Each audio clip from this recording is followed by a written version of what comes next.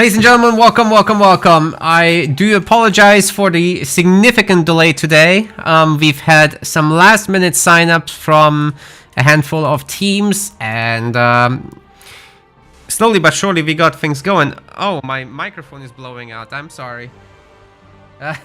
Okay, we fixed that as well, but we should be in overall good shape. I hope the microphone volume is about appropriate now. I think it should be. Let's take a look at today's bracket together real quick, and then we can get on with it. This is 2v2 Pro League, right? So we're gonna have no shenanigans today with picks and bans. It's just gonna be pretty damn straightforward, as you'll see. Let's swap over here to our browser view. There we go. And yeah, we've got the 2v2 Pro League. It's £200 in the total prize pool. Definitely looking forward to this getting on. The first place will get £90. The second place will get 60. The third place will get 30. And the fourth place will get 20. And then obviously that needs to be split between the players. What happened with the Twitch? We seem to have disconnected for a second there. But hopefully it's nothing too serious. Why is it like this? Because I forgot to refresh. Okay, now these are the real teams. We've got 8 teams, which is wonderful. I'm super happy with that. That means 16 players have signed up. That's just how I wish it always was. We've got Art of Ruin, who is Carson, Cameras, and Hatchy. We've got Skill Issue Detected, which is Daylon and Scootman. We've got Doge Angel, who is QWERTY and Dark Angel. Tea and Crumpets are Sniper and Liam. Chisona are Zonated Soul and Chechos pros. Psyop is Psychic Wizard and Psyolac. And All Combat No Quack is Duck Ear Lamb and Big Al. And we've got Less Mediterranean. That's Doggy and Lemonland. So yeah, looking pretty interesting, if I may say so myself. Let me just see if I can get into the lobby of those teams.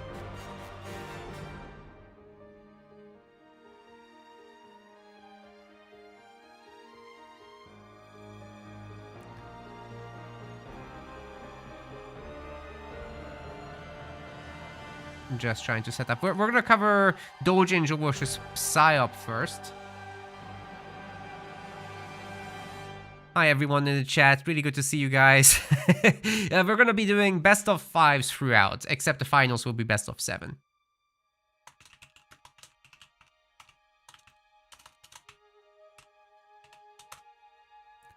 Psyop, I like that name.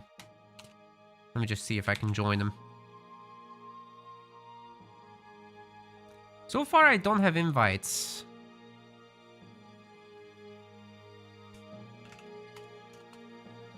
Who's the higher seeded team again? That would be Doge Angel. So we're gonna want to join like Dark Angel or something, as he will likely host it.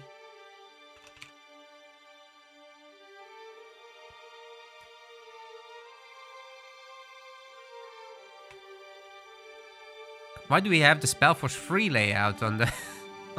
Whoops. Alright, that's fixed too now. Scoreboard was wrong. Who's atting me?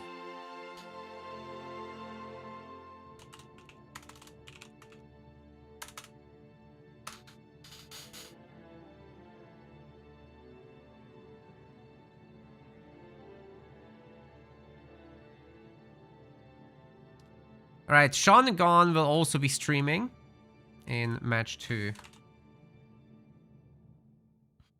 Okay, I'm in a lobby with only Dark Angel so far. So let me just collect all the players by myself, I suppose.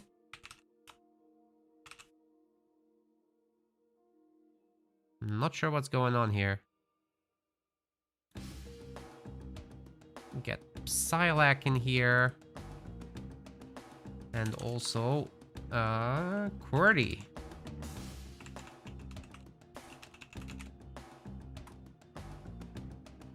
Invite the QWERTY Spartan.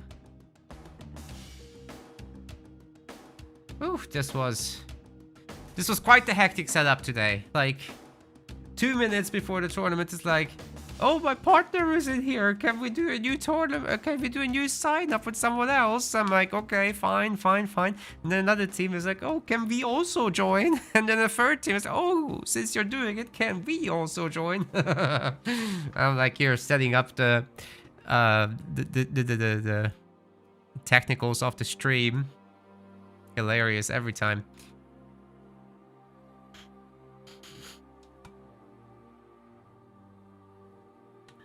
Liam's complaining that his ads are French. You deserve it, Liam.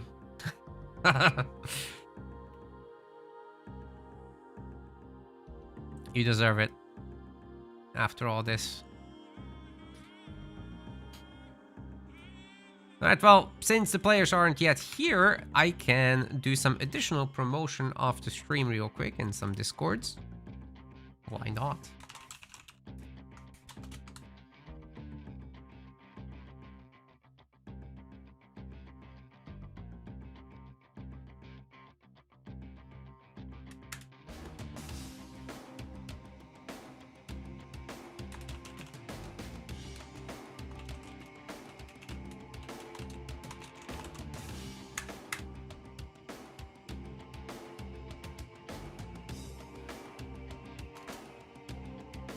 Okay, we got everybody in our lobby, which is wonderful.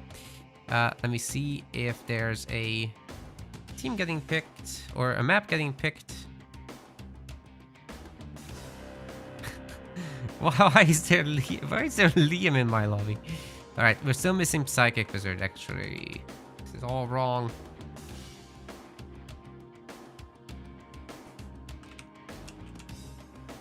Goodness, we're 20 minutes late. And we haven't started the match. Deal with it, deal with it. I'm sorry for the false advertisement. Okay, Team Dark and QWERTY will pick map.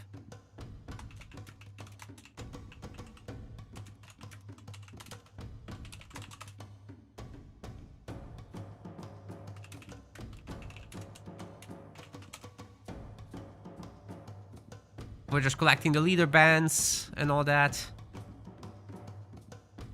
Each team can ban one leader. Vordus isn't allowed to use combat spoils because it's Pro League.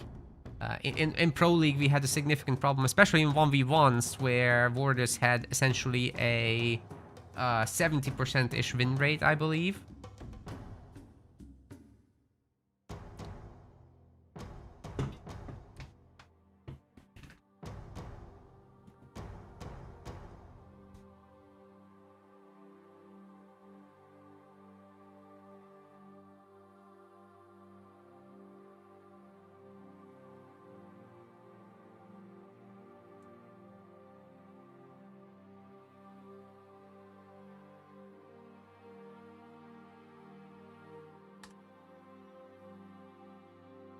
They're chit-chatting.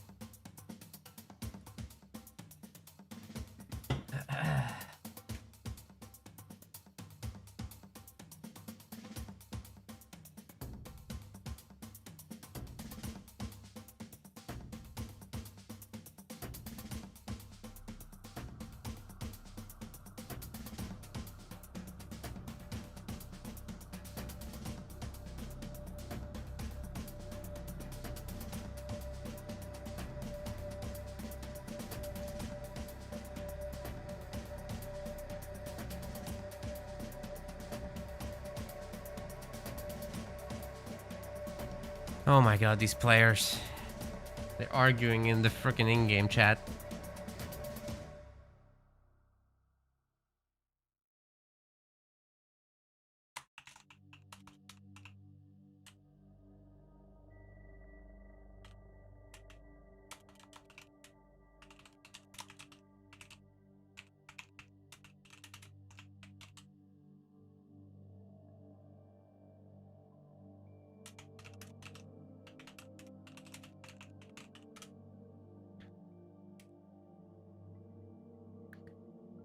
Okay, we're gonna be issuing Psychic Wizard and Psylocke a warning here.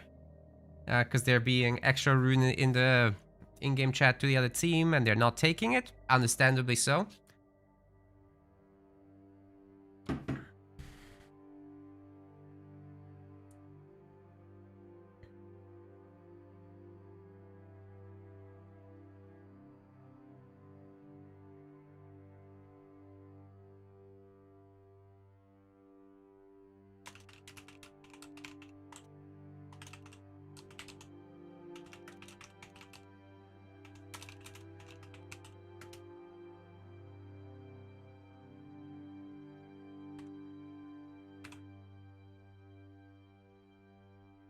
To do a quick screenshot of it.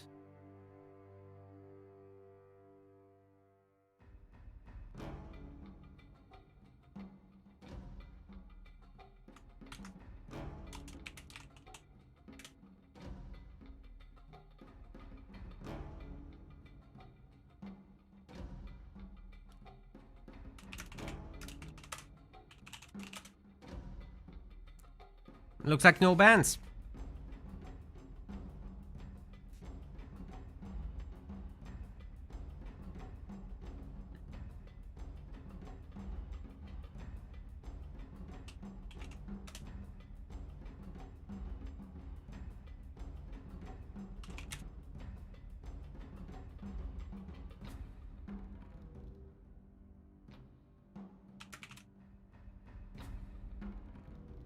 The map is Bedrock.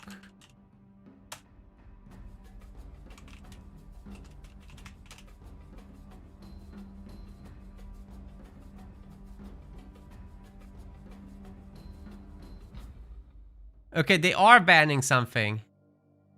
Okay. Ships Arena banned. Jesus Christ. It's like they've never done this before. Ships Arena banned. What are they doing? It is Bedrock. Ladies and gentlemen, go to Bedrock. Leave me alone.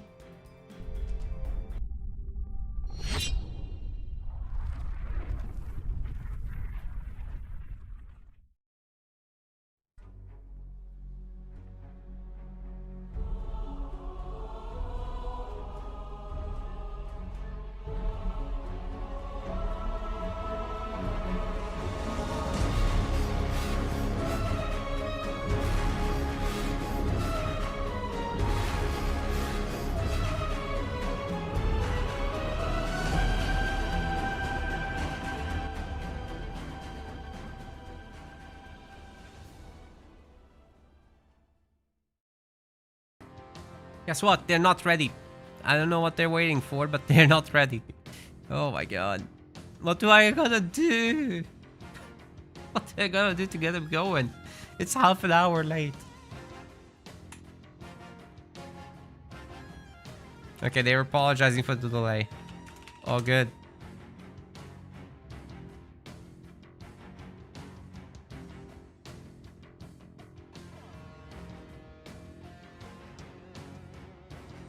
But we really must get going now. You guys can do the betting in the meantime. How about that?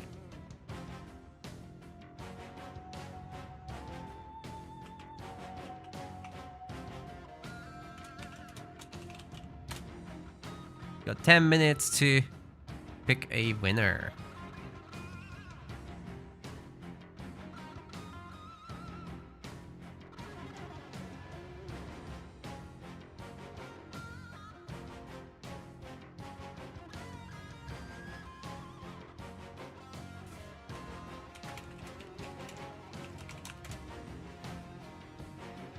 Hey, we're going. Yes, finally. You guys have your game. Whew, only took half an hour. Oh my god. Well, I hope everybody's very prepared now. Ladies and gents, welcome to our Halo Wars 2 2v2 Pro League. This is the first time ever we're doing this. We've never done a 2v2 Pro League before. 200 pounds on the line. In the blue color, you've got yourself a Psylocke.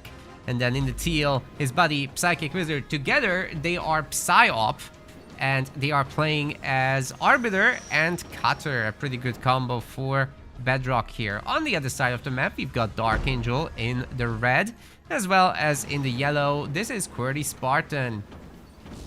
That would be Yapper and Cutter, also very popular set. Actually, Arbiter is not that popular here for 2v2s. But hey guys, we got 16 players in this tournament. That is 8 teams. I'm pretty damn pleased with that, considering that it's, 2v2, people get less money individually. They're still showing up for it. I'm very happy to see it. I do hope that in the future, even more people will sign up, because our pro league is now open to all. So it doesn't matter if you feel you're a pro or not. You are allowed to play regardless. So I highly, highly, highly recommend you participate in all the pro league events. Pump those numbers up and, get that participation going, because this is how you get good. You play against the best. You try to copy what they do. And then you just automatically become better by slowly and surely implementing the things that the pros do into your own gameplay. But anyway, enough of that. We've got a little bit of power node capturing going on already. Team Red's a little bit ahead because they just were willing to take the damage here. Good work, good work. But the Marine is very hurt in the back there. Build order-wise, we are already seeing the double extractor from Dark Angel being the Yap Yap. That's very normal, of course. QWERTY Spartan with the ultra late generator because he loves his double upgraded supply pads. He does this in 1v1. He apparently does this in 2v2. Psylocke is doing the second extractor. Of course, having also free mini bases and not having free units like Yap Yap. His is going to be a little bit later, but I mean, he has stronger grunts, he's capturing power nodes, that's all good. And both team members benefit from that income, so you basically just get more power as a team than you would do as a 1v1 setup. Jerome is coming out from Psychic Wizard. Everything's looking good and proper. Got the barracks as well. I think he should make a handful of Hellbringers. Would be prudent to deal with all of these cannon fodder, although they're only coming over to really tickle the base. Psychic Wizard is, Dark Angel is pumping them from all the bases, but he stopped. I think it's time for him to switch into a little bit of Chopper, just to have a bit of bulk in the army. Something that can take care of like a handful of Marines and, slow things down. Psylocke going with the quick expo. This is super greedy for a 2v2 setup, but because QWERTY has also been greedy with all the pad upgrades, all his money is essentially going into that. Dark Angel is looking ready to click up to tier 2, and he just did. We should be expecting a second base from him as well. So yeah, he might have those choppers, but he certainly isn't a threat to this base. There's also a turret, which is going to keep away all these little grunt boys as well. The free peoples, as I like to call them recently.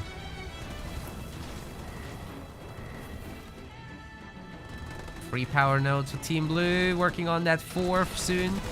Spartan and Grunts and Marines overwhelming here. Individual units are gonna get annihilated. It's not a big army, but it's a big enough one to deal with what's on the field. QWERTY also trying to expand. Now that's mega greedy, and for a cutter this is highly unusual to try to go that economic. Oh, by the way, we've had a little new patron signing up. Not a new one actually. This is a 4th month renewal. Thank you very much to DJ Melly. It just happened earlier today, so wanted to call it out. Thanks. Appreciate you.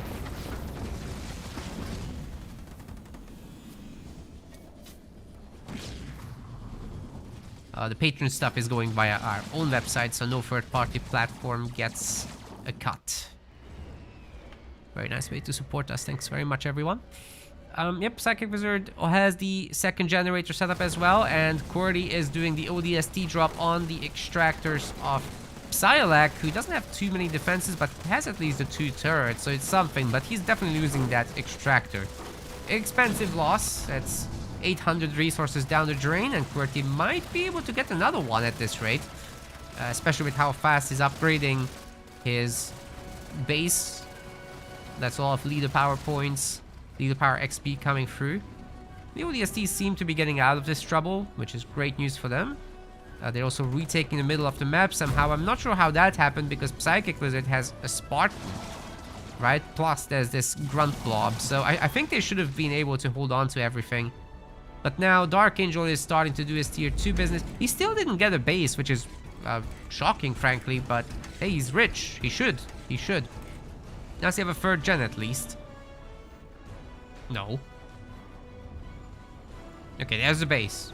Still could afford a 3rd gen, as you can see. 800 supplies is what it would cost. QWERTY has a nicely upgraded base, and the ODSTs are going back to throw a satchel on the other extractor now that Psylocke is working on that. Not looking good for our blue boy over here. Satchel does detonate on that turret, but the other one doesn't, so that could have been a bit more damage maybe, but I don't think these ODSTs are going to get any more damage in. Realistically, the turret's a bit too much for them to deal with. The voting in the chat is going heavily in favor of Doge Angel, by the way.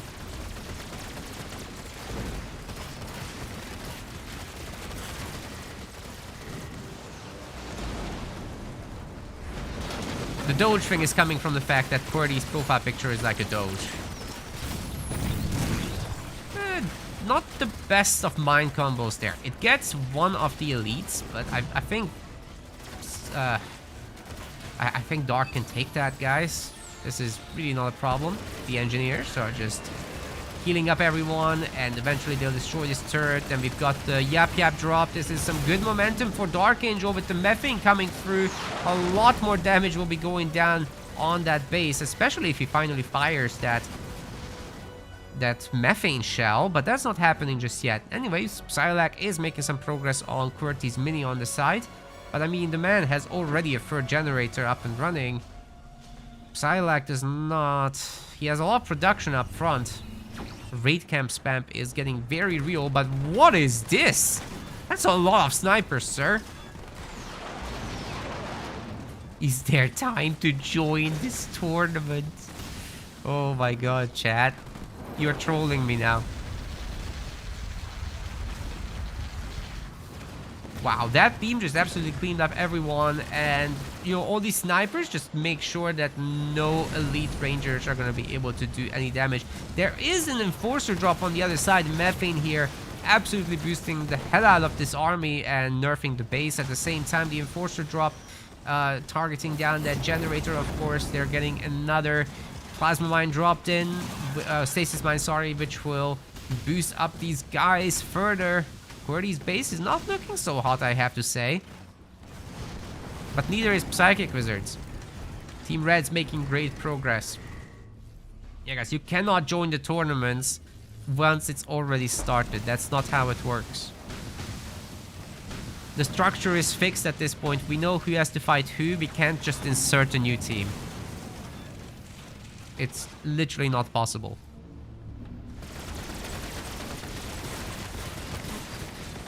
What you can do is follow all our social media where we announce tournaments.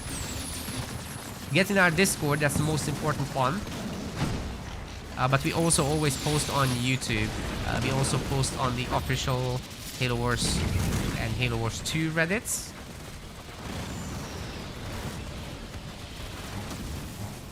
There's plenty of ways to know about it. And once you're already a tournament player, you'll even get emails from us.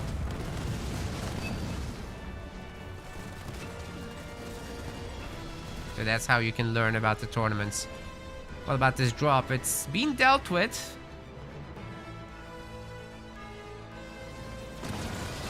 Psylocke has some units here to support, but it's nowhere near enough. I mean, look, there's...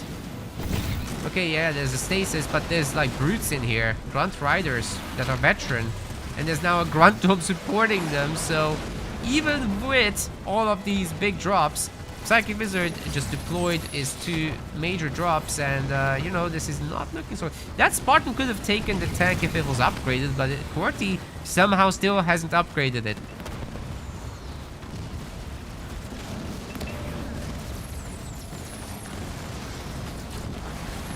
Veteran Wolverine about to go down, but gets away. Either way, Psychic Wizard's half base just got wrecked. There's no income now. And I think the Dark Angel just has enough to deal with everything here, guys. The snipers aren't even engaging. Imagine if they were fighting this. That would be quite something.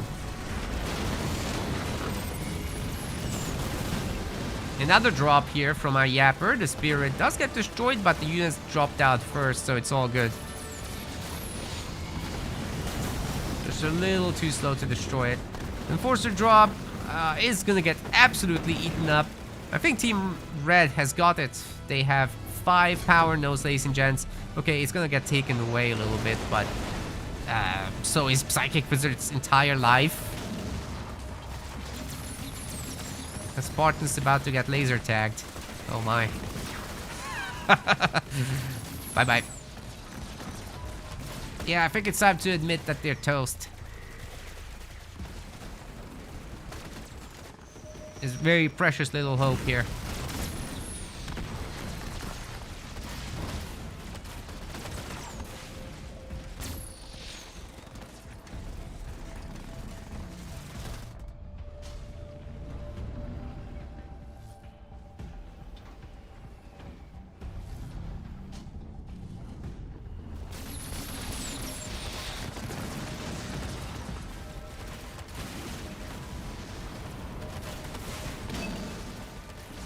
Ay, ay, ay.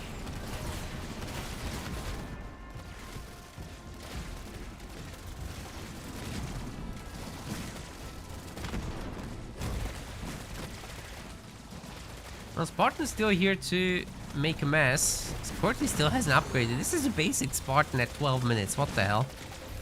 The man has a lot of resources though, so I think he's gonna drop in his big drop. Of course, meanwhile, Dark hasn't stopped. He's still working on these turrets. I kind of think after the turret, he needs to main down the base. There's nothing here.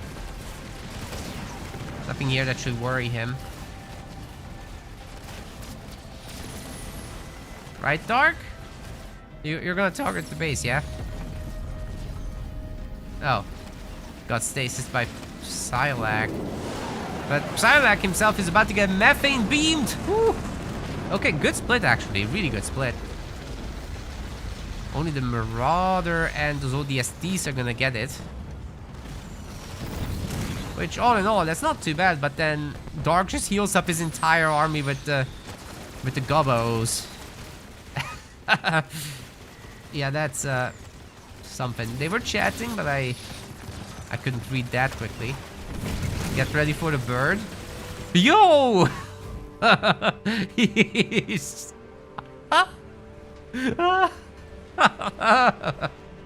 Every time. Dude, QWERTY is gonna make the Condors meta. And he's spinning it in a circle as well, just for style points. Amazing. Get ready for the bird, he says.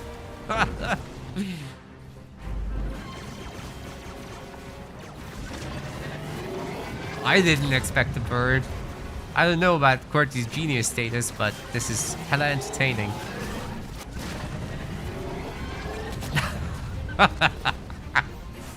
Okay, mech blasted. Ooh, so satisfying. Love it.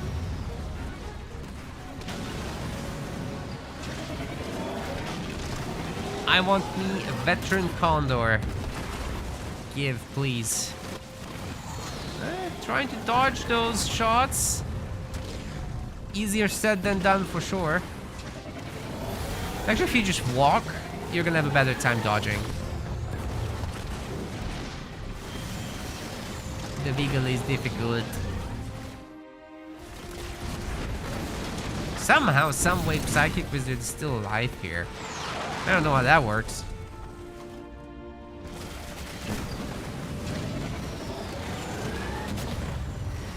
Shield gen isn't gonna last too long. It's a good thing that Psylocke got it up though. It's gonna give him a little bit of time. But the next mech blast is already targeting. Takes out at least a bunch of the grunts. And what needs to happen now is targeting those Reavers down. Yeah, guys, you can't wiggle out of it. You have to be on the move. It doesn't have good track rating. I think it's missing track rating entirely. So just, if you stay in place with a Reaver wiggle, it's gonna hit you. If you move, it can't track. That's why it can't shoot Banshees whatsoever. Of course, if you have a big enough target like a tank, then it doesn't matter if you're moving. It's too slow. But the Reaver is kind of on the almost fast enough level. So a lot of Nightingales, sir. Max out that repair rate. And they're, of course, healing each other as well. So good distraction for the Reavers. With the immense range of the Condor, you can just pick off those Reavers easily. But at some point, you have to target the base to reset. Oh, he's leaving Psychic Wizard alive. Interesting. Another ODST assault group, but I mean, Psylocke is just gonna get overwhelmed here, isn't he? Condor's back to green health, and at this rate, things are gonna get even better. The shield juggle is real. Oh, just about got up, but I mean, they're getting absolutely overwhelmed. This is just too much stuff here. The Nightingale gets picked up before it gets into the shield. Sorry, what shield? The shield's gone. Condor is now working very hard on these units. Barely taking any counter damage from the anti-air. I think these guys might be toast. For real this time. Oh boy. That beam just deleted everything that was left. Time to quit, guys. Time to quit.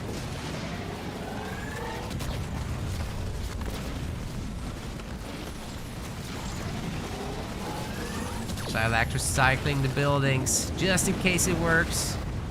Bit of archer missiles here on the units, but once the Gobbles decide to heal this, even the Condor is gonna get back up to like full health.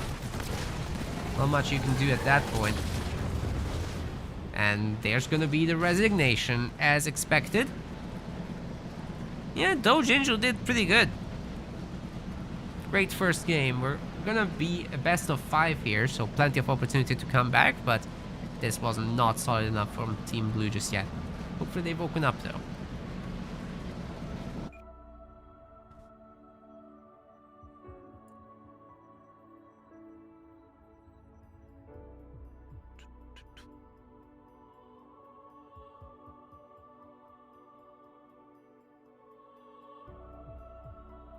Let's see what else we can find out. There's no other progress yet, I think. Yeah, you guys can have your little payout, okay? So for Doge Angel Voters, that was an 84% return. Amazing.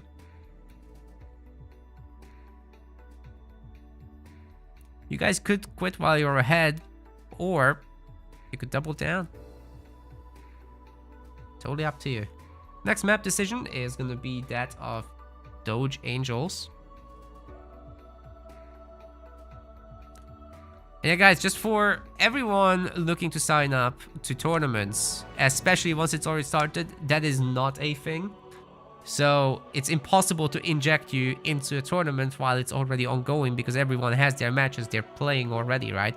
We can't just cancel their matches so that another person can join. However, what you can do is make sure to follow us all over the place. All our links are going to be in the chat. All right. In the YouTube section, you just open up the description. That's where all our links are anyways. Follow us around there. And if we have a tournament, you'll know about it first. Especially Discord and YouTube are the best ways to keep ahead of that. Next map is going to be Mirage.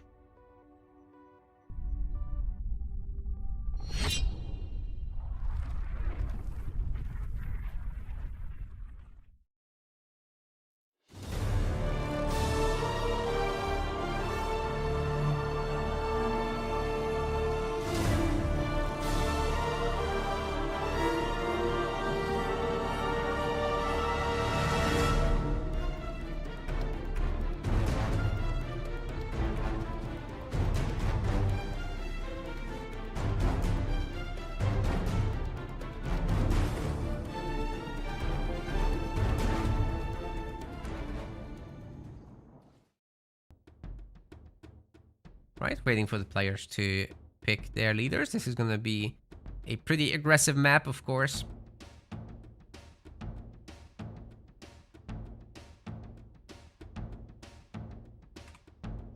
Whoever gets that middle mini first might be in trouble unless they can absolutely secure the garrisons. As it's just a little bit, well, it's expensive.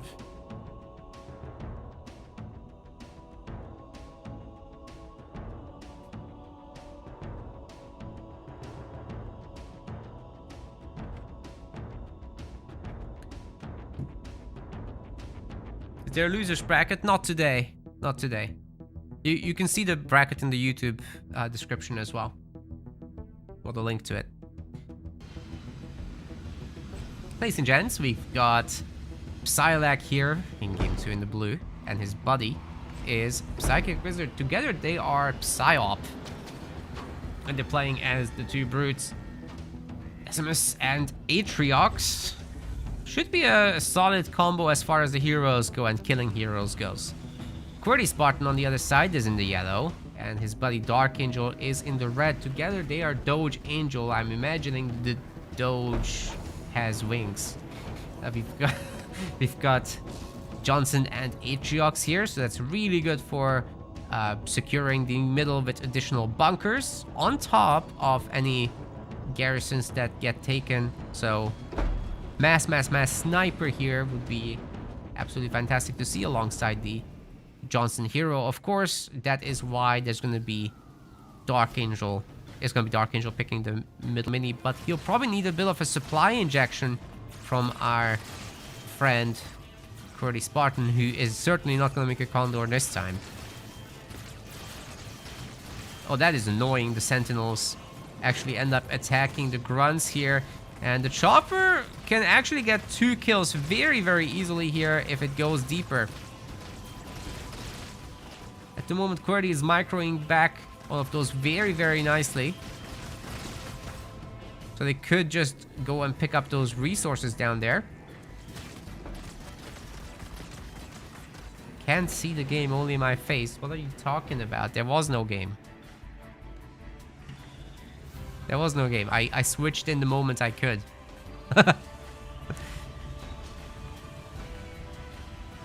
You can't see my face now. Might mean I don't have one. Power Extractor getting upgraded. Psych Wizard's hero will be on the way soon. And then he can also opt into a second generator after that easily enough. Seeing as he doesn't have a mini, his supplies are running wild. There's the bunker. There's the sniper as predicted. Just gonna take the rest of the sockets. We've got the hero as well from QWERTY. But I'm curious what else we'll see. Especially from QWERTY. Like, what does he do other than a hero? Will we see some choppers? Because so far it's only grunts. Could work out really well if Psylocke doubles down on chopper play, which he seems to be doing. Yeah, so Psychic Wizard, it's been just grunts and his own Chosen, and he still needs to get the upgrade for the Chosen, and only then can he get the generator. Oh man. This is very, very late for a Chosen on one base. What happened with Psychic Wizard, guys? This clearly hasn't been a generator first build, right? I assume that's what happened. And Team Red is all over them despite having bought the middle mini, an extra expense, and a bunker that hasn't been used too much. But this one is different.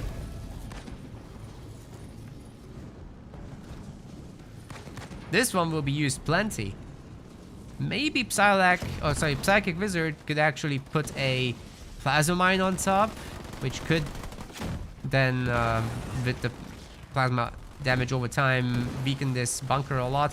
But the choppers are running through the infantry and get absolutely annihilated. The cost efficiency so far for Team Red is through the roof, and this is gonna snowball the game very, very hard. Psychic Wizard with the extra base now, but he also has the second extractor finally coming up. But there's pressure on Psylocke's base and no one to defend it. How are they going to handle this situation? This is very, very scary.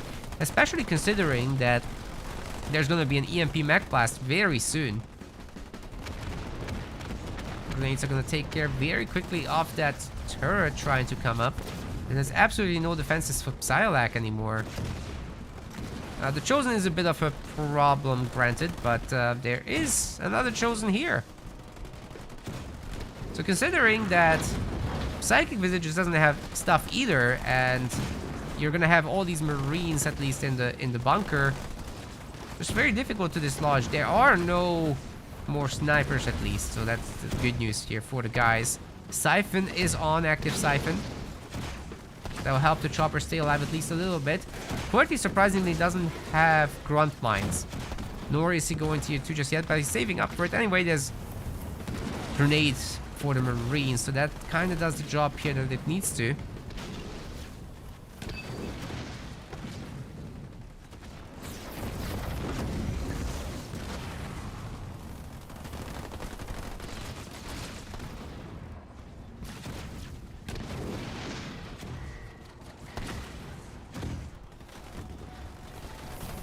Really big trouble for Team Blue, guys. Really big trouble. Oh, there's the sniper in there. But only one. Well, they destroyed the turret, but very slowly but surely this hero is gonna be a problem. Remaining choppers getting wrecked.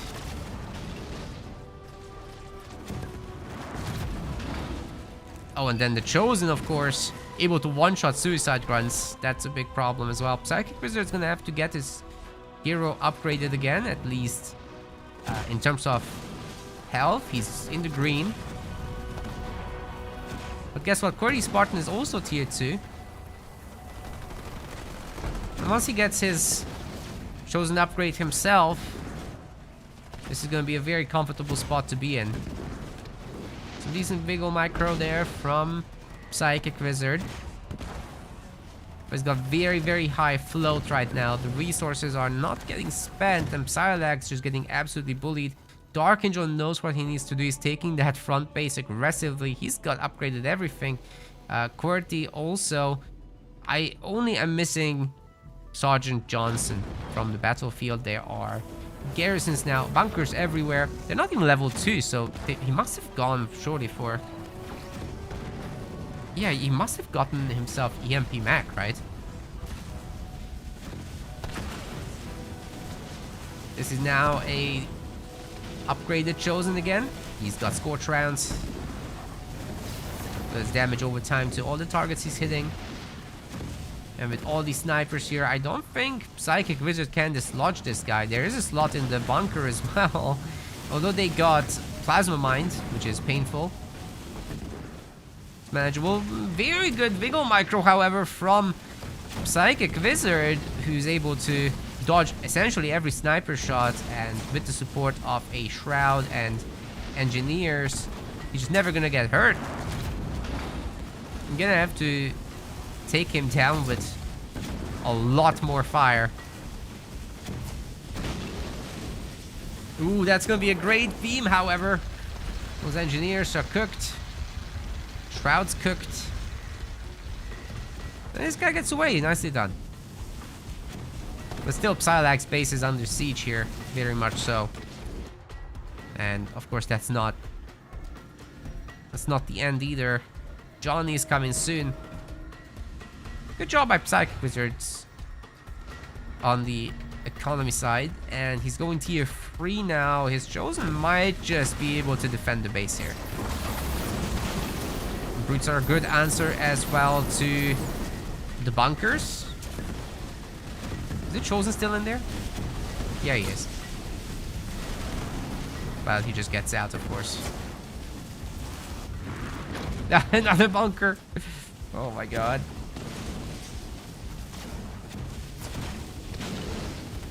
Hey, the Mantis getting added. Can't dodge Mantis shots. It's a good idea.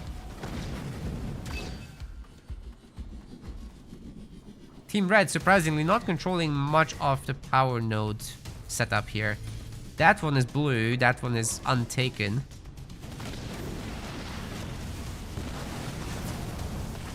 Snipers get evaporated. And now there's two of these guys. Oh, yippee back! That's huge! Catches all the air stuff. Tier 3 upgrade is in now. On that Chosen, it's strong, but we'll need to teleport out of here or get into that bunker or something. Ooh, there's an emergency bunker getting thrown down too. If there's going to be a bit of anti-air, that will help a lot against this air support as well. That's a tier 3 Chosen as well now. With ultra long range on rifled barrel.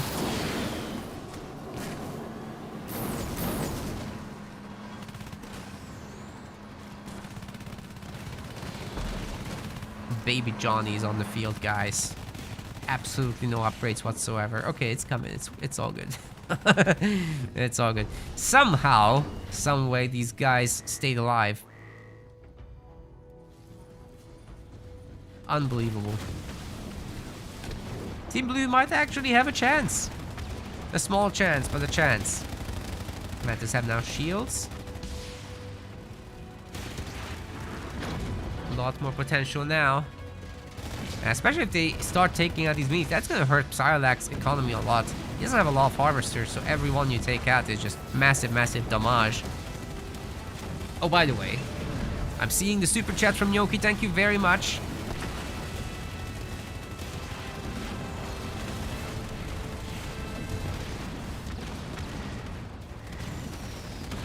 It's very kind. Hope you're having a good old time. Man, these brutes are something. But here's the Chosen to deal with them. It should be all good. Look at that range on that thing. Oh my god. Free shots in these squads.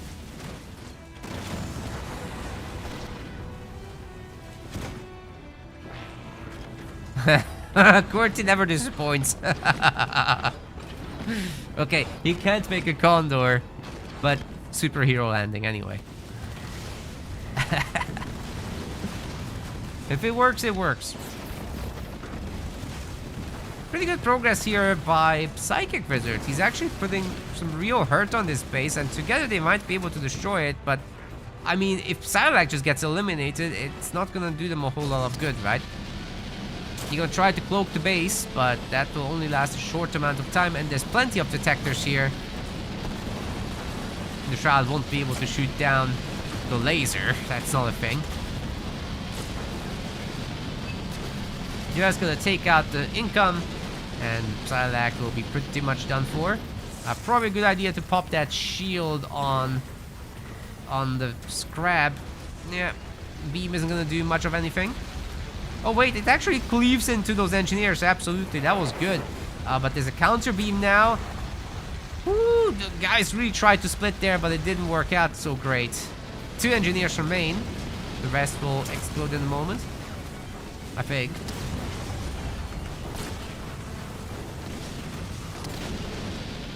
Very red scarab there. Might not make it, actually. Those hunters are quite something. There's no healing.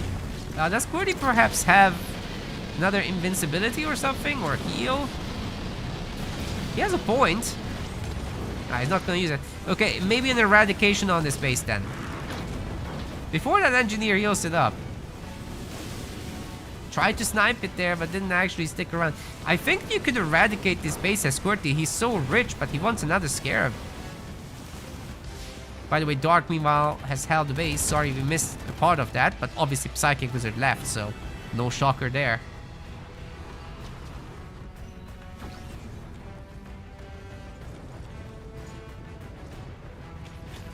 Nice little pressure from Psychic Wizard, not allowing Dark Angel to get a base here either. That would be a little much. But I do get the feeling that these guys will just unite again once there's another scarab. Which, yeah, it's on the way. 44 seconds and counting. Qwerty is making this a 7-slot base.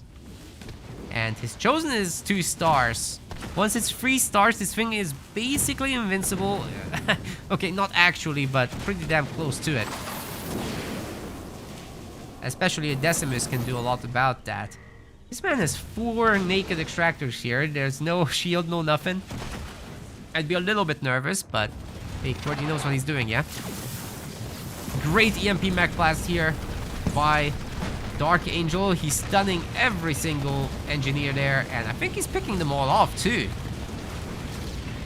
They're getting a little bit of healing, but it really isn't doing all that. The Mantis numbers are also so high that the Hunters barely work anymore. Although they are getting reinforced, and there's a blaster back blasting from the back. Oh. Anyways, we've got QWERTY spot. Fucking hell. We've got QWERTY spot with another Scarab.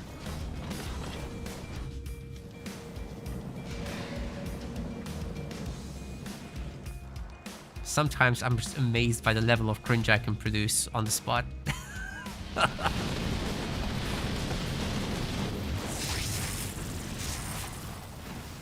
Well, guys, you can always count on that. Anyways, we've got Bruce trying to defend the Scarab, or attack it rather. That is probably not good. Safe to say that that's a very bad matchup for them.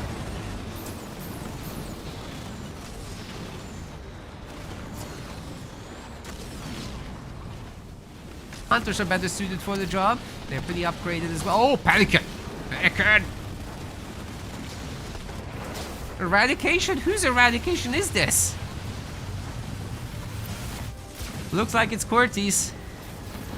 I mean, it hurt these guys a little bit. Psylag's base is in serious trouble. It's getting targeted down. The engineer's trying to repair, but it's not enough. I don't think the shield, the engineer bubble, I don't think it fully affects it. There's an invulnerability on it as well now, plus a little bit of healing, but it's just too much focus fire. The lasers as well increase the incoming damage. It's just too much. Another beam on the Scarab, but it's just way too much damage. Another beam on the base just to tell Psylocke to get the hell out of here so that we can go to the next game, says QWERTY.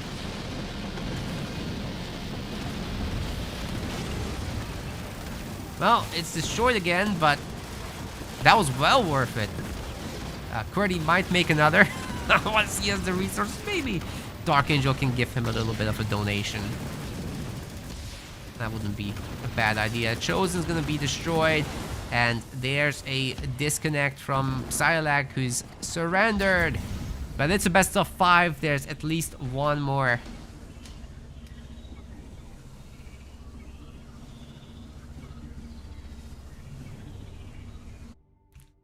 There's one more. Well, you guys already know the outcome by the time we get here. Doge Angel got 91% of the betting pool. Especially Shreko is gonna get a nice little payout for that. 10%. Congrats, gamers. Congrats.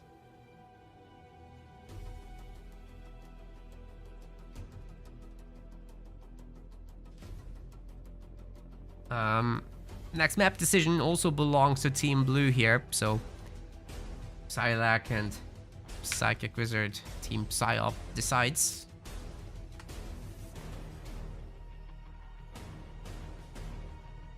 Let me see if we have any results to share so far. Doesn't look like it.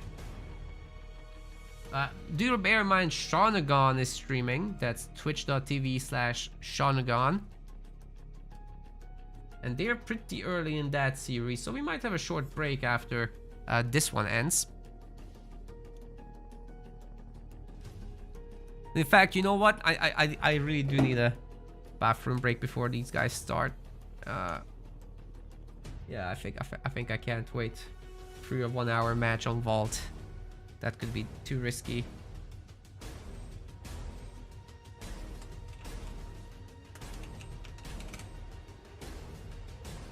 Yeah, guys, give me 1 minute, please. I'll be right back.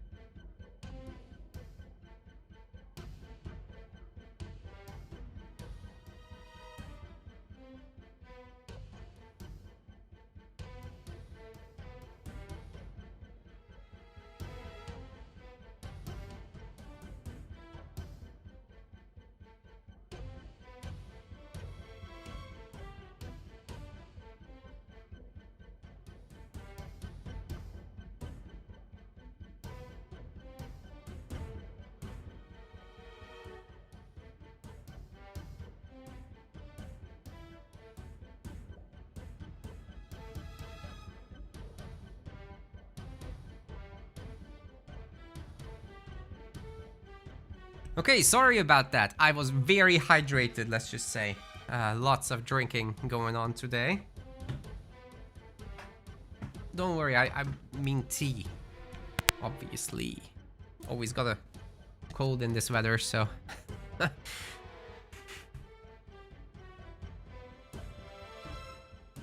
Just gotta manage it. Okay, the guys can go pretty much whenever. The map is gonna be Vault. So expect a lot more mobility leaders.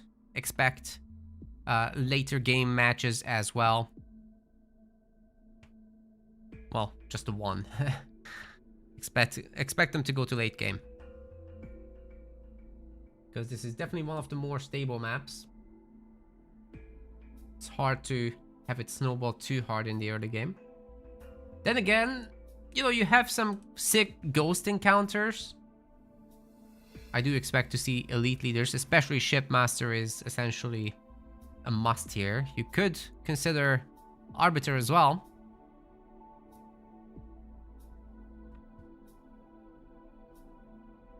Especially for Doge Angel, they haven't yet used the elite leader, so they could double up on elites.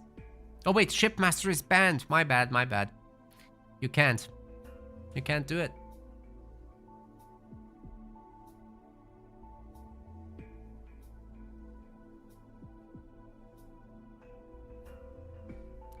Both Ship and Serena. Well, Dark Angel hasn't yet used Pavium. Pavium can be pretty interesting, although he's not exactly a mobility leader. And it's tough to get a hero to move around Vault. What he can do is throw in a Lich when you least expect it, on a base where you're not fighting. Or you don't have an army. What is going on with these guys? Are they taking a holiday as well?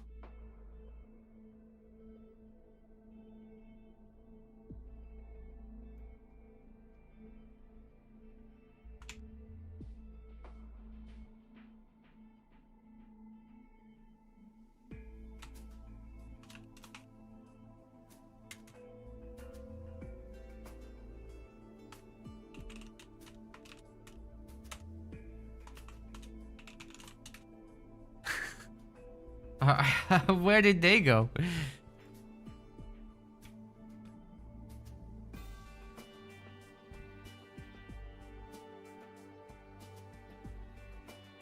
Okay, Psychic Wizard and Psylocke are here, but Dark and Curti are not. What just happened?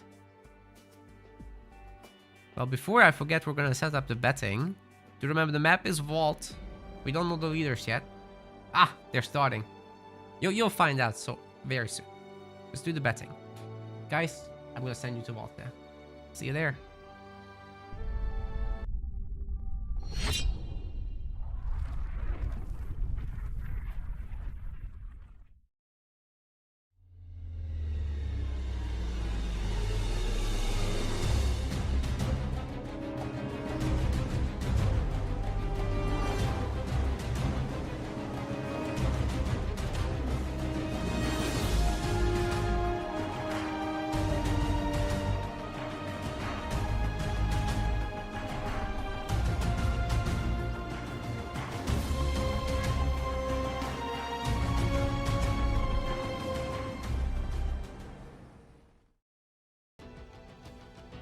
Well, we got almost everyone picking a leader already.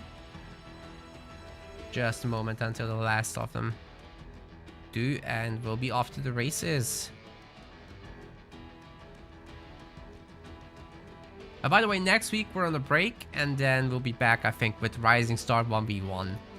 So after this, probably somewhere during next week, I'll be posting about that upcoming tournament.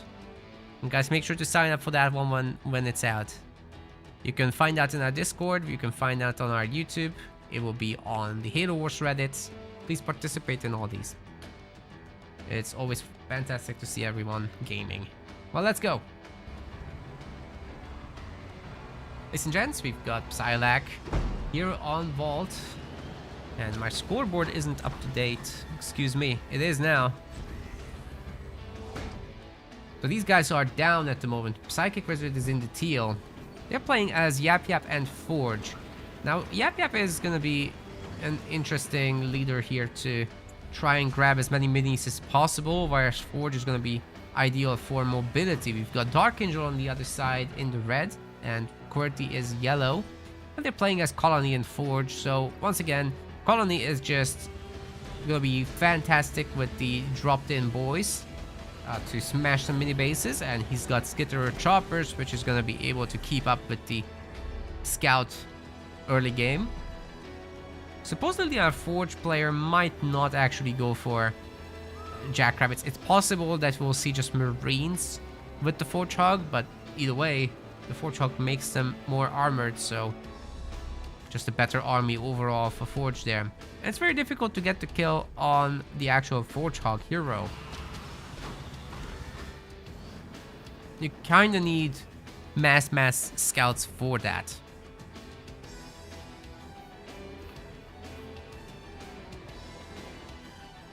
But if they overextend, it's possible to snipe him with a bunch of well-placed grenades or grunt mines, stuff like that. It's just not very likely, honestly. Hey, Dark Angel getting this bottom mini is a pretty big deal. Are we just gonna see a barracks rush? He could absolutely do it. Psylocke at the moment going for a second raid camp in the main. Psychic Wizard just playing standard with that Forge Hog. I don't see barracks. Yeah, being forced into brutes here, or rather grunt riders, isn't really ideal. Scoreboard is fixed. It is fixed now.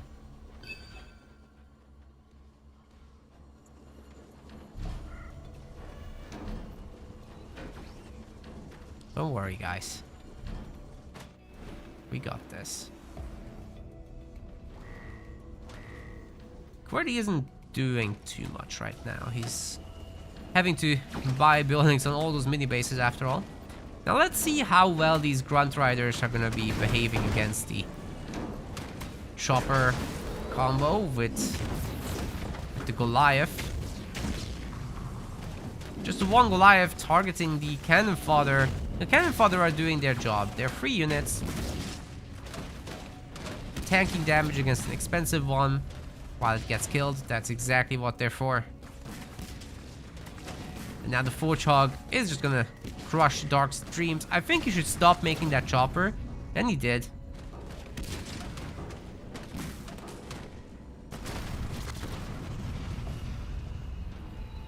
So Psylocke can now get the power extractor. He can also upgrade this buy this mini base. Move on to QWERTY's mini. Actually, Team Blue has some pretty good momentum. He's going walls. Dark Angel with the walls. I love it. But he's also going skits. He's just not gonna have a heal. There's a base coming up. And you know what? If he manages to wall off this segment and this segment, that's actually a pretty big deal already.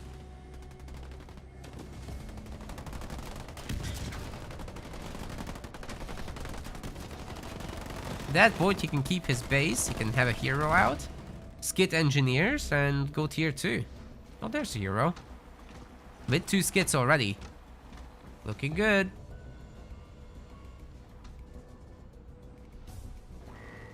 Psylocke getting a base now. And QWERTY losing the middle mini. I think QWERTY is being greedy again. He's getting very punished here. Yeah. He upgraded all the stuffs on the base. He's so rich right now, but just doesn't have stuff. I don't like it. Instead of all these upgrades, he could have had stuff. Or at least another base.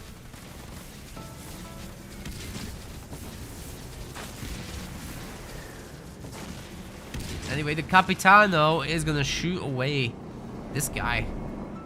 Forge Hog can't fight the Capitano straight up. It's impossible.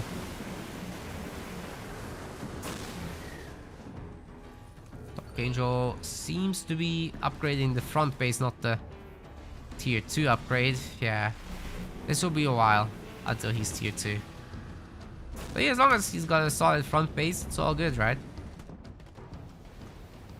Psychic Wizards expanding everywhere because he knows that he might lose the base.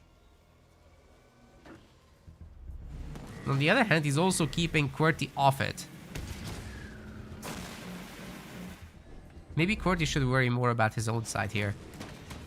Finally has some Jackrabbits, but still floating a massive amount of resources.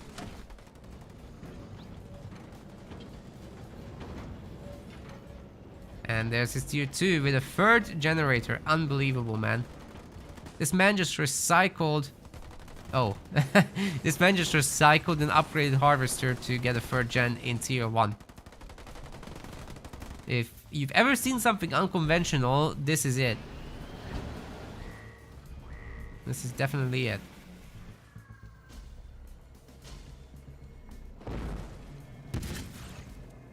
But somebody tell QWERTY that the win condition is not style points.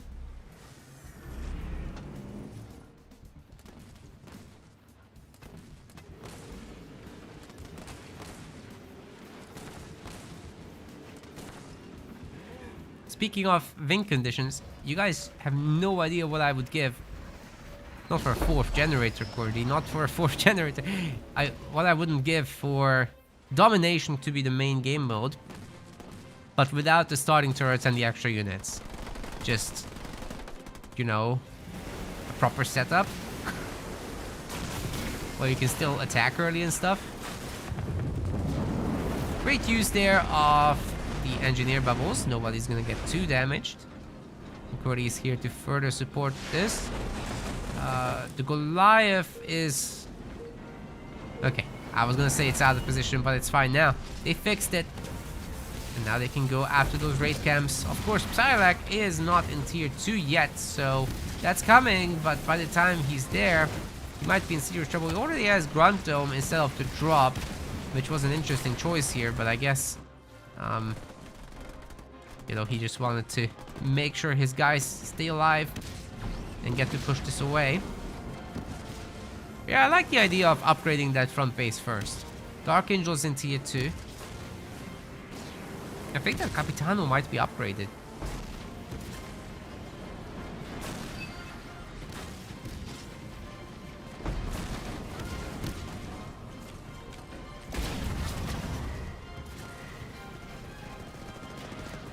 Got those drop-ins.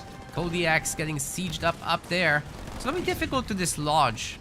There's no units here for that kind of work. And Capitano can just stun them anyway, or taunt them rather. I'm not too far away as well from Dark Angel getting his 5th point drop. Suicide Ground seems to have done basically no damage to these guys. What happened?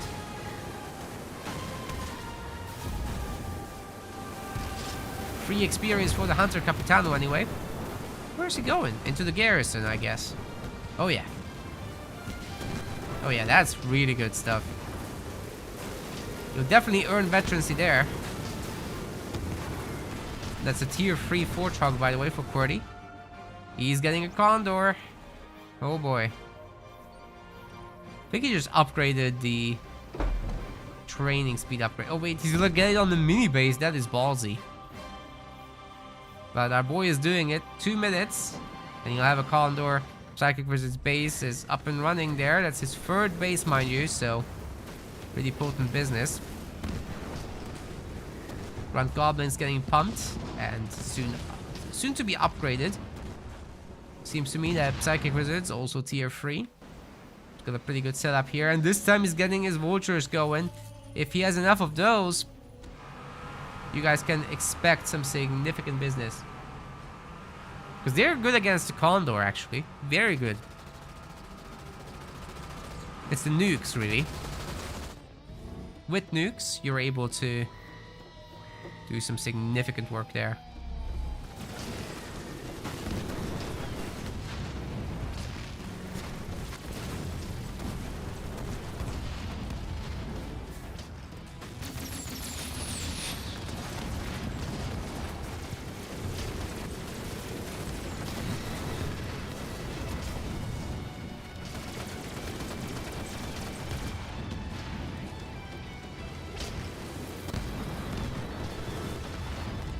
Kodiak's putting some significant pressure on these Gobos. There's just not enough Hunter support or air support to actually go pushing in because there's a Hunter Capitano as well.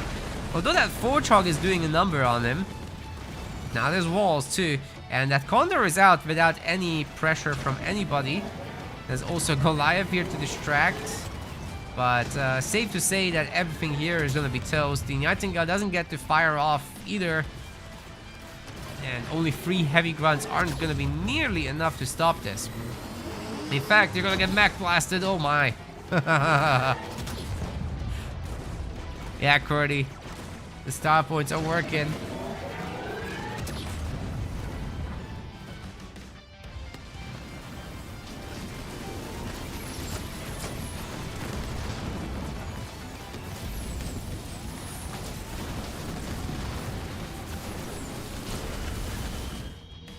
Both players pressuring super hard, but Qwerty is just a little more successful because there weren't any defenders really.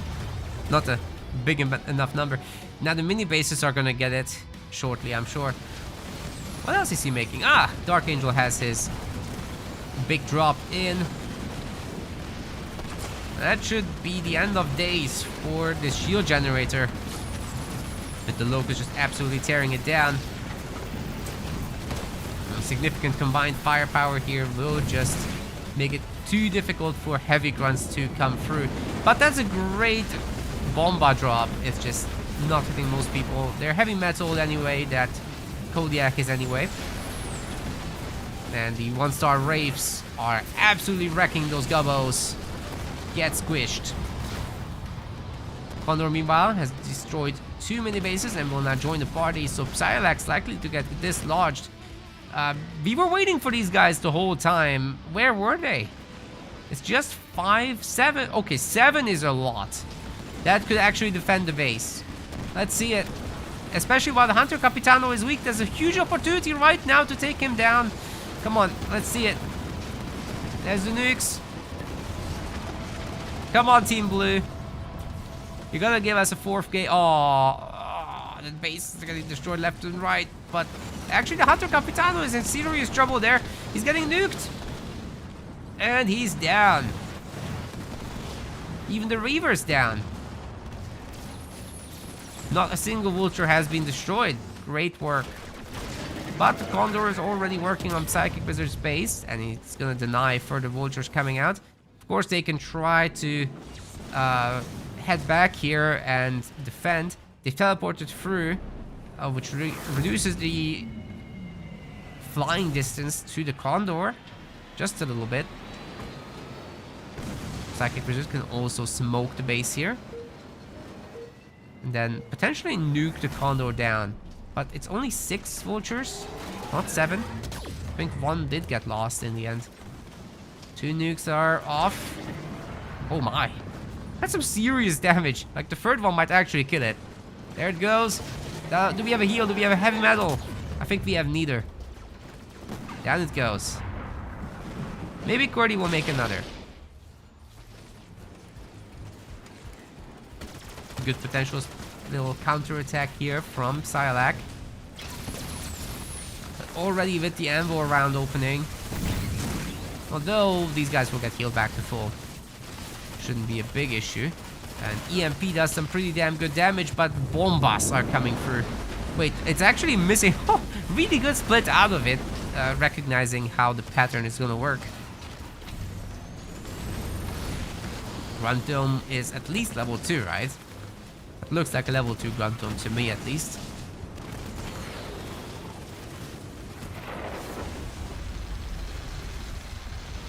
Beam's not so good here. Actually kills nothing, so great split by Dark Angel.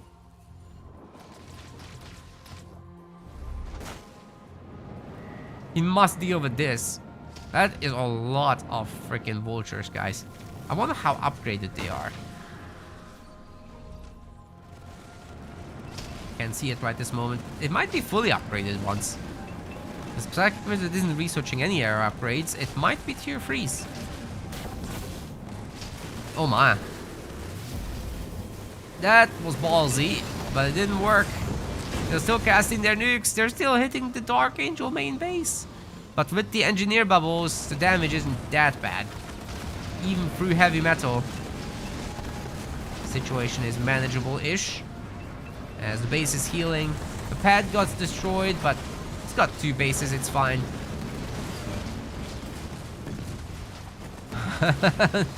Bedrock nearly gets walled in, but I think it gets away here in the end.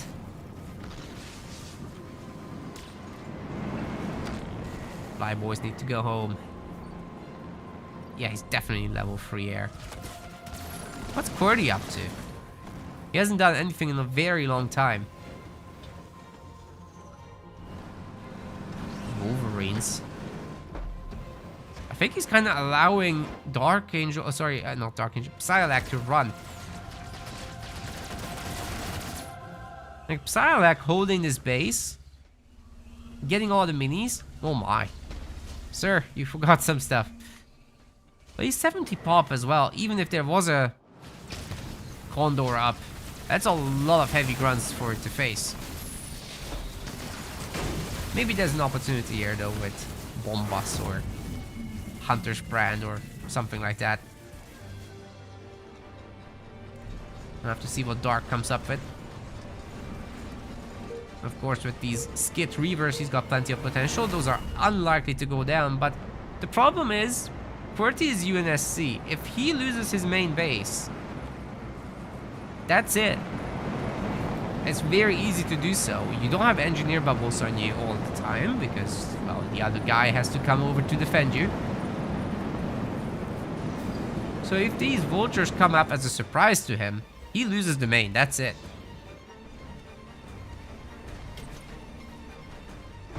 That's why it's dangerous for Dark Angel to be turtling right now.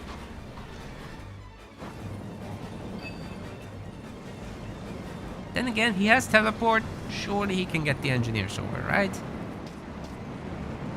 I'd like to think so anyway. What are you trying off these Marines, QWERTY? Snipers? What in the world is happening?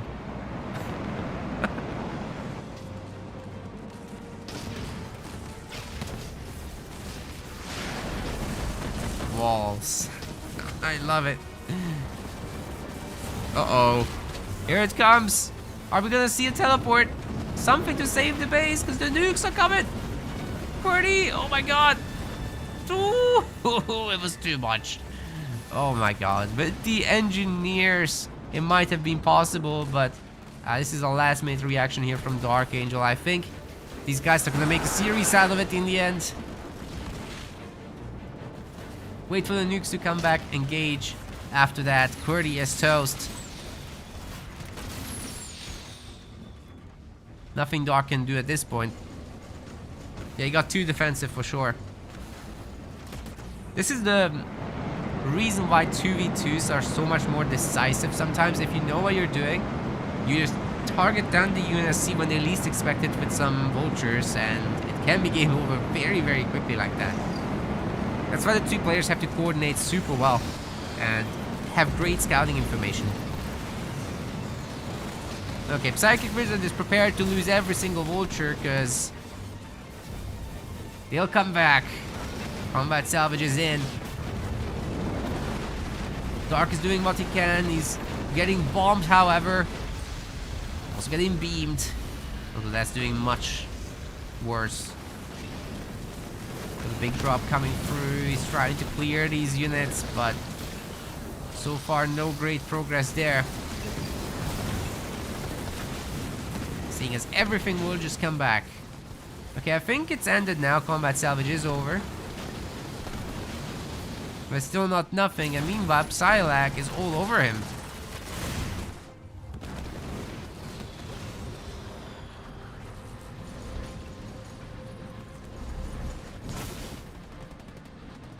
Why don't march to QWERTY's main and try to end it? Ah, you're about to see. We have a delay. We have a delay. Well, QWERTY is actually toast now, so he's out of the game.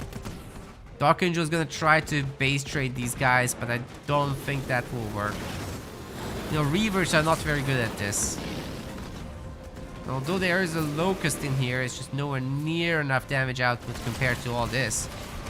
And you have to remember, there's gonna be Vultures defending. They're better at attacking, but nonetheless, there's 9 Vultures here.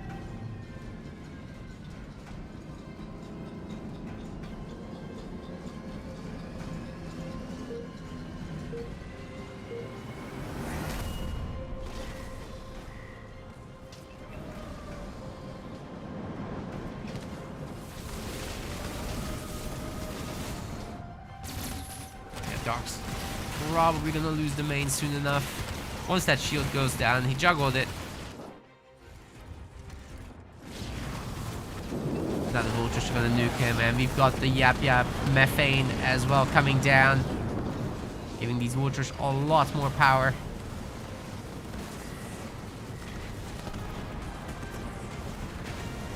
The Methane unit's just absolutely getting wrecked. No more Reavers. Nothing can shoot up. It's a field day for the Flyboys. And Dark knows he can't do any more damage, so that's gonna be it. Score is now 2-1.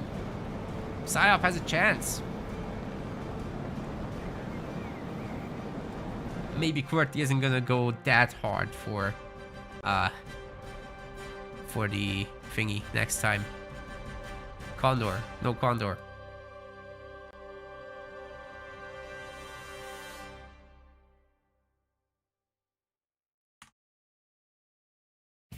Now we've got some reports so far. So Art of Ruin, with Carson Cameras and Hetchy, has advanced against the Mediterranean, which is Doggy and Lemonland. Tea and Crumpets and Chisona are still fighting. Skill issue detected versus all combat, no Croc. Also a 3-0, that is Daylon and Scootman advancing, and we'll be playing against the winner of who we're casting right now. So Rift is gonna be the next map, guys. Let's do this.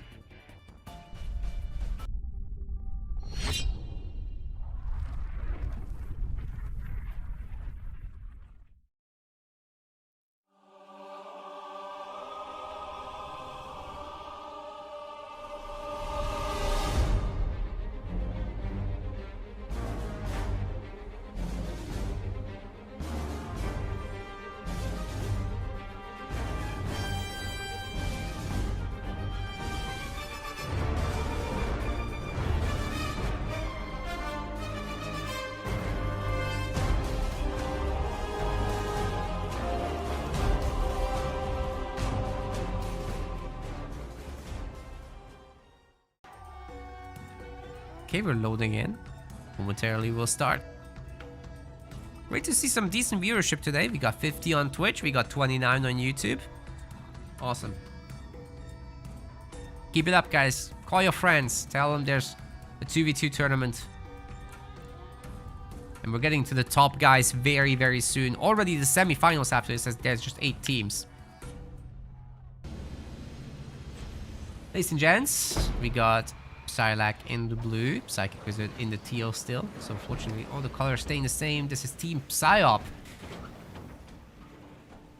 Henderson Colony, pretty good mix. Pretty good mix. On the other side, Dark Angel and QWERTY Spartan, still red and yellow.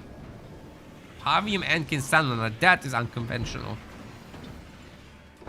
But you know what, I could see it. Like, the constant drops of Kinsano pairing up with a Lich, especially when you least expect it, or even just a Kinsano hero coming around to your base to scout for the Lich, and then that getting supported significantly. I think that's some pretty good stuff that can be done. As for Colony and Anders, well, you just got a super unit from Anders, and you can support that with the Hunter Capitano absolutely taunting everybody. So the anti-air just can't shoot.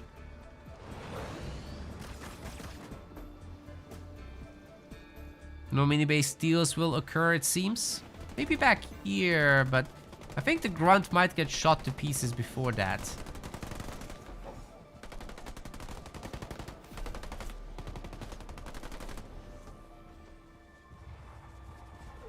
Yeah, none of that stuff. Dark Angel actually getting a second power extractor before the mini base. He just clicked the mini base just so that the other guys couldn't.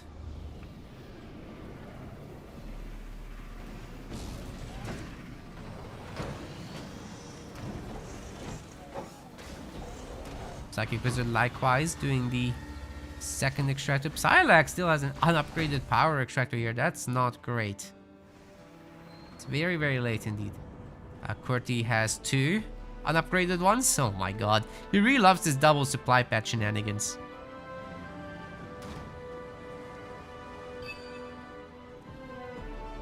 And just upgrading absolutely everything he's got. Oh, you guys want a prediction? Yes, sorry. Psyop voters of the last one got a, what, 121x return. Because only... Who was that? Anderson. Well done, Anderson. Do it again for game 4, yeah?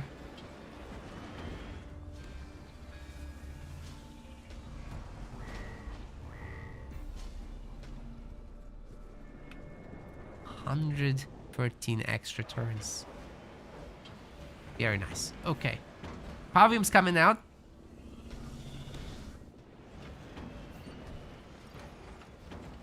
And we've got the Marines with the boost. Redline's a really good leader power, I think. People need to make good use of it whenever they can. And particularly looking forward to the combat marine timing. Combat tech marine timing, because when they upgrade, when they get a new squad member, and it works for Jackrabbits as well, I think, when they get their drone, you just get it working on them again.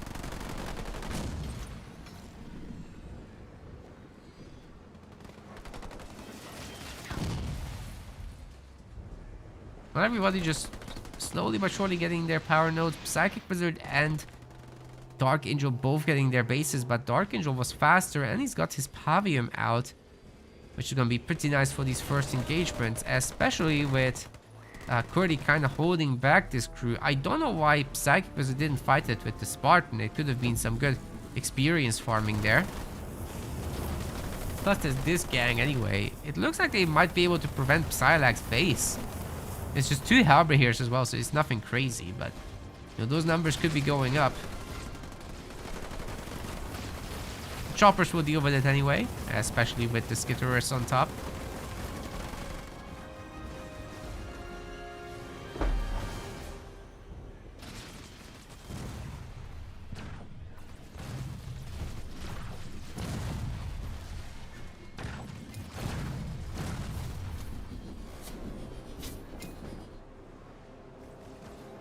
Pretty peaceful early game overall. They're just fighting over the power nodes a little bit. Nobody is able to do significant damage here. But tier 2 is coming in for Dark, I think. Any moment now. His third base is quite well upgraded. He's got a Wraith Invader on the way. Will he actually upgrade the front base or the back one? I think he should do the back one still. Oh, wait. 2 Wraith Invaders before tier 2, and then Qwerty Spartan isn't doing it. He's just got grenades. So he really wants to double down on this marine business.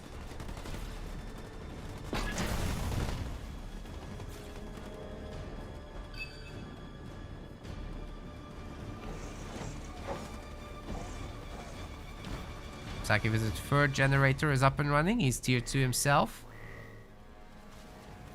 Base is upgraded. I don't think he wants to engage these 2 armies. It's just too much. Even though he has an upgraded Spartan. It would be good to make a turret here.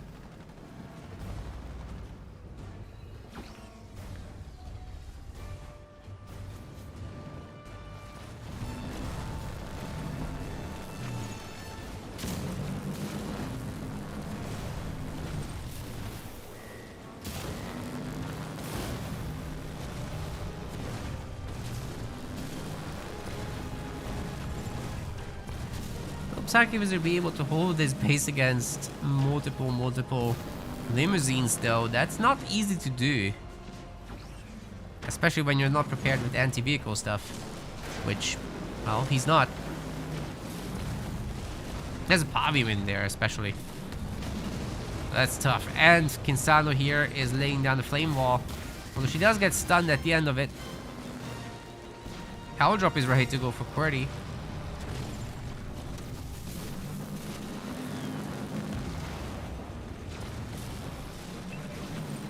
This is now getting reinforced with a little bit of extra stuff. There's some idols though for Dark Angel. I really hope he brings the guys along because it's going to be very needed. Doesn't look like there's much coming from Psylocke just yet, but he's finally pumping a little. He's on 44 population. Oh, that Spartan might actually die. Holy cow. Why isn't Chisona chasing? Oh, she's not able to chase. She doesn't have high torque joints yet. QWERTY getting that? He's only now tier 2. I see. Weird to have the tier 1 Chisona like that, but oh well. I really like Pavium coming out of the limousine. Anti-vehicle turrets getting beamed down, and the buildings are also getting cleaved into a little bit. There are now 4 limousines. And Psychic Wizard just cannot hold. Meanwhile, the Marine Blob and the Warthog drop, the Flamehawk drop, is wiping mini bases, and QWERTY is getting them up one at a time. His big drop will be fairly soon, so I think big Chisona drop and Lich together will be an extremely potent push. And I'm not sure that Psychic Wizard is going to have what it takes to handle the situation. He's not even rich right now, right? So he's trying to make Kodiaks, which is... it's alright, but it's not great. Not great for handling what's about to happen. And especially with this, like, look at those guys just getting on top of the Kodiaks. They took no damage. Of course, they don't want to fight the Capitano. That's a little too difficult. They can just wait for more.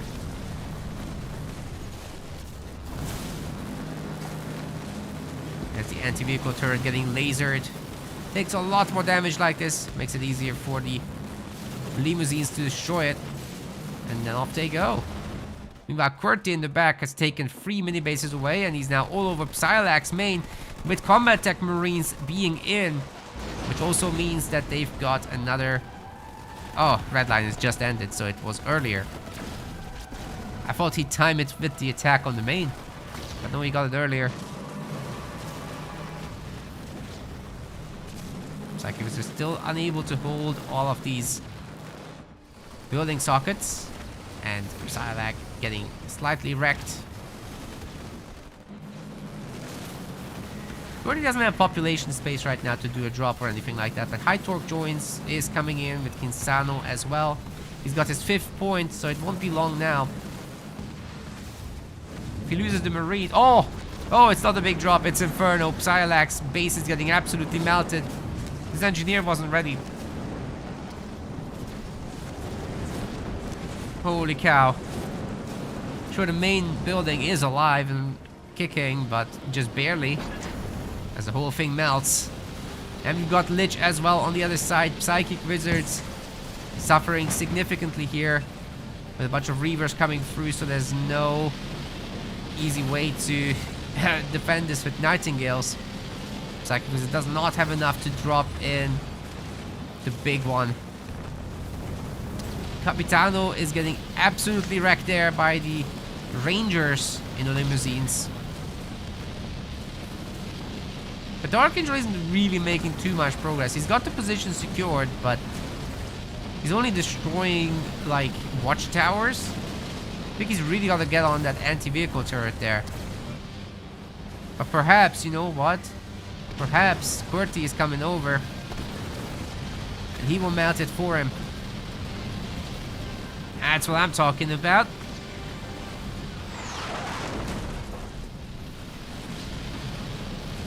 Drop turret from Psychic Wizard to try and defend But these actual turrets on the base are getting weaker and weaker.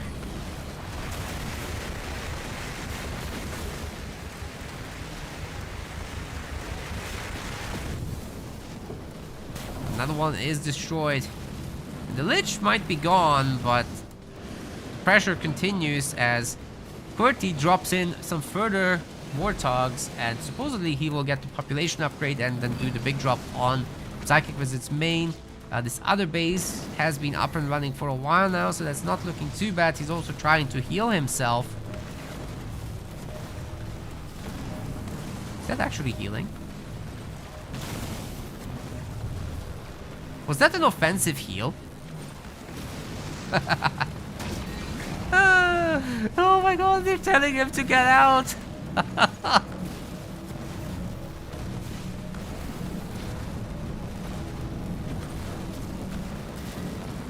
That's so funny. Pretty sure Dark was the one that didn't get out of the last game. But yeah, that would be it. If Psychic Wizard does lose here, then Team Blue is toast. Psylocke is about to lose the main base. And QWERTY is nearly ready to do the big drop. All the power nodes are controlled by Team Red. QWERTY has a nice expansion as well. Main base destroyed. Now the Flame Walk drop is ready if needed.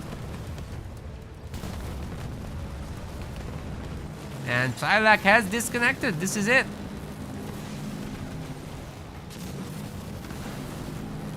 Quick one. Psychic is just gonna hold on until the end of time. Psylocke says GG's.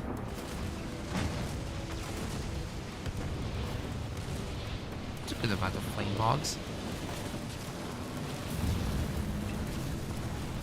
Oh, Retriever Sentinel!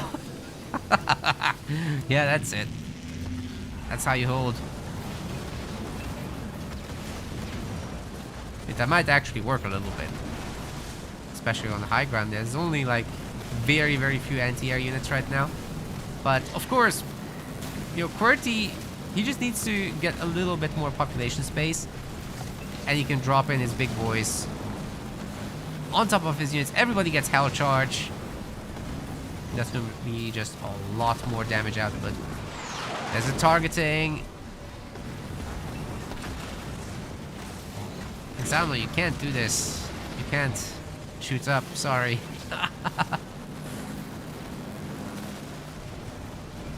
Inferno's ready. That base will burn down. Why is he doing it on air units? It doesn't work like that. Okay.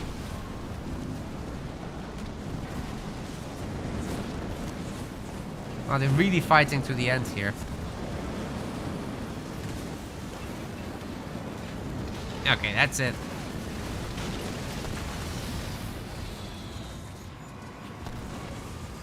We got it, ladies and gents. We got it. Doge Angel has it. Score is 3-1. And they're moving on into the semifinals. Thanks to Psylocke and Psychic Wizard for playing.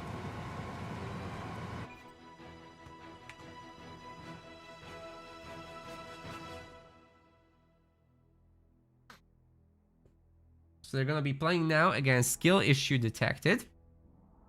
And as far as I can see, Tea and Crumpets and Chisona is still not done, so... And you know, they'll be done soon. Shawnagon is covering that.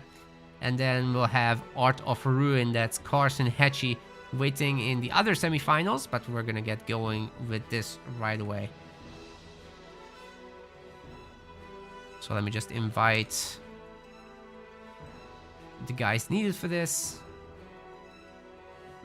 That's Scootman. And Daylon. Well, actually, we're joining them. Because they're the higher seed.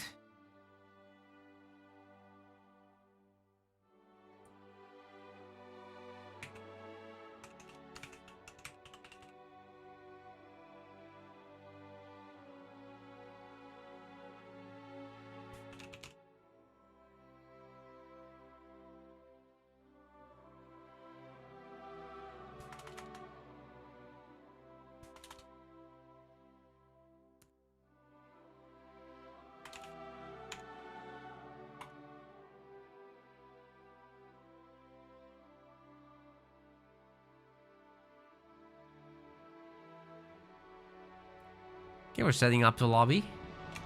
Get ready for another best of 5. Doge and Joe Voters get 19% returns.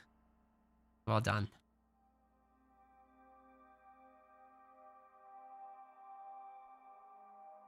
Why am I scrolling there? I need to scroll down here. QWERTY Dark Angel. Yep. We've got everything.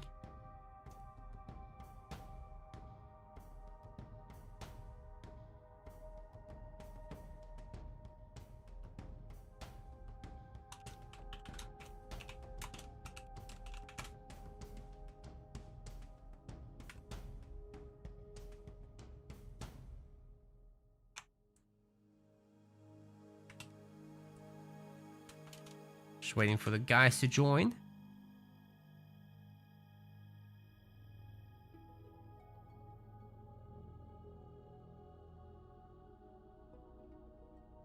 First map will be Bedrock, and Cutter is banned. That's from Team Skill Issue Detected.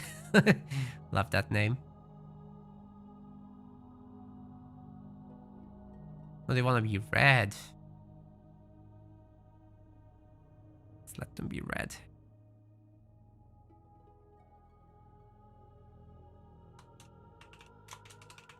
Wow, they're ready to go right away. Not messing around.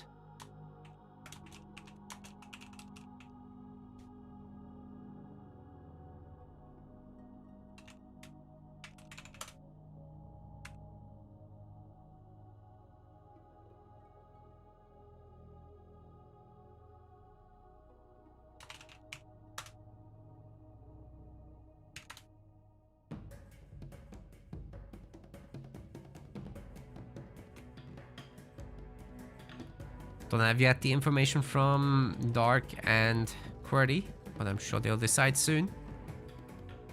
Oh, nice. The viewership is only going up. What is this? You guys like 2v2 better than 1v1? Interesting.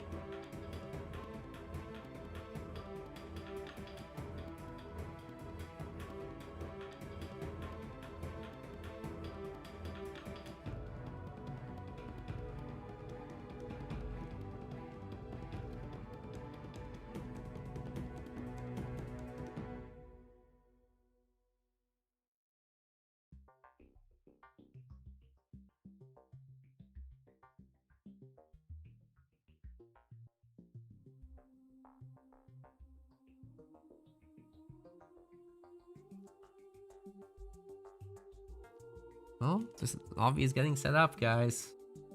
We're on it.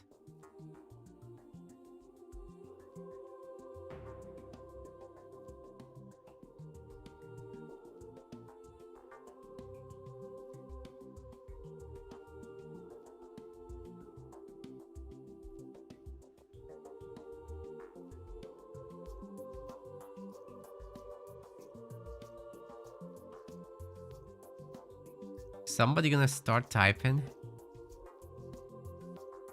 So we're just waiting for those bans. To be fair, these guys just played 4 games in a row, so if they need like 2-3 minutes, it's whatever. Not a problem.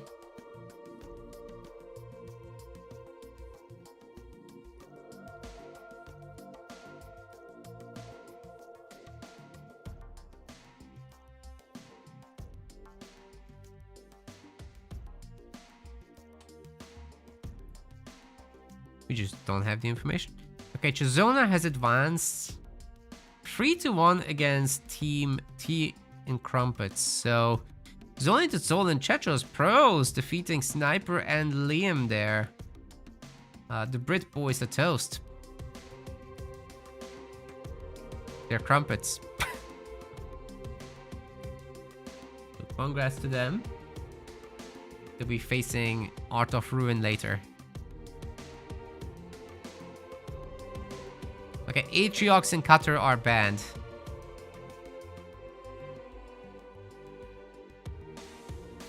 That's the player decisions. They decide, you see. And with that information, I'm gonna kick off the betting. Go for a Twitch.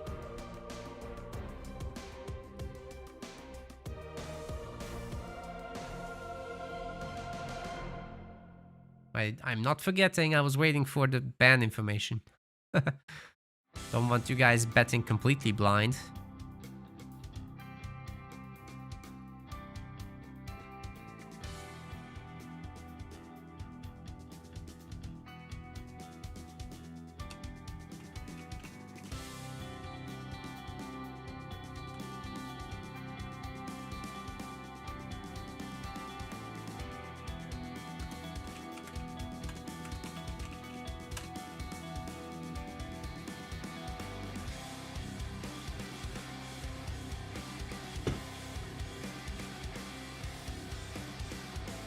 We've been waiting for like 6 minutes now, so time to go, boys. Time to go.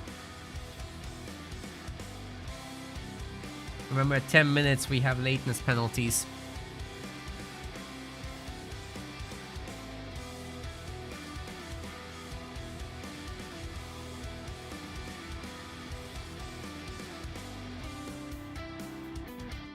And off we go. Finally, Bedrock.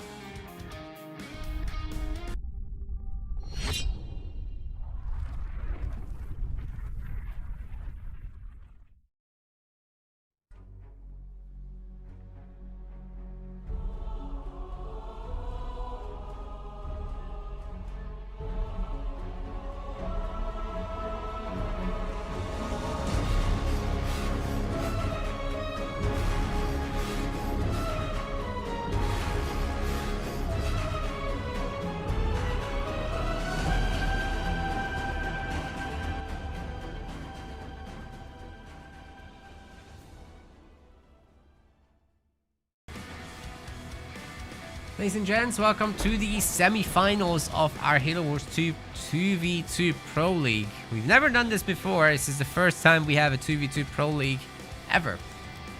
200 pounds are on the line, and in the blue color, this is QWERTY Spartan.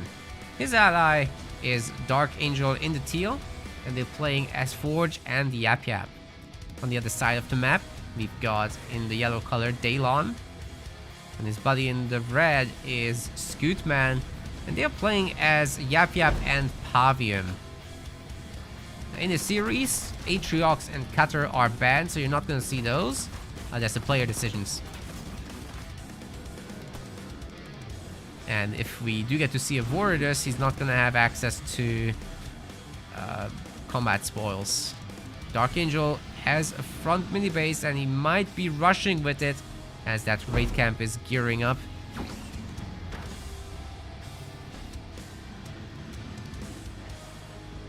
But Dark is having difficulty getting access to power, as this side just doesn't have a lot of it. He has to go to the middle, where, yeah, he's currently gathering, but it's like pretty slow going. He has an unupgraded power extractor, but he's getting ready with another raid camp. Maybe he can use the heavy grunts from this to go and do a little bit of power node pick-me-ups. Scootman on the other side is securing the power with his basic free peoples. Funny to not see QWERTY harassing that, but then again, he's this guy that does double pad upgrades and only then goes after the generator, and he really likes to upgrade everything. As Forge, this is easier to pull off, of course. You get the discount from rolling economy. Alright, Dark Angel is just pumping cannon fodders into that extractor. It would be easier to attack the unupgraded one because the health bar is visibly less, right? But the actual health is like a huge downgrade indeed. More Grunt Riders now coming out. Dark Angel has his upgraded extractor. And he's also going to put some pressure on Daylon's mini here, which has a raid camp on it. One brute is coming over already. But I think Dark Angel might just have a slight advantage. It's just about those choppers. If he doesn't have choppers for Daylon, he will be able to stop this very easily. So you stop that usually with heavy grunts. Burnout is ready again, however, and I'm sure Daylon will be using it here to boost his 2 upgrade harvesters and extractors, and also get his chopper out faster. Sean is raiding us with 8 people. Thank you very much, Sean, for covering this stuff today. Hope you had a good stream there. Sorry there weren't any more matches. We could do double elim, but it's Pro League.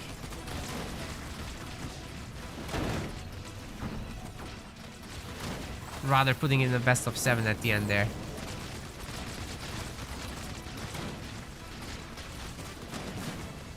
Everyone likes the big finals.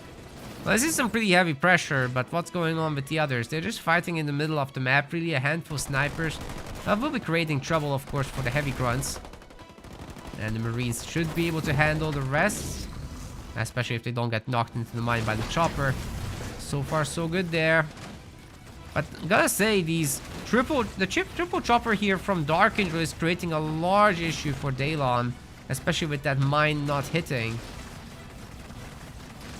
Doesn't look like Dark Angel is able to destroy the base or anything or pick off buildings, but he's significantly reset Daylon's unit count, and he's taken away a mini base as well.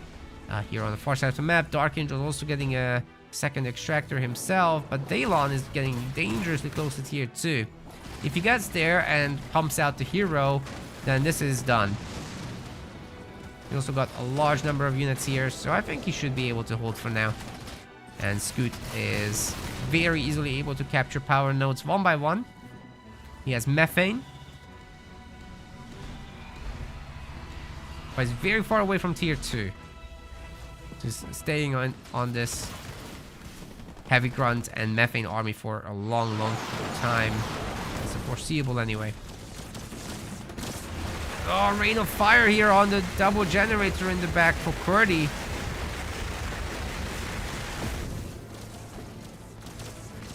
Maybe the turrets will end up destroying the gen. That's pretty brutal, actually. Watchtowers aren't gonna help defend at all. If there was instead one normal turret, that would be shooting these to bits, but that's not the case. So that will be destroyed. And then, you know, this helps build a leader power XP as well for Scootman. So if he loops around his guys now, destroys this base that's about to be built, and then comes down here with a drop to get the second generator, that's almost irreversible damage for Qwerty's economy. I think he'll be on the struggle bus with that. Dark's push has fallen apart here as well due to the large amount of units out of Daylon. You can never underestimate how powerful Pavium is with that very strong economy. Burnout is just quite something.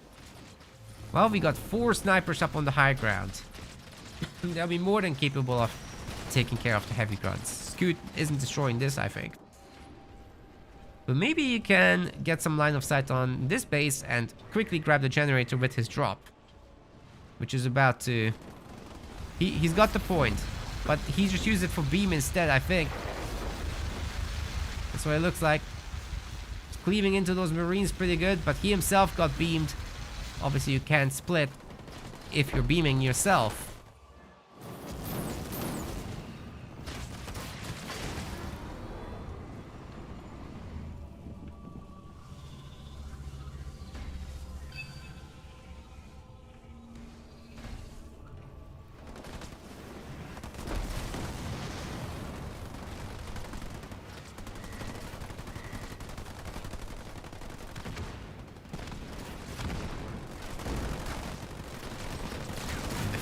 Wagon there is probably gonna detonate. This is just a little bit too much firepower from Qwerty. So many Marines. He's doing well. Scoot is tier 2 now, and he's gonna get out his Gubbos and then probably add in a little bit of Locust here. With the Marines, there's no huge threat from that. Oh, great use of that methane wagon. Stunning the Marines that exploded and then dropping a mine on top of them. They could not run from that. Defensive drop here from Dark. I mean, yeah, he's gonna defend the base. And maybe has some opportunities to do a counter attack, but he would be running into a whole lot of units here. Although they're brutes, I think this is very manageable for him for now. That's a lot of brutes. They're probably still gonna destroy the mini base, but Gobble heal will buy some time for sure. It's more that these guys are everywhere. Once Dark's guys is in, they're just doing so much damage. It's insane. You look at these. They're actually gonna get that generator, aren't they? Okay, maybe the snipers will get this under control. Just barely. But Scoot on the other side is once again pressuring with a new army of grunts. Kodiaks do get to run away. And if QWERTY deploys them, he should be good for now. Okay, they've held. Oh. Hunter, man.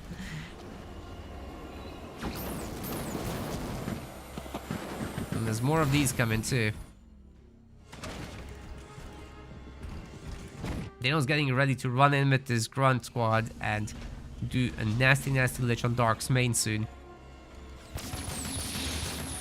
Could be happening within like half a minute. He's very close to getting the 5th point.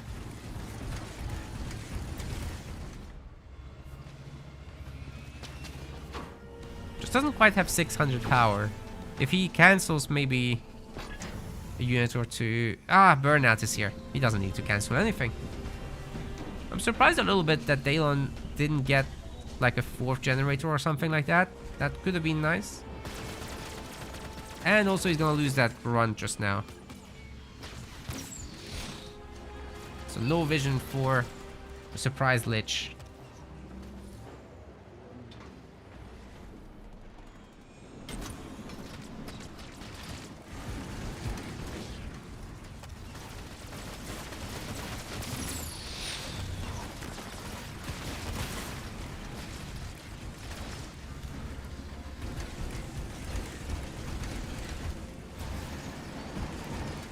So many brutes, oh my god. If the shield comes up, they're gonna have a much harder time doing damage, so better do this now. Get in that lich, that's it. That's a really good push right now. And if Scoot can support this with a shield drop of his own or a big methane drop, that could work really well. But hey, for now, he's got a beam on the engineers. The engineers aren't moving. Oh my god, they're gonna get absolutely wrecked. They're almost all dead, but some survive, and there's a shield now as well. The gobos are healing themselves up. Marines trying to deal with the situation, but I'm not sure they can. There's just very few of them, and guess what? There are rangers shooting them down. Lich is getting a little weak, maybe. Scootman drops in his methane. That's going to boost his entire army and nerf Dark's base. A good opportunity to take it down while this lasts. Where's Pavian Hero, actually? He isn't here. QWERTY is dropping in his Grizzlies to try and hold this location. Okay, there's Pavian, but he didn't targeting laser this. Imagine stacking all those nerfs on the base. That would have been so good. But the Lich might destroy it even like this. Oh my god. Oh, Dark Angel is so toast. Very solid play from these guys.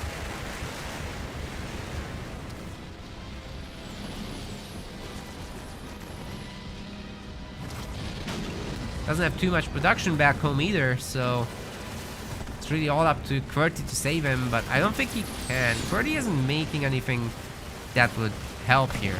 A bunch of Marines, sure, but the Kodiaks are also deployed way too much up front. And they just get EMP'd to bits.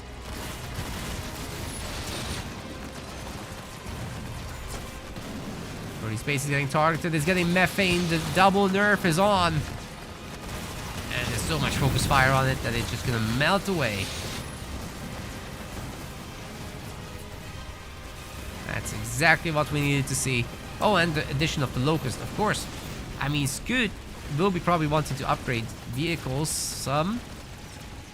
If he wants to swap into that, it also will benefit the methane wagons, but I'm not sure he needs to at this point. They've got enough stuff collectively that they can just go there, attack that base, and it will probably just go down. QWERTY can't make shields, he's UNSC, he doesn't have Nightingales. Oh, they're just gonna get methane, I guess. That does quite a bit of damage. And this is just a 5-slot base, so it doesn't have as much health at all. Game 1 is already over, ladies and gents. Skill issue detected, takes game 1. It's a best of 5, so 2 more of that needed for them. But if they do it at this pace, it will be done pretty quick. That was really solid by them. Not that there wasn't some great early game moves by the other team. I think that could have gone a very, very different way. Unfortunately, I disconnected from them, so we're going to be rejoining in a moment.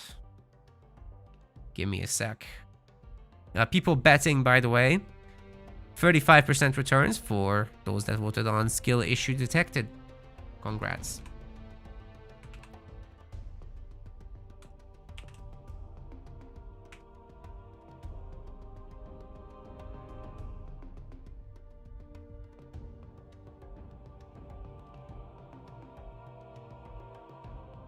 Next map will be Rift. Go. Nice little macro game coming up, probably.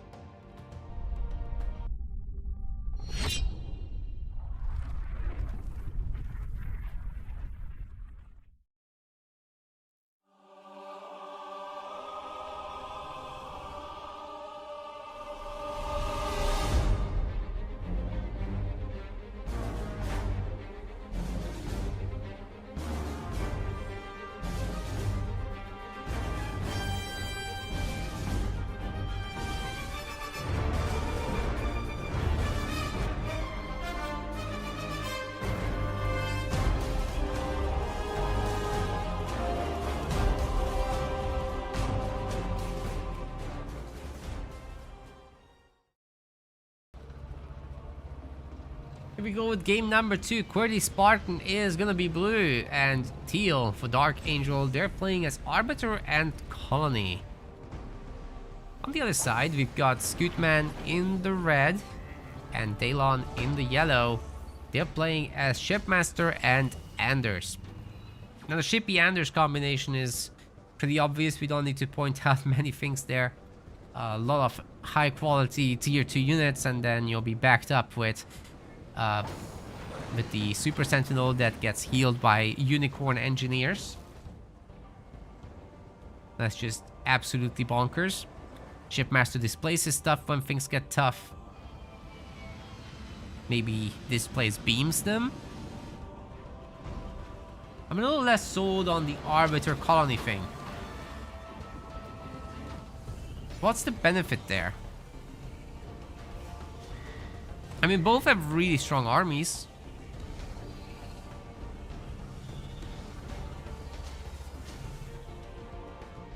But synergetically, they don't do much together. It's like they're really good independently, but I don't see the synergy here.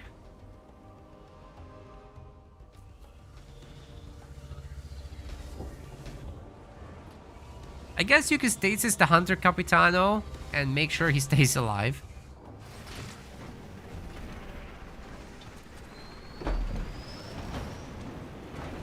Or just stasis half of enemy armies while you deal with the rest. Try to get veterancy going. Go Phantoms and have the Hunter Capitano taunt enemies so that the Phantoms can just go in and do their thing.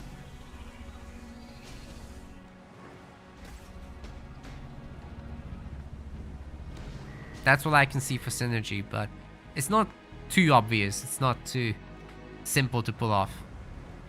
You have to really coordinate. Unlike something like Forge and Jerome stacking their auras, which is absolutely nuts. So you can do same faction combos, definitely, but usually you go for opposite factions combining themselves. And then you get benefits like choppers or ghosts as a scout unit, which is great for anti-rush purposes. You add in suicide runs, but the other guy also has snipers, so it's not going to be easy to make heroes against them as well.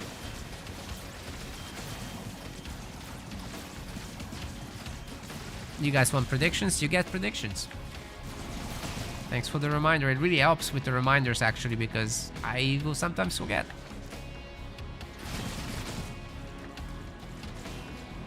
QWERTY is spamming Ghost this time, taking things quite seriously. These grunts don't have mines, as you know. They can only get cloaked. It's quite difficult for them to deal with Ghosts. You kind of want the support of the UNSC here. And maybe some engineers wouldn't hurt. Good jump by the Spartan. Obviously, you don't want to capture. So clicking off the Spartan gets him fighting again. Good micro there by Scoot.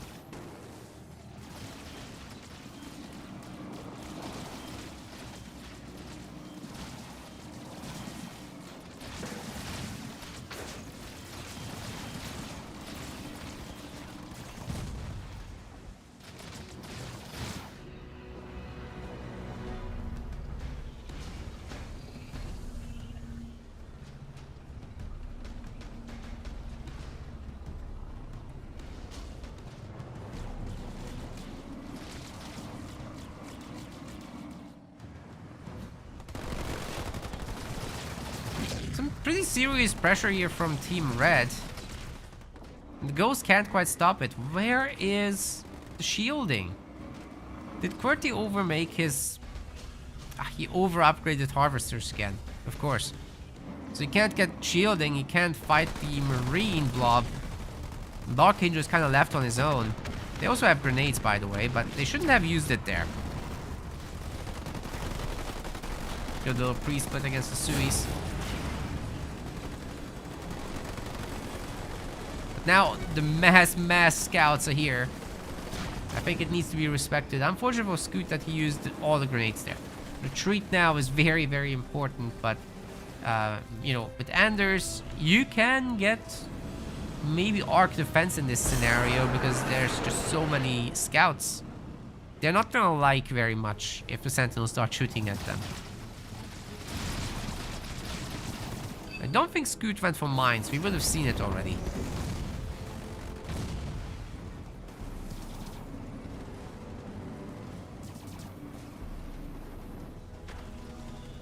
They lost tier 2.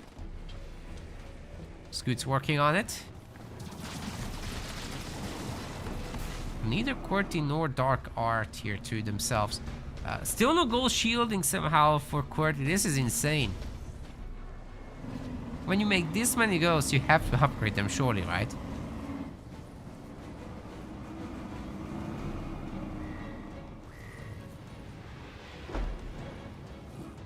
Everybody's expanding. But it seems like it's Dark that's going to be able to hold on to it.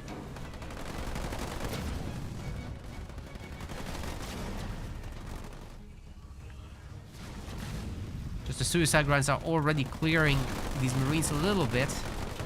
And if the scouts come back, they might be able to do the rest. But there are hunters now. It's going to be a little bit more difficult than before. Oh, Dark actually is losing it to the combat tech Marines. I don't know why they're counter-attacking with this stuff, but oh my god, that beam!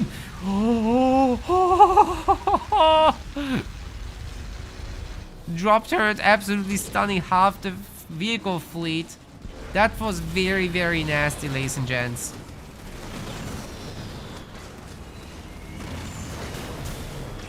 That was absolutely brutal. Scoot just heading on to the main base now.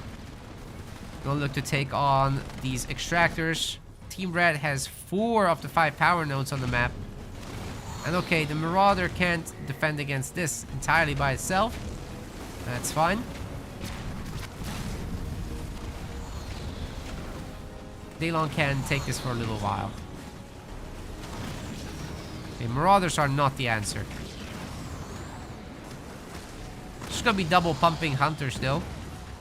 And that should be fine. Spartan's heading home as well. Leaving the Marines here to deal with the shields.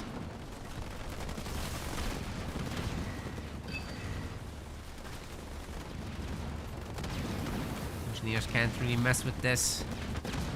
Scoot's on 4th point.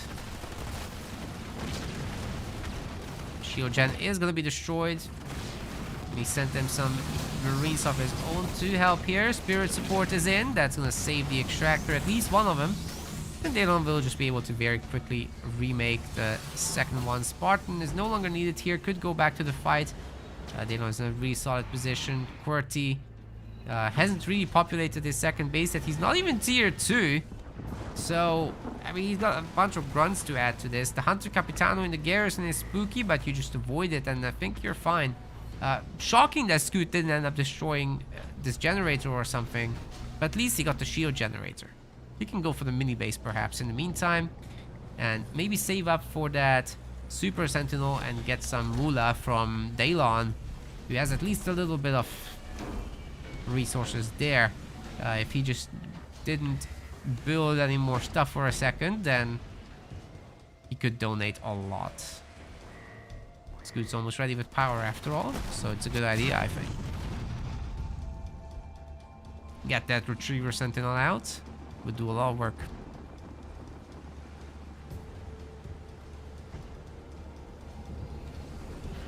Chad, Steve, and the Unicorn are more than capable of fending off a few grunts and the Elite Enforcer squads from the drop. Now the Plasma Bolt is ready, so maybe these guys can do a similar Vombo combo to those guys. Plasma Bolt with Hunter's Brand could be quite potent. Okay, Scoot just got some supplies. But not for the Super Sentinel. He just maxed out again on Marines. Capitano up on the high ground, just peppering that Spartan a little bit. We've got skits on the way, shield generators up, and another foundry. As Dark Angel will want to prepare for Reavers. He wants to make a whole lot more Reavers in order to be able to defend against the Super Sentinel later. But we've got Kodiaks getting deployed. That's a very different job here to destroy Dark Angel's expansion. As long as he's not allowed to get a big economy, everything's fine for Team Red. And that's the last of the mini bases from Team Blue getting destroyed. QWERTY doesn't have a shield on the main base, so the Marines can just go in there and perhaps wreck a generator. When the turrets are annoying, the Marines can take it for sure. Ooh, that was a great Plasma Bolt, however. Now I'm not so sure they'll destroy the extractor. It's gonna be much closer anyway. Banshees with Arbiter? What? That is so confusing. Either way, that extractor's getting super low. Where's the engineer bubble? Oh my god, the grenade finished it off. Wow, what a huge loss for QWERTY that was.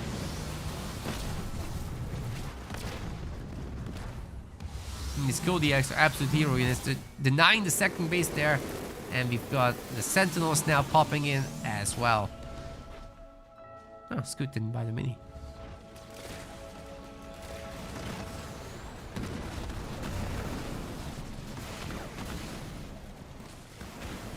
More grunts, man. Oh, ouch. They got wrecked. So QWERTY with that Banshee swap, not really getting anywhere.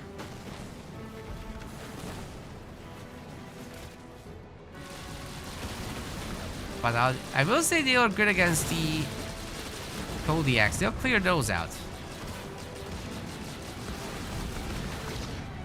As long as the Spartan's around, I think they're just gonna get taken down. There's an anti-air turret now as well, so bye-bye.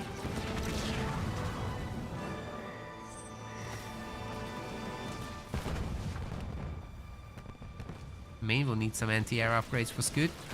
But he's tier 3, he's not too worried.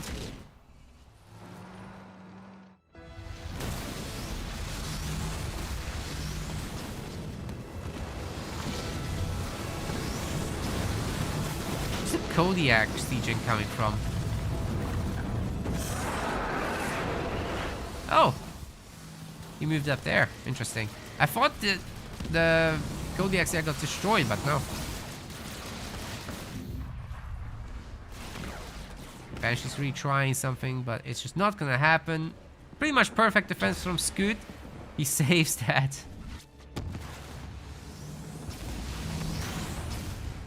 And Team Blue is gonna tap out of this as just there's too much pressure on them. Skill issue detected is now up 2-1. Pretty nicely done. But he had some issues there with teleport not activating, if I read that correctly.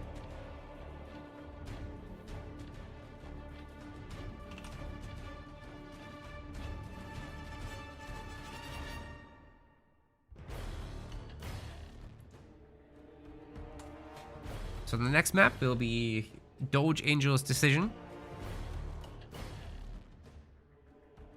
If they can't manage this, they're going right into the bronze round. But we've got another semifinals to cast between Art of Ruin and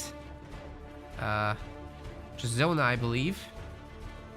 That score didn't get entered, but it's 3-1.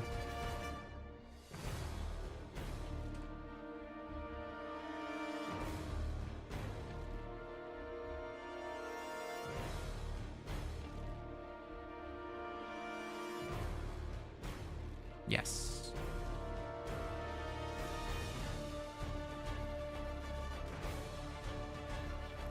Payout time. 2% gain for skill issue detected voters.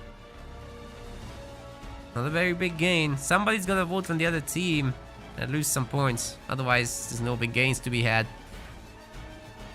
Go ahead though and vote for game 3 because map is gonna be Frontier. Some real aggression coming in soon.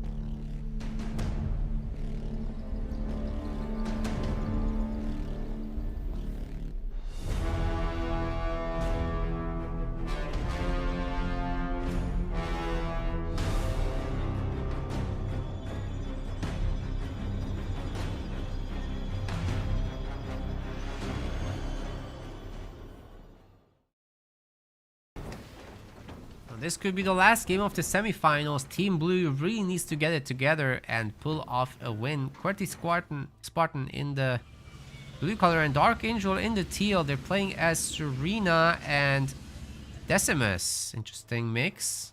On the other side, we've got Scoot and we've got Daylon in blue and yellow. That would be Jerome and also Decimus. So it's interesting to see Serena here because she can obviously capture the power nodes and cast an ice field on them. Makes it very hard to maneuver for everybody involved. And then Decimus, well, you just kind of vortex enemies and it's going to be very, very difficult for them to do anything. Especially if they're frozen. That can be a huge source of damage.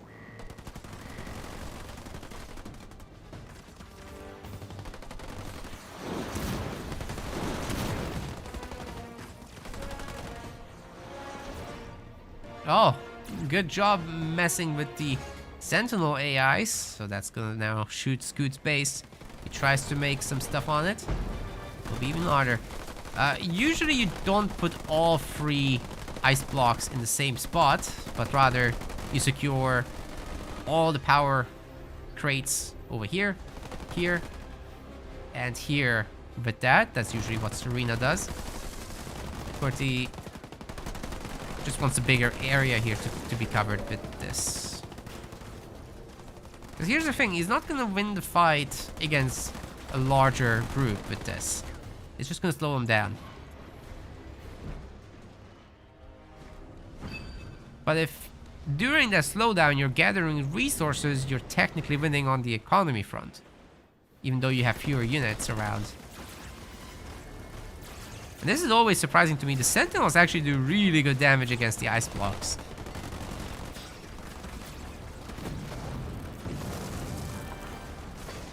And there you go, Frozen Sentinels. Love it. Good job by Team Blue though overall after grouping up.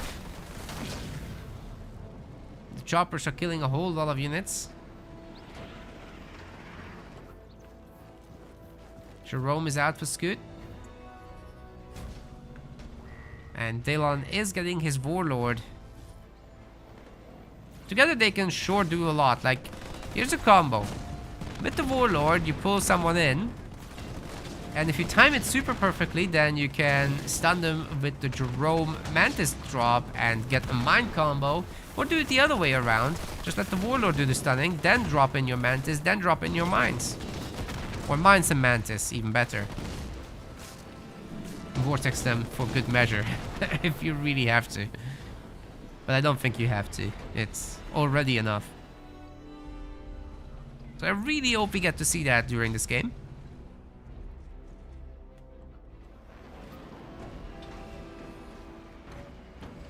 More snipers coming out for our boy.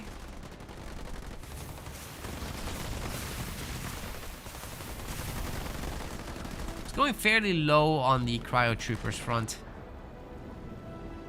Understandably so.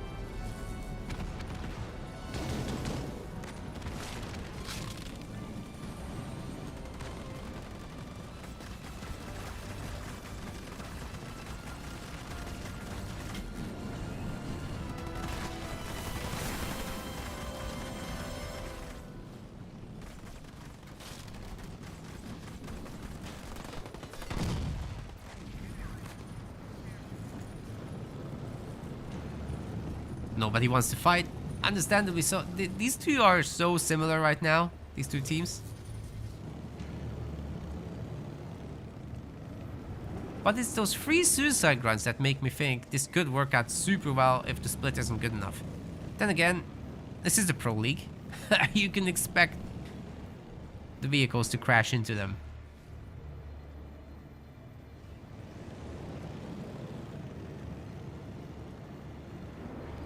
But there are other choppers for that. So who knows? It's complicated. Anything can happen.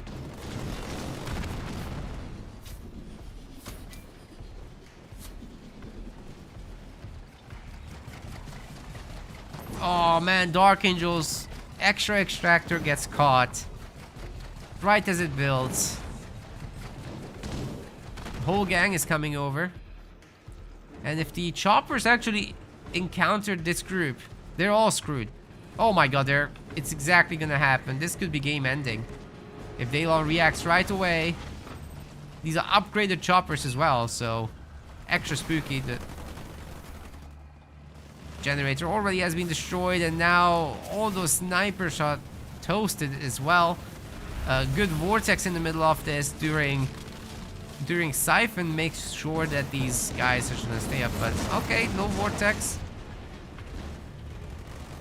Trash dump on Dark's base has happened already. There's a vortex, but it's the other teams. Oh, they ran over the mines. Oh my god, they ran over the mines. They couldn't see them because they were unupgraded choppers. The entire thing is gone. Team Bread is absolutely dominating this fight. Dark Angel is gonna lose. He just ran over mines. He couldn't see them. What a disaster. Holy cow, dude.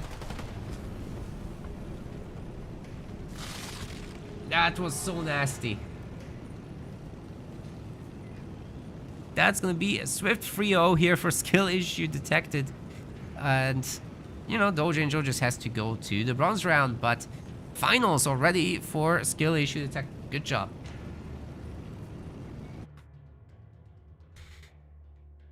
Now if we go to set up the next series already. So that's gonna be Art of Ruin versus Chisona. So I need to do add cars, add Hetchy, add who else? This is the only to Soul and Chechos.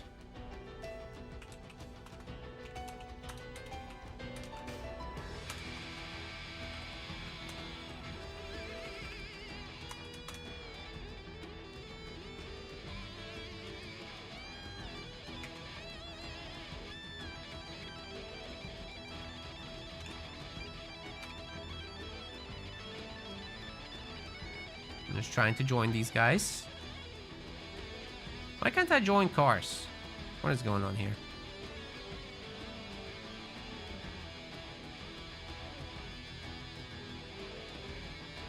There was a Warlord slam. Oh. I for sure saw mines. There were 3 little spots on the map. On the terrain. But yeah, Warlord Slam will get it done too, so same thing. Dark couldn't micro. Well, not much we can do about that.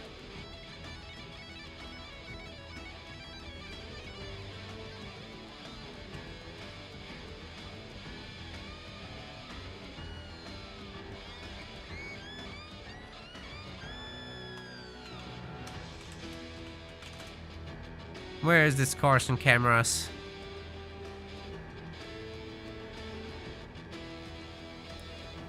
He has a different username on Twitch, so I'm not sure.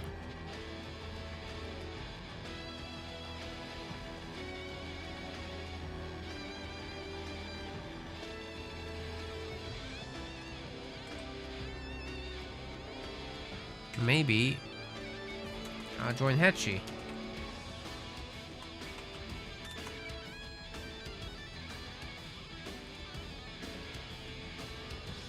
Dude, why can't I join?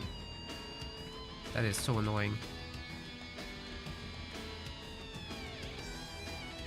Well, I guess we're gonna have a short break as these guys set up. And I'm gonna go get myself some water. So guys, if you really enjoyed whatever's going on here, then please hit that follow button on Twitch, the subscribe button on YouTube. And if you want to support us some further, we've got the patronage page on our website. You can find it under support us and then become a patron of the RTS. With this, you're helping us keep the project going with the necessary costs of running the website, of course. And you're going to be getting a whole bunch of perks for the cost of a coffee or less. And once we reach £100 monthly, we're going to be adding in some additional show matches on top of what's already happening. So very much appreciate if you guys do that. And yeah, I think we also got donations. You can directly contribute to the prize pool of tournaments. So for example, if you want to donate to the next pro tournament, then the players will get 100% of that, of course.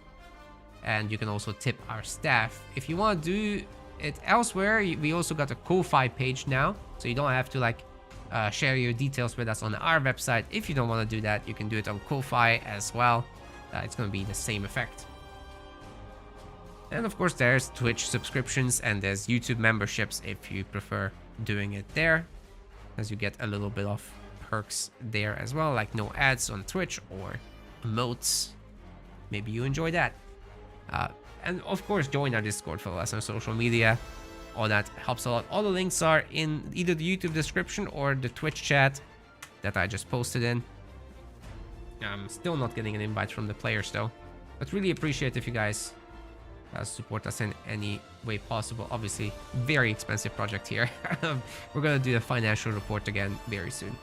In this next week, we don't have anything, so that's probably where I'll just sit down and get it recorded. All right, I'm gonna go grab myself a drink and we'll be off into the other semifinals.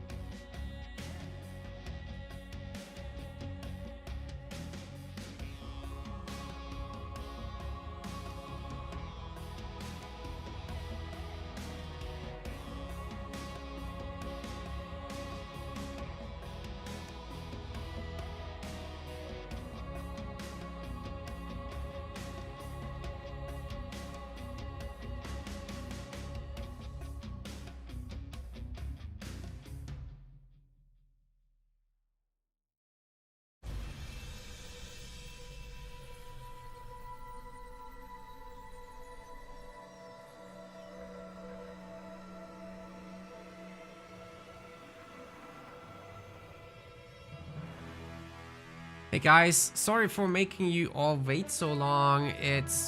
I'm having trouble inviting everybody, and I'm the leader now, so that's gonna be very laggy.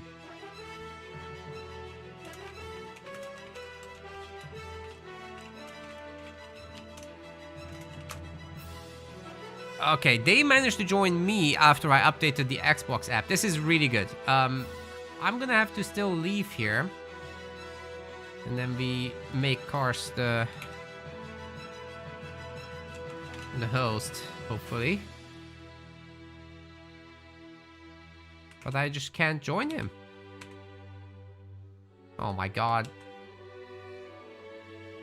Dude, this Xbox system is painful to use. It's painful after so many years still. Like... Okay, somebody else is the host now. It's good enough. And they're able to invite me, but not Cars. So weird.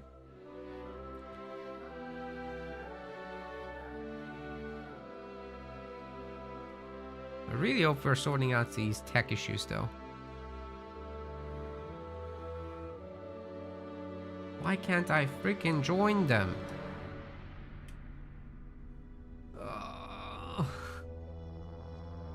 Unable to connect.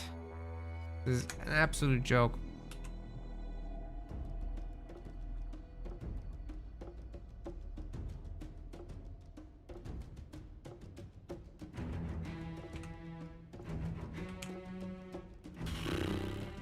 I'm so sorry, guys. This is gonna take a while for me to fix this.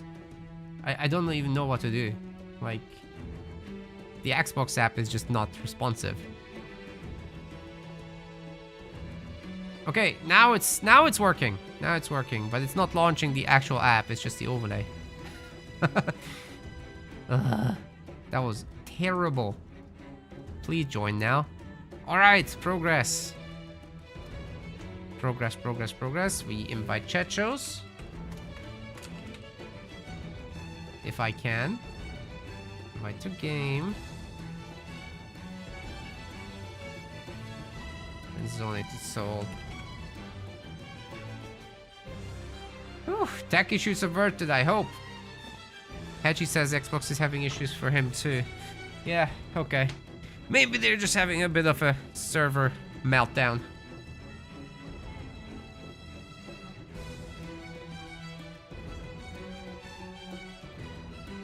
Great, we're all in the lobby.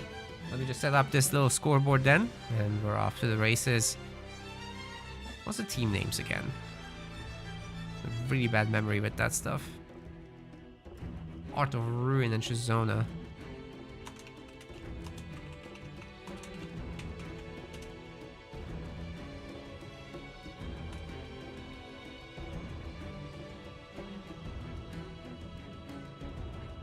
Banforge. Bedrock first.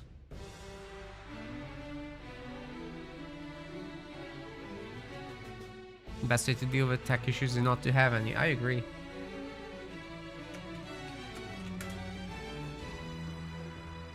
Forge and Jerome are banned.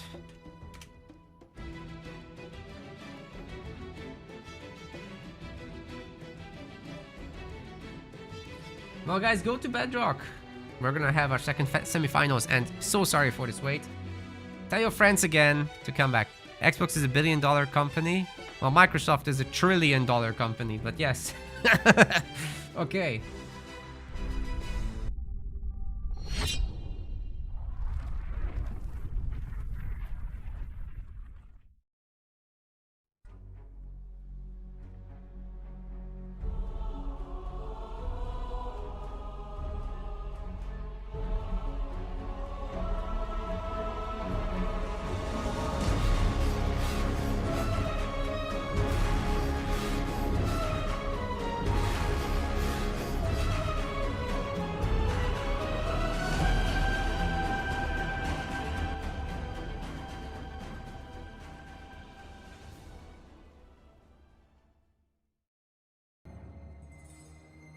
Ladies and gents, welcome to our Halo Wars 2 2v2 Pro League. Our first time doing this. Hope you guys will enjoy it, because 2v2 is super fun, and this time it's the very best gamers. Carson Cameras here in the blue color, and we've got his buddy Hetchy in the teal. Hetchy's back, gamers. Hetchy's back. Playing as Cutter and Yap Yap. Together, they're Art of Ruin. On the other side of the map, we've got Chetros Pros in the red, and in the yellow, this is Zonated Soul. They're playing as Decimus and Cutter. Together, they are Chisona.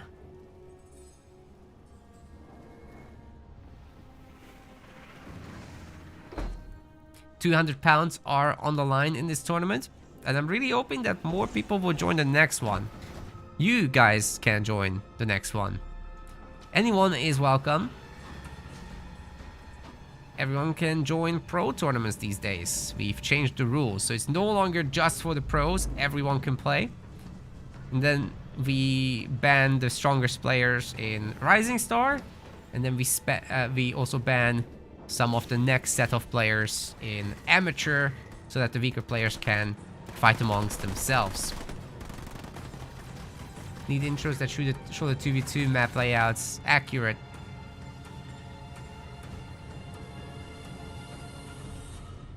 That's true.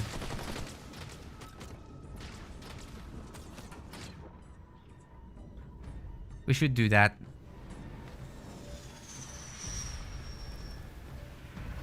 Because this is at the moment 1v1 map intros, but it's just buying time for me to set up the scoreboard. Well, as far as the build orders go, guys, nothing crazy is happening. Zonated Soul actually has an unupgraded generator and a barracks, so that's never a good combo. You usually want your generator to upgrade before you have that barracks make units, but oh well. Sometimes it just be like that. If you can't capture enough power from the map at the start, then you might be a little bit delayed there. Actually just spamming the cannon fodder. Soon raid camps coming up.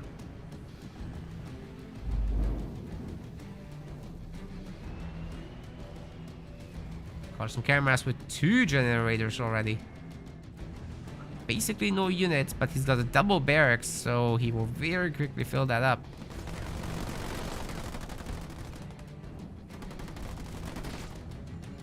I'm just taking a quick look at Chechos' base. He also is working on his second extractor.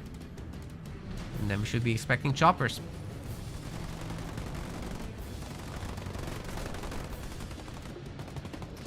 There will be no Forge, there will be no Jerome in this series. I forgot to say that. Those are the band leaders. It's player picks. But there's no draft, so technically you can see a mirror matchup between the teams. However, they can't play double of the same leader.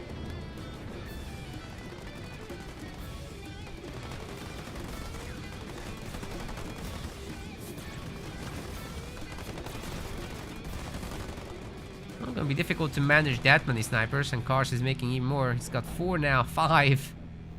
He's making a 6th sniper. Oh my god. Hopefully he prepares something for those choppers, because that's a lot of freaking snipers. It's very dangerous because you can just get beamed, but it's Kars. I'm sure he's got it under control.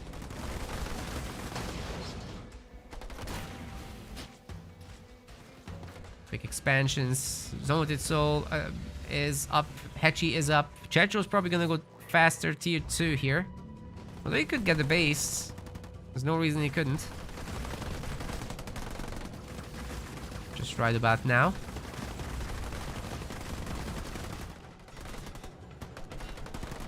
More than enough choppers to handle the situation.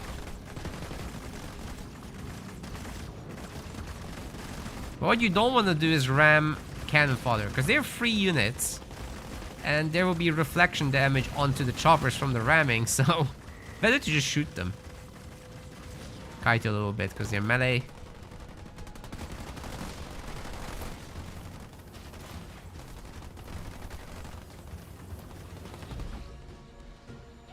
(2v2) scoreboard. Yes, Sean is working on that. Sean is working on that. Now that we have more 2v2, it's kind of justified.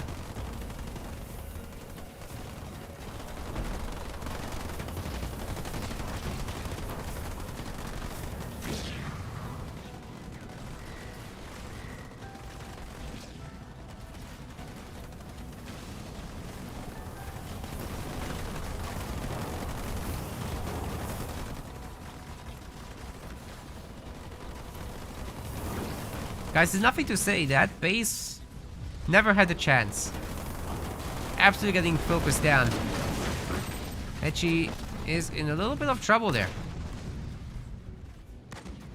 And unfortunately for Zonated Soul, the mines actually didn't get placed just right. So these snipers are going to be sniped. And there's the penalty for the infantry for loitering around. ODST stun and beam memeing on them. Maybe it's not that big of a deal after all to have lost that base. Especially if these guys end up dealing with the choppers now. But there's kind of not enough stuff for it. Cars, however, has an absolutely ridiculous army. He didn't really help Hechi here. But now on the counter-offensive, they've got a lot of potential. And Cars has a second base up and running. So with tier 2 coming through, he's not really behind the Yapper. Oh my god, he got beamed and stunned as well. All those snipers are dead. He's got one sniper, he had 6. I didn't expect to see that.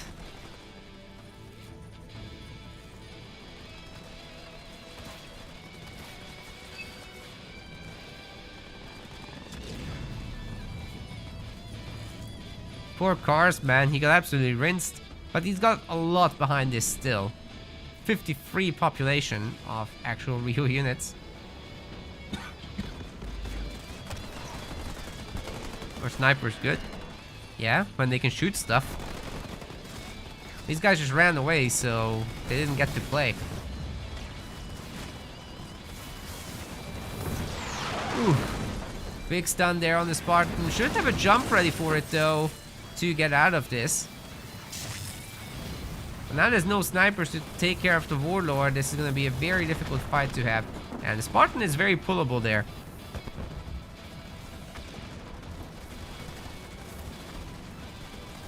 Nobody's really shooting the Warlord.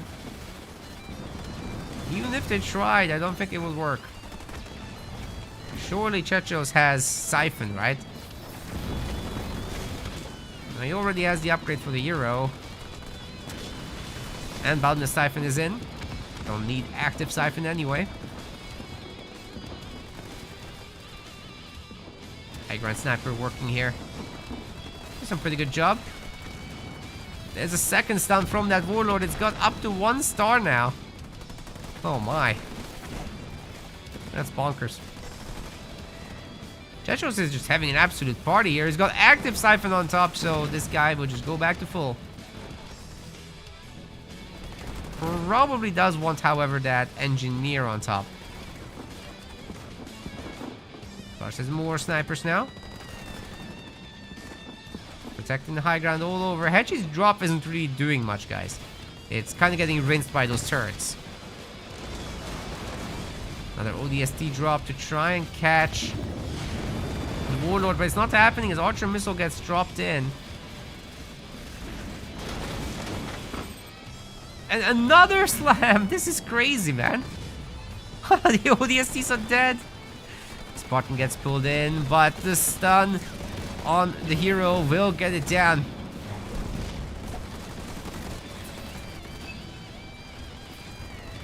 Now that's Chechos Pros have a follow-up.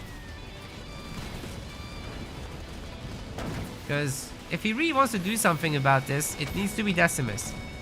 Zonated Soul doesn't seem to have enough units out in general. He's tried to queue some, but honestly this base is not looking healthy right now, and without the Warlord being here to further help out, that Locust is just asking for trouble. It's a Methane Locust.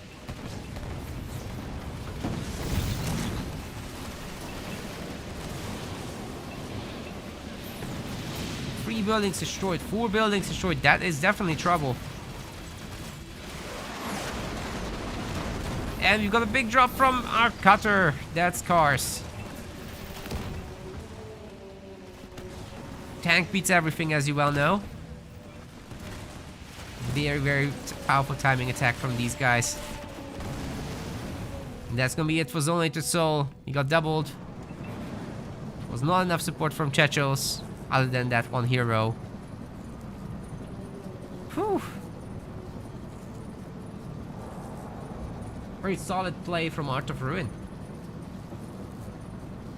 They're now up 1-0.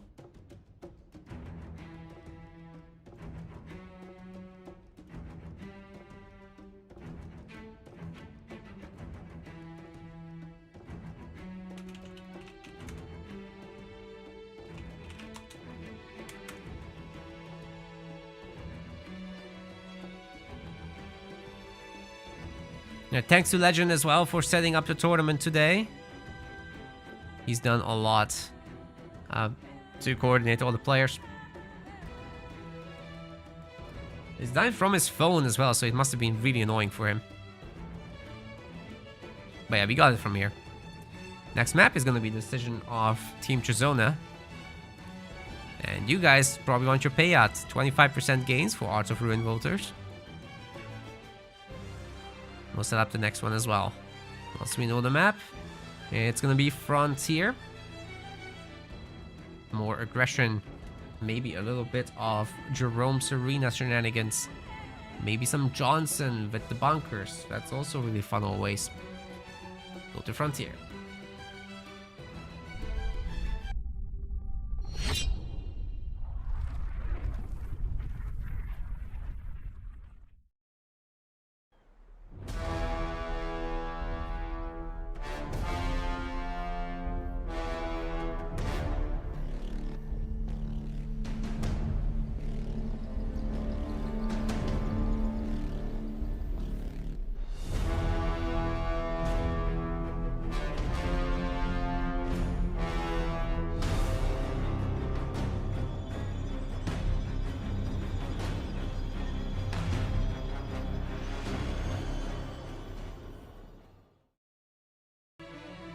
Players are picking their leaders right now. We're loading in.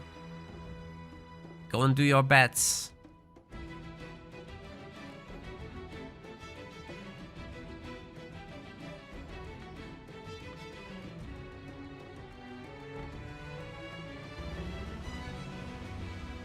Game 2, ladies and gents. We've got Carson Cameras in the blue and Hetchy in the teal. They're playing as Atriox and Johnson. On the other side of the map, we've got in the red color Chatros Pros in the red and yellow Zonated Souls generator first there.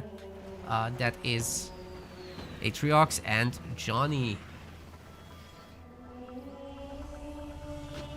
Cars doing generator second. It has at least 4 grunts out. Oh, that's a chopper actually to get some resources. Maybe we'll do a little bit of pressure on that Marine squad, but there's 2 Marines and there's the Sentinels to worry about as well. So Cars needs to stay well out of their range and have the Sentinel shoot the Marines. He's doing a great job off that, actually. Yes, that was super nice.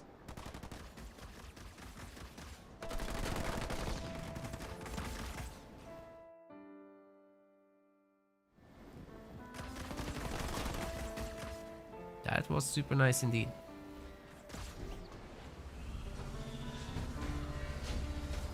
Checho's going with a War Council 4. Seems to be nicely aligned as well.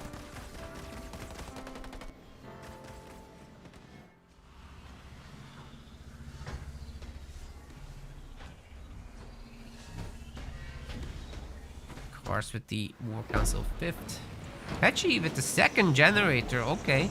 A little bit of greed after that chopper has done so much work already. And of course it can just go and heal itself.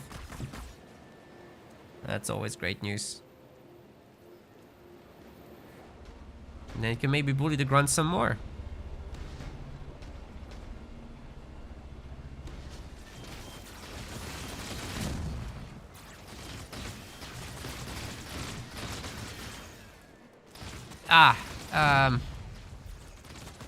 Sorry, Scoot,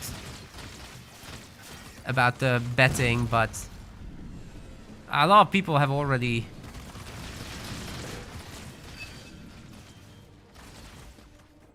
Scoot, if you're doing it, I don't think you can bet, right? Oh.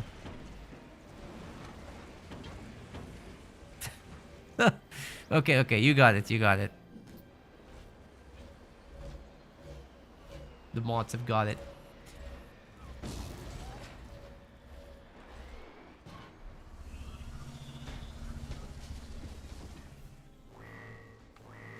Chosen's out. Got a bunch of brutes as well, which is very important to pressure the mini bases in the middle.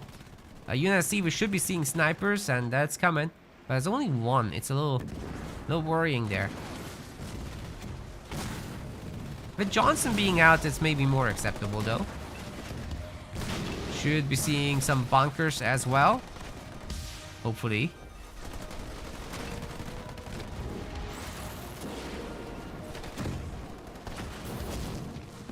Damn. That was a nice missile.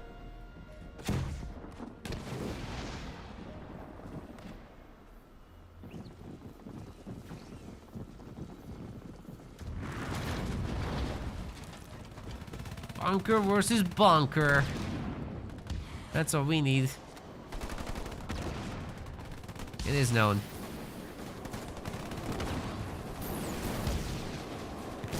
Individually jumping these brutes in to stun the people in the bunker, always very useful for sure. But guys, there's 2 heroes here. It's gonna be a little difficult for Team Blue to keep up with this. And of course, Atriox's mines here are gonna be causing a lot of trouble, both with the explosion damage and the scorching afterwards. You already see a lot of the blue infantry has perished. There's more of that coming, although this is quite loaded with snipers here. So suicide grunts will be kind of low effectiveness.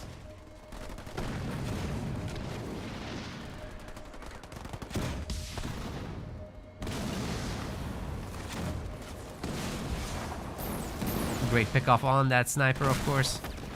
Everybody should be on 2 gens by now. It's only Soul isn't. Oh man, that's a problem. Chechos is, and you can already see in his power how much higher it is. He does want himself that tier 2, of course. 3 snipers in that bunker. So absolutely slap this brute, no problem.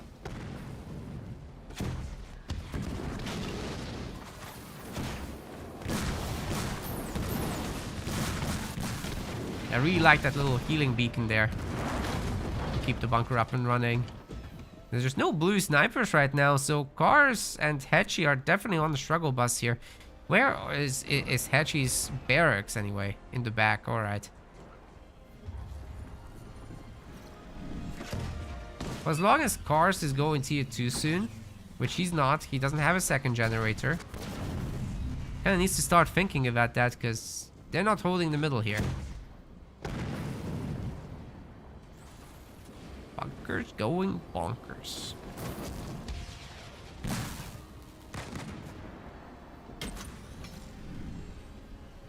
Absolute standoff. Actually getting a 3rd base over there. These guys just getting base number 2 yet. For now. But Hetchy already base 3, man. That's wild.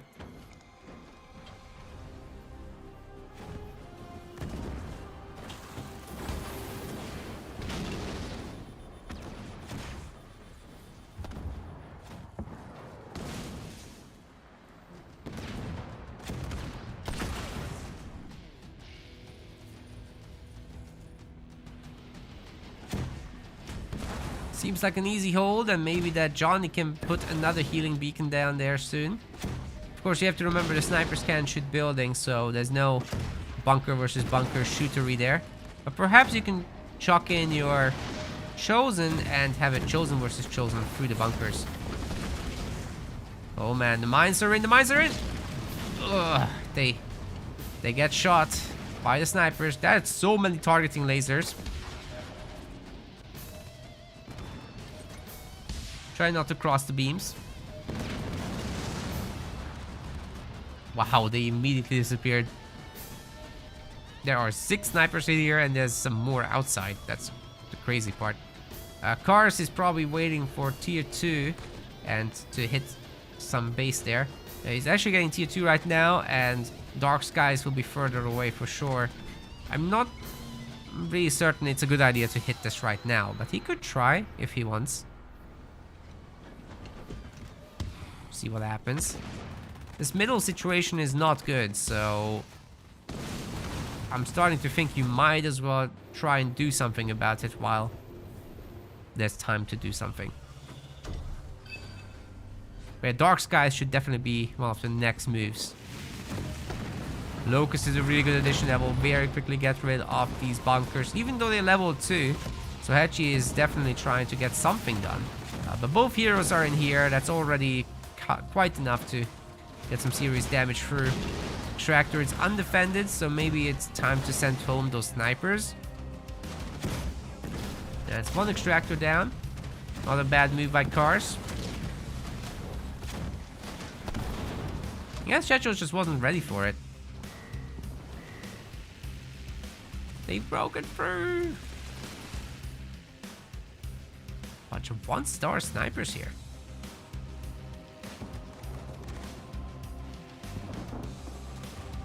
Oh, nice kill there. Now it's all about catching that Chosen and the Brutes. They're all upgraded and there's a bit of a heal on the base. Cars teleports out. Loses all the Brutes in the end. Just has to leg it. It's cheaper to use your teleport than to remake the hero, so it makes sense.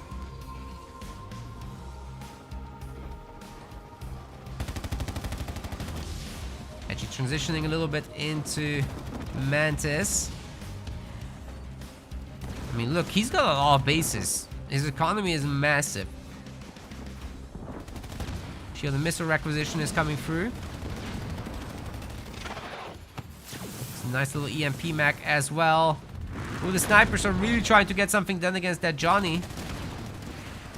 Hechi has to run, but he has to also snipe these snipers, I think.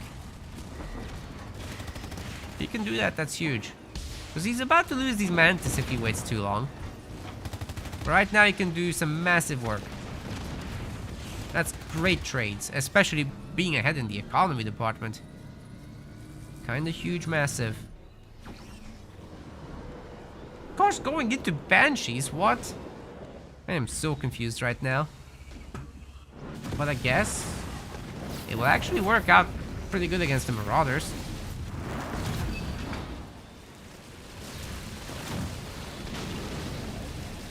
You just wouldn't think of the other guys going into just Marauders. That's weird. You'd expect infantry play. But the Locust Marauder is really weird. That is not a thing. Yeah, good job by Cars killing so many units there for free. Not losing anything himself. 45 upgrade is coming in for Hechi, so it's going to be much easier for him to hold bases now. And maybe this Chosen, this red Chosen might go down. Ooh, that was very close to getting into trouble, actually. The Banshees are going off on that bunker. Yeah, they're probably not going to get the kill right away, but it's coming.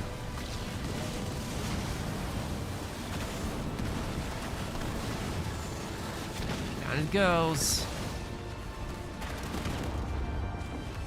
Actually, still doesn't have a lot of units out on the field, but he's got some Kodiaks. He's got some anti-vehicle turrets, so if he gets counter-pushed, that's also not going to be easy to do. And Cars can now fully aid him in that next battle coming up.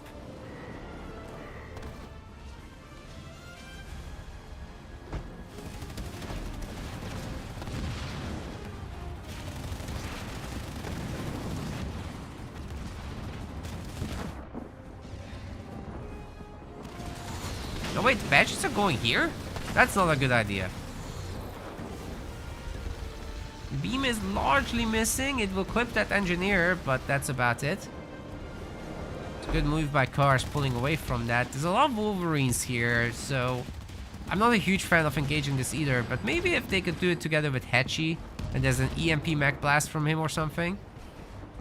I just still am not happy with overall the army that Hechi has. If there was more Mantis, this would be so much easier. But he went Kodiak, so he's a pretty static boy at the moment.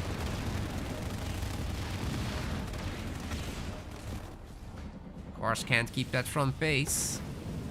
Oh, maybe Zoetis Soul should steal it, actually. That's an idea. Could snipe as well on that Kodiak. It was out there in Narnia, so why not snipe it? Zoetis Soul has a perfect army here with the Mantis and Wolverines. I like it a lot. His full population should consider a population upgrade, but instead he's upgrading a base to tier 3. Wow. Yeah, I definitely would have said go for 100 pop first.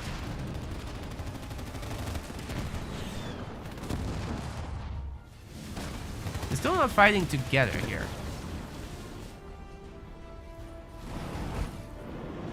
But Cars is here to help. Maybe a free generator snipe might be possible. There's also 2 of them here. There's no anti-air turrets. Huge opportunity.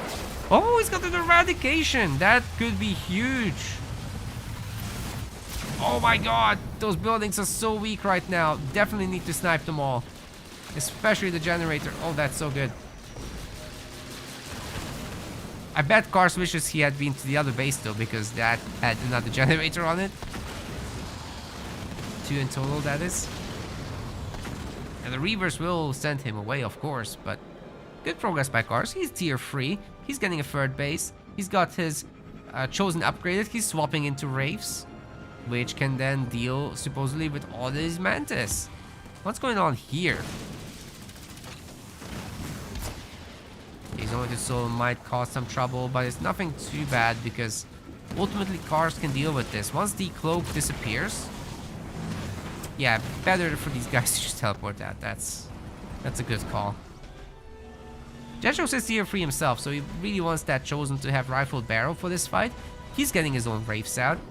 And if they fight together, they're still gonna be in a good spot overall, but I have to say Cars and Hetchy, they're quite highly upgraded at the moment. I wonder what Hetchy is actually... We don't have to wonder. We can see for ourselves. He's going Colossus. If he gets to a critical mass of Colossus, you cannot stop it.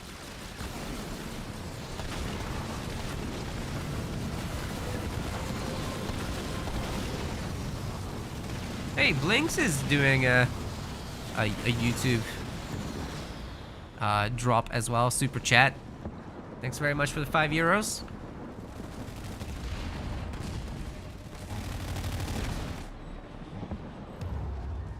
You get a Colossus party for this.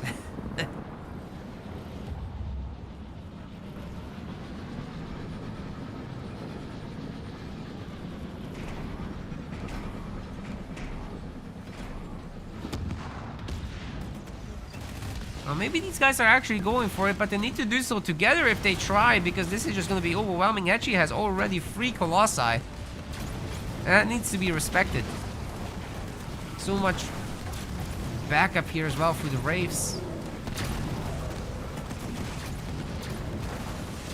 Oh my god, that show is getting wrecked.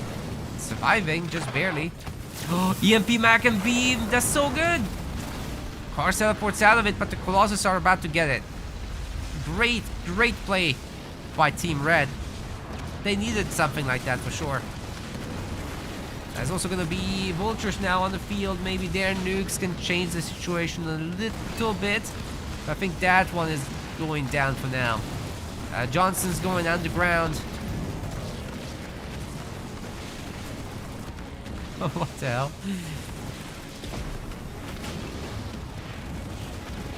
Ah, the Chosen gets sniped in the end.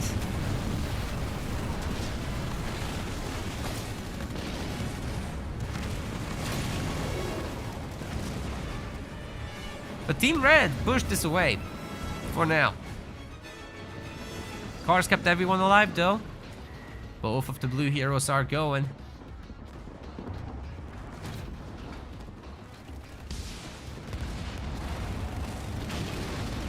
Team Red buying themselves time, but they're both down the base.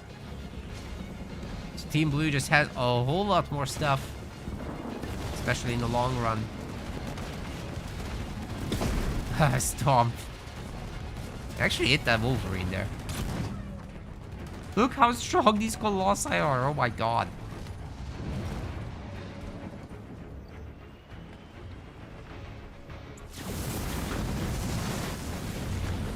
EMP, Mech Blast plus Mines nearly did something there, but the guys teleported out.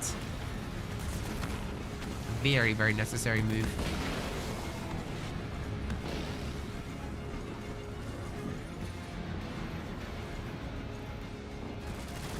Ah, that's an absolute cleanup, isn't it? Oh, look at the swap! Look at the swap! Zoid Soul might actually have a play here. If he nukes his base down, that would be massive, but he doesn't have quite the numbers. Great Vulture swap though. I think this could be the play they needed. Colossi are getting countered finally. There's not enough anti-air with this.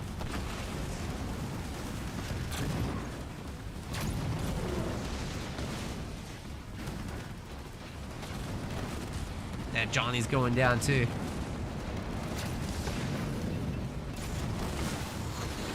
But now here come the Reavers. Dude, Cars has a crazy army here. And I'm pretty sure he has highly upgraded vehicles. You can't see right now, but I would say he's at least level 2 vehicles.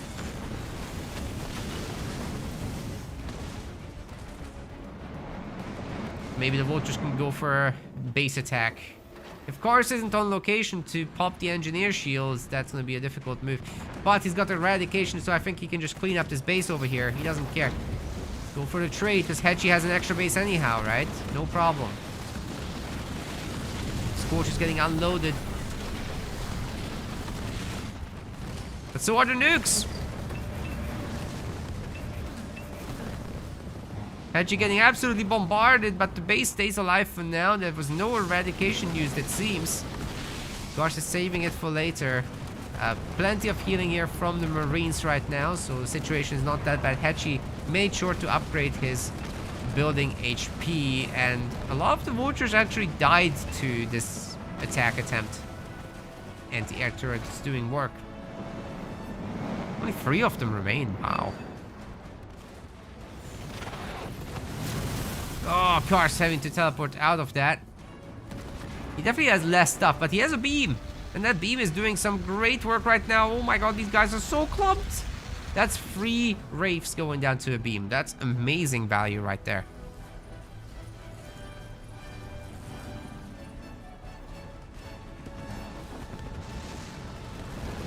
Marines just absolutely running this down.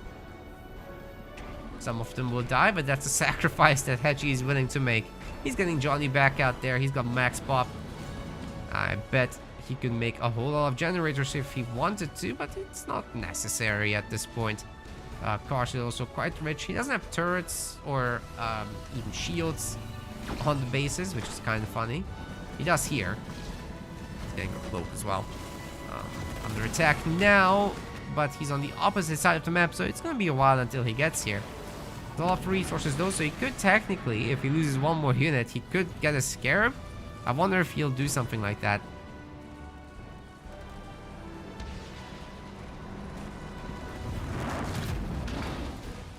Oh, and I missed it, but Blinks also donated £5 to the next pro tournament. Thanks very much. That's going to be a 1v1. It's going to be about a month and a half from now, I think.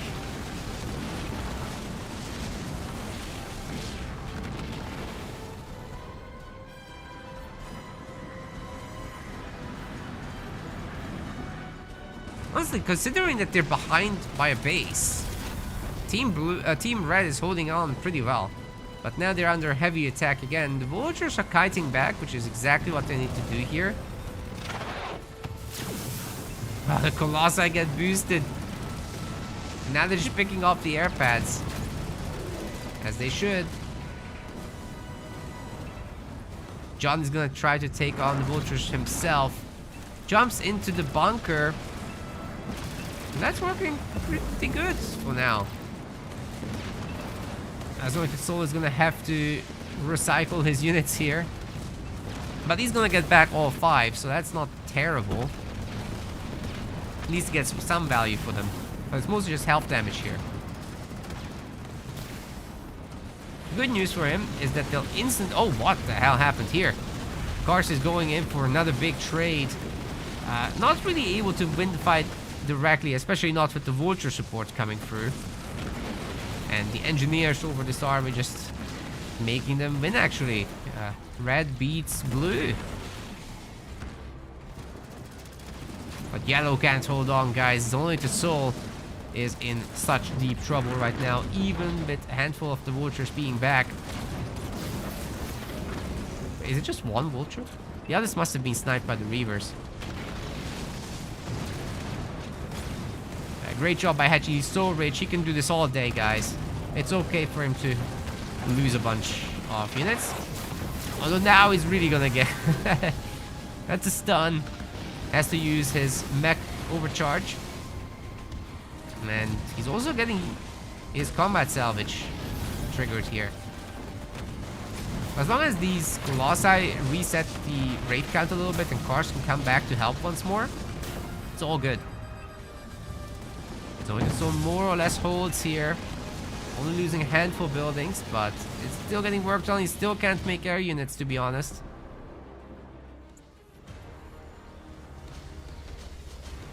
Checho's at 54 population. Zone is just 17 because he can't make stuff. Cars at 80. Hedgie at 115. He can actually do this all day. I don't think he should send in these little groups, though. Probably best to group up again. Johnny's still in there, but no veterancy for him. That's funny.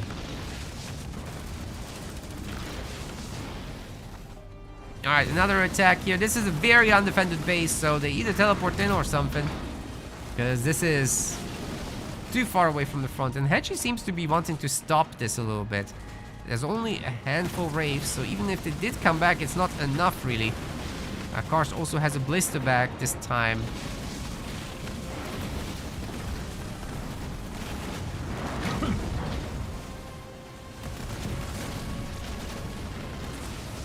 Turrets are down. Now it's time to focus the main, and Hedgie's still holding the ground here.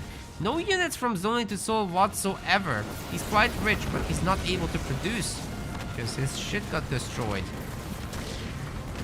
Mines aren't strong enough to destroy Wraith at this point. Cars must have the tier 3 upgrade.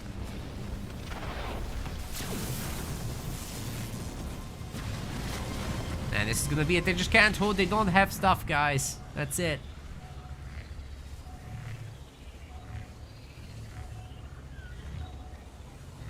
Well done. Well done to Art of Ruin. One more victory for them, and they're in the finals. Of course, before that, we'd have a bronze match, but we are still in this series for now. Hope you guys are having a good time, by the way. Lots of viewers between the two platforms. We have 100. It's amazing. Well, almost. 63 on Twitch and 35 on YouTube. That's very nice. Aha, now it's 66 on Twitch. Now we have 100 plus. It's great.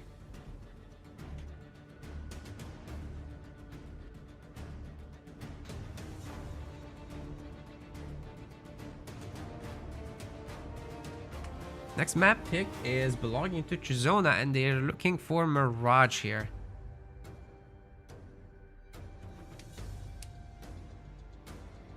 So for you guys, Art of Ruin voters, you're getting 11% in returns. Congrats. You got at least one more bet in this series. Again, the map is going to be Mirage. So let's roll that intro and fight. Oh, there's no Johnsons available for this. That's going to be a little different. No Jerome either. What will they even pick? I'm curious. Maybe some Serena action.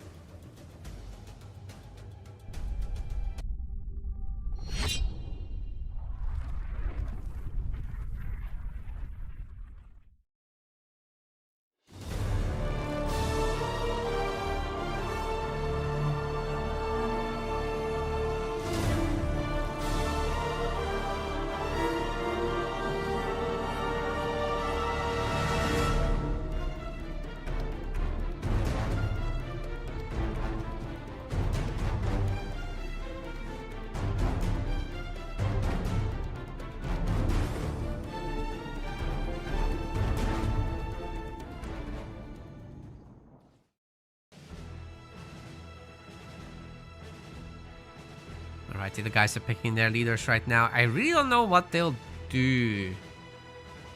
I mean, I'm tempted to say Serena is pretty good here, but also...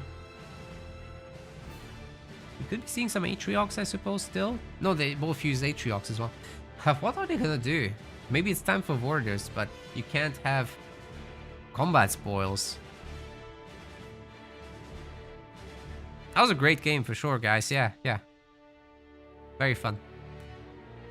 Oh, of course. I forgot about Shipmaster. He's really good here. Just that hero is nasty. Ladies and gents, walk on. We've got Mirage and Carson Cameras is in the blue. Teal color, Hechi. They're playing as Colony and Shipmaster. On the other side, in yellow, this is Zonated Soul and his buddy Chechos Pros in the red. Oops, wrong button. They're playing as Shipmaster and Serena. Serena's interesting, especially if you can hold on to that middle base. Get a whole lot of ice blocks up in the middle for the first fight. The ice cream truck as well. And support it with the honor guard. I think that could be pretty good. But if they end up going ghost, that's also fine. It's just a little bit harder to pull off on a map like this where you only have one mini base per player. And actually one person doesn't get any. That would be Hechi this time. So he's going for an early raid camp, and he's probably going to go double raid camp to absolutely pummel this. So we'll see how well Zonated Soul is going to be able to defend. But if his buddy helps, Jetros Pros has out a bunch of ghosts by the time the brutes arrive, then everything should be fine. Wait, Hechi is the Shippy. Yeah, he's gonna have brutes. Cars, on the other hand, I guess he's gonna go skit choppers. Already has some skits out, but no choppers just yet. Okay, they're happening. They're happening.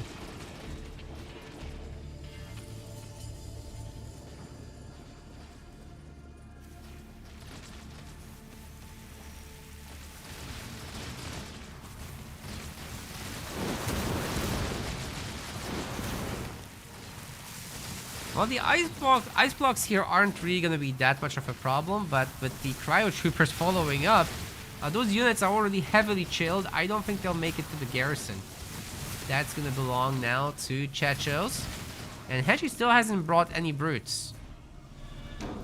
Looks like they're coming more or less one by one, and he wants the single mini base to be destroyed.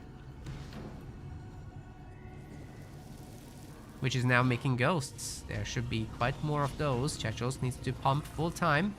Actually, he's gonna get shielding first and then pump. It's a good idea, but there is a little bit out of position, isn't he?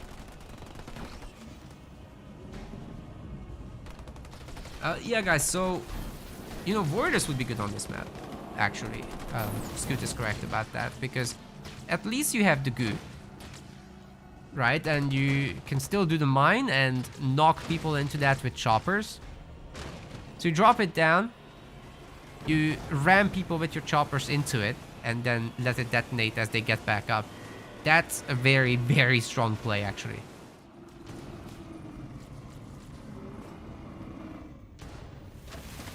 But of course, once you get into vehicle versus vehicle battles, it's not as easy to do. The goo just has a much lesser effect there. Anyways, Cars with his kit choppers doing phenomenal work here in the middle. The ghosts really don't have a chance against them. So they don't want to take a straight up fight, especially in equal numbers or being behind. That's absolutely unheard of and just isn't gonna happen. But Team Red for now has defended the mini base. There's no meaningful damage done there, but now that both of the Team Blue guys are spamming scouts, this middle mini is basically theirs. Ice Cream Truck might be able to do something about it if it was supported by a Shippy Mac Shipface hero, but the Honor Guard isn't coming either. This is dangerous business.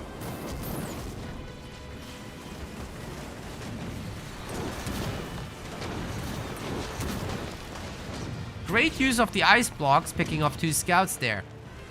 Maybe they can hold.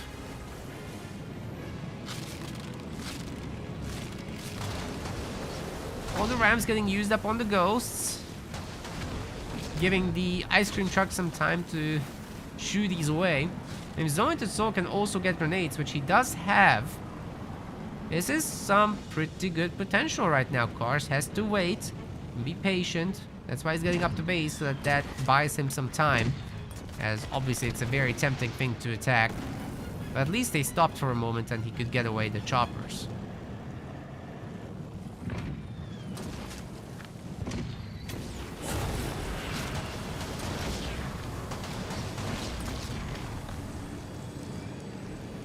Quick heal for the cars here.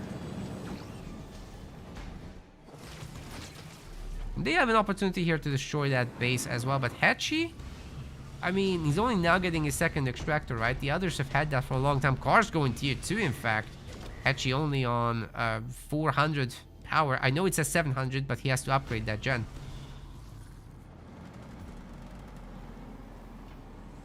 There's no way he rides it out until tier 2. It would be... He would just hurt himself economically. That's not a thing. We've got Frost Ravens coming out, which is super fun. I love Frost Ravens. You guys know this.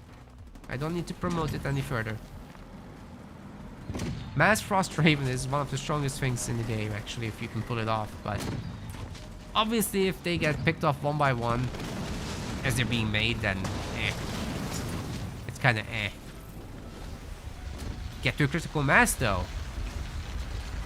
And make it a surprising thing. That's different. Anyways, Ice Cream Truck is dead, so Cars definitely has momentum on his side for now. Even the 2 combined players aren't able to handle this because they got greedy and split up. They had just fought together. This would have been a different kind of fight.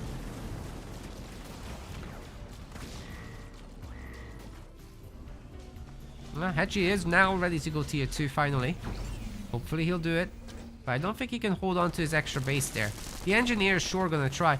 And you know what? Maybe he can make it to the 4th point, but it's so far away still. And we've got the Frost Ravens joining the fight as well. So Soul has revealed them, but I think he wants to hide them some more actually. That would have been prudent to wait at least until he has like 6 or 7 or something.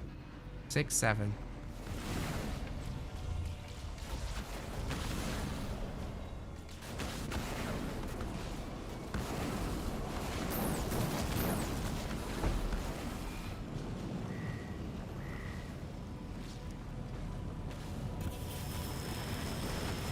Oh, he's not trying to hide them at all. He's going for it now. Let's see if Cars can do anything about it. It doesn't look like it.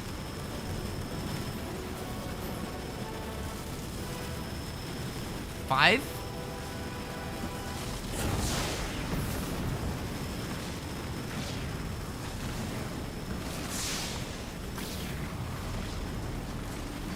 Oh, what's that? It's a beep. Oh my god, Cars, you're so clumped. Holy shit.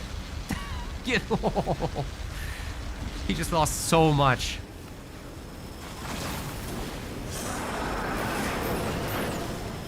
The Capitano is getting frozen very easily as well. I'm gonna permanently get it into that state now, pretty much. Especially as more of them come up.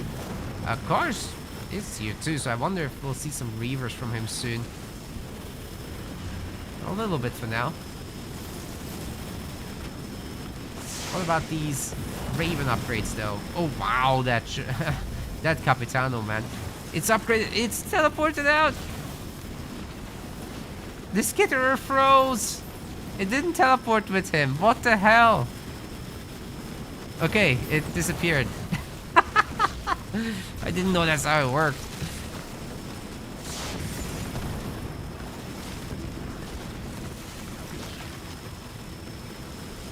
Sorry, what do you mean Enforcer drop? This is Shipmaster.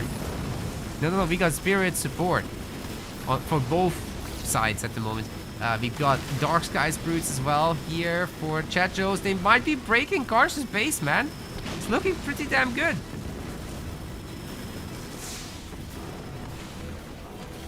Sweet Coat, thank you so much for the raid.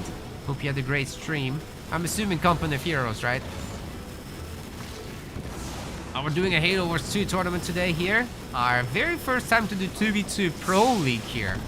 We usually do 2v2s in the lower levels like Rising Star, but now the top guys are playing and it's pretty damn fun. Carson Carras is somehow holding this base actually, guys, with the Engineer repair, but it's not enough as the shields go down in the end. The Engineer bubbles, and even the Hunter Capitano couldn't do the taunt ability, and he gets frozen once more, shattered, and frozen once more again. There's gonna be a beam in the middle of all this, and that's hurting the the brutes significantly, but they just jump out. It's fine. The Ravens continue their freezing action, but a lot of them did fall. I don't think there's too many left. There's 4 of them left. There's a heal on the Hunter Capitano, and do remember his beam attack actually siphons health. Cars can stay in here quite a lot longer, but once the Engineer bubbles are gone, he disappears as well. It didn't even take that long, actually. So, yeah, Brute's pretty good against heroes, guys. What about Hetchy? He somehow survived here on that free slot base, which is crazy. He's got his own hero out now. He's taking mini bases down, and his other guard is ready to cause some chaos. But I don't think it quite matches up with what Chechos has here. He's got such a huge advantage. Okay, Cars managing to stop the third base from coming up. That's at least a bit of a consolation prize. But man, Cars has to turtle, that's for sure. Just chill back home, sit under the shield, get that Hunter Capitano going again, put some skits on, and hope for the best. Maybe they'll come to you, maybe they'll feed you too much experience, maybe you can get out a scarab or something. And Hetchy holding on to dear life, just barely. Because I think he's about to get doubled. I'd be shocked if Chechos isn't coming in to help when he can see that Zonated Soul has got it under control by such a degree. I think this is the opportunity to come over and end it. Yeah, Karsh can turtle by himself over here. That's fine, nobody cares. Let him. Let him. Team Red's absolutely controlling all of the map. The Reavers have some other ideas, but they're not exactly anti-building units, so it's not like they can reliably stop this. These guys should absolutely go and help. Spirit support gets called in. Wait, where's the Hunter? Is it already gone? Oh my god.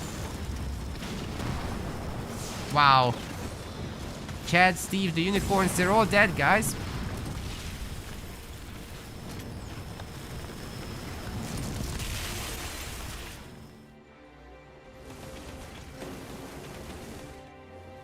Still nothing too interesting. Hetchy has like units in Kars's base for some reason. But I don't think he can hold the main even after all this. Like the Kodiak's starting to siege him. He doesn't even have shields. He's gonna lose the generators, man. This is very, very bad news. Cars? Probably trying to save up for Death Host. But very much need those dropped in units for sure.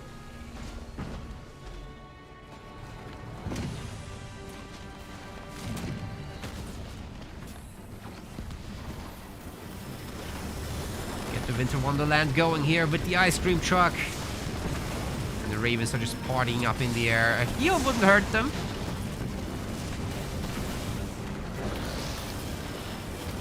But I think they're fine for now. Yeah, it's too much anti-air here. You don't want to mess with that. Is that a... Oh, yeah, Devastating Host is in. You also got the big drop here from Zonated Soul. And those two tanks are sure racking up some damage there against the Capitano. Well, you can take it. He's great at anti-vehicle stuff. Plus, there's an anti-vehicle turret. Things are not too bad, but 4 Kodiaks now. This is starting to be a little bit scary. Beam getting called in as an act of desperation, really. Tank gets taken out, so it's not all bad, but these guys are still very much on the back foot. Even the 2 Cryo Troopers are adding a lot of damage, and Team Blue has to resign. Well done by Chisona. I didn't think these guys would play that well. But this game, they really turned things around compared to the first two. I thought this would be probably a sweep after we've seen the first two games, right? But game two, they already showed that they can hold on to dear life very, very nicely.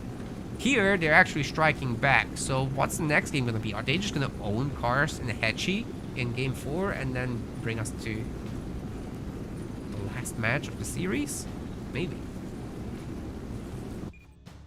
I always like it when we go full series here.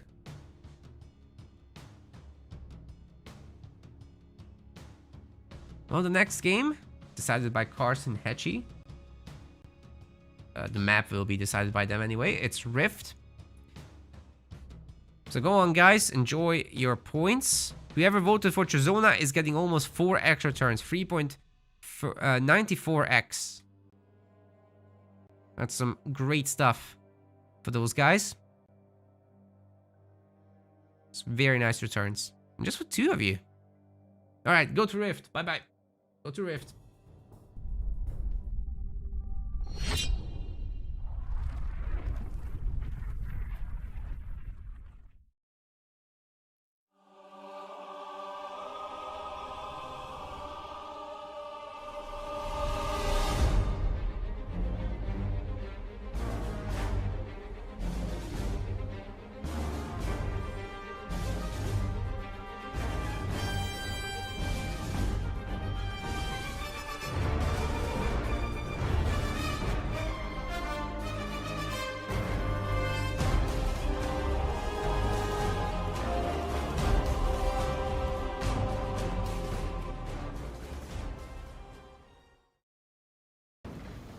Oh, look at that. These guys are doing a mirror matchup. Cars and Cameras is in the blue. And we've got Hetchy in the teal. They're playing as Arbiter and Anders. Hetchy being the Arbiter. And then on the other side, we've got Checho's Pros in the blue and Zoneted Soul... blue? That's red. That's so red. Zoneted Soul is playing in the yellow. And they're also playing Anders and Arbiter.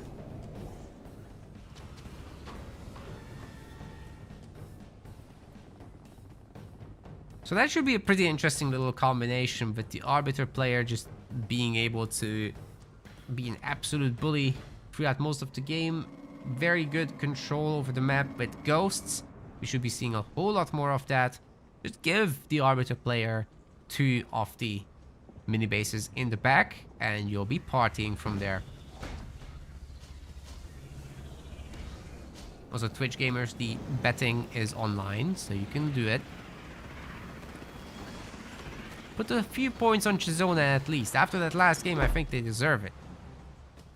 Don't make it like 99% lopsided.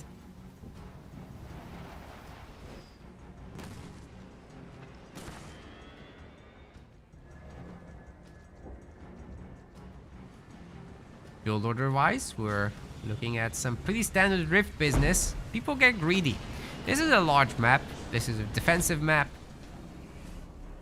This is like the entrance to your main base slot, right? And this. So it's very, very easy to protect those. And there's generally a large rush distance as well. So you've got time to get your economy up and running like this. And Cars is going to do the same for that reason. And we'll likely see the exact same thing on the other side of the map. Not. Zoneted Soul is actually going hero and either snipers or Hellbringers. We'll find out. But if it's Hellbringers, it could be a really good pressure play if they coordinate. But Checho is also going for a second generator here and not Ghost Place, as he only has 1 of the minis, not 2. So Zoneted Soul probably isn't going to get that much out of this. Power nodes are being captured by both teams. Blue already has 1. Red's following up soon.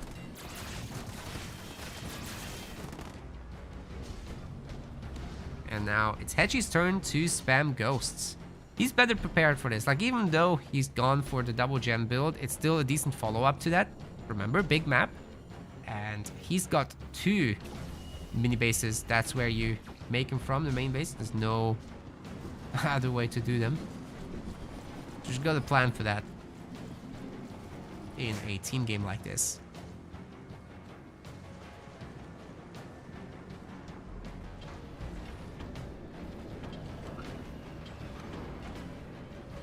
Cars, interestingly, getting some snipers out.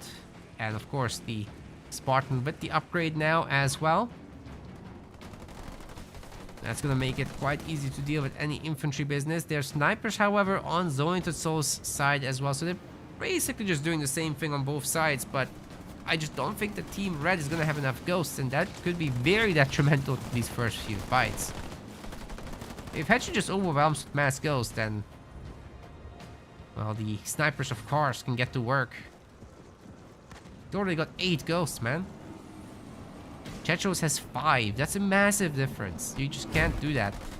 Chechos is going to try to go for a quick tier 2 without shielding on the ghosts. And for Hetchy, he's finishing it. So if they strike now, as these shields finish up, that would be great. Oh, my interface. Sorry. Sometimes it breaks.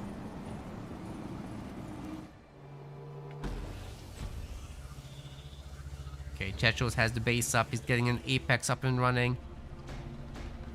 And if he had upgraded these harvesters, he might be able to also afford a third extractor right away, but he's not done that. And they're under pressure anyway, so he shouldn't do that. Oh man, those mines actually might detonate.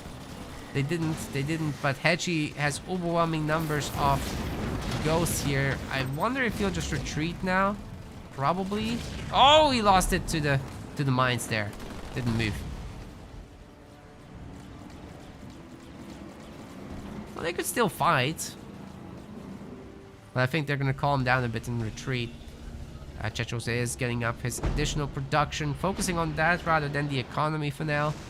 As they're under pressure and they need to make sure to reinforce this in case the other guys are just gonna come at them even harder. Which could absolutely happen. Hetchy's ready to go tier 2. He's got his own base up and running. But I think he's gonna be a bit more economical and perhaps think about the third generator. More power, more upgrades, more advanced units. It makes sense. You should do it.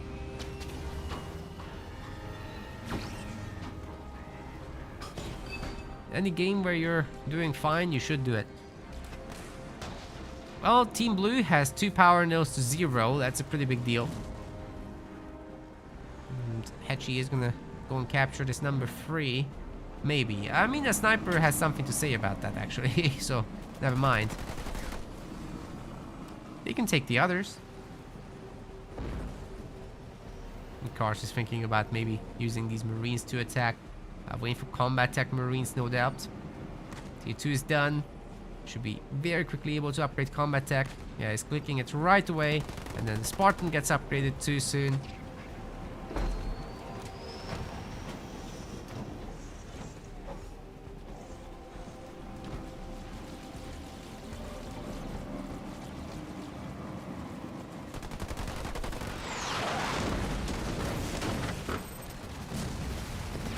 Good stun with the drop turret, but the snipers are very nicely spread out by Cars, and he was able to snipe those mines before any trouble happened.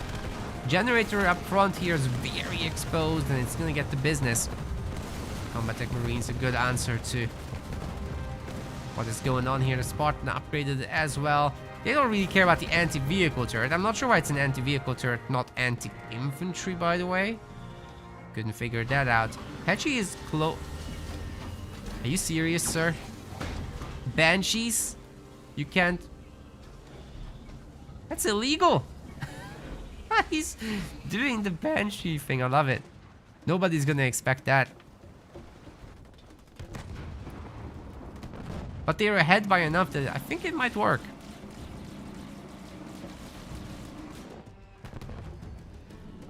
Okay, third power node here, getting taken care of by Cars.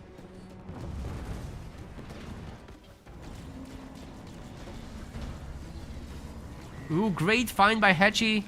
He's found the third generator. It's unupgraded. If he drops in, he will be able to take care of it. There's some phantoms up in the air for Chechos. Probably loaded with elites, but it shouldn't be a huge issue. Anyways, shield generator getting taken down there by plasma bolt. That's probably gonna be a success, and it worked. And he's now working on the extractor. Will it work? The extractor's getting healed, but it's not enough. Ghost will clean up. That's that. We got Karst is attacking this mini base as well, so they're definitely doing a lot of damage together.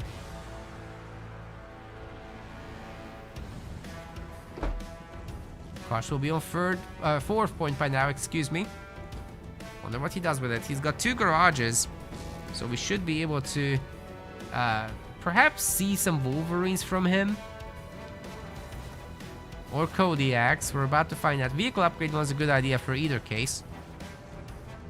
But it might be Kodiaks, because Zonated Soul is just kind of poor here. He doesn't have any power nodes. Well, they have 3 at the moment, so good job there. But that's probably going down back to 2. I don't think Chechos can donate a lot of power to him, but if they can get an early Sentinel out, it could change everything. Good amount of Phantoms now. If they maneuver carefully, those Marines are in trouble. But Karst doesn't have to keep him, does he?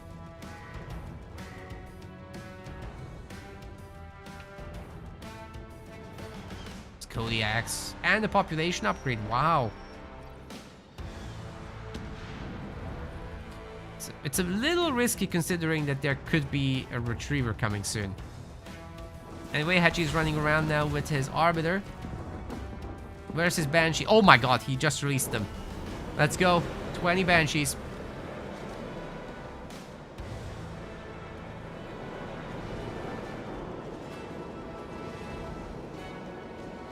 Let's go. Okay, let's not go. Let's go. Come on, Hachi. Do it. Do it. He doesn't want to do it.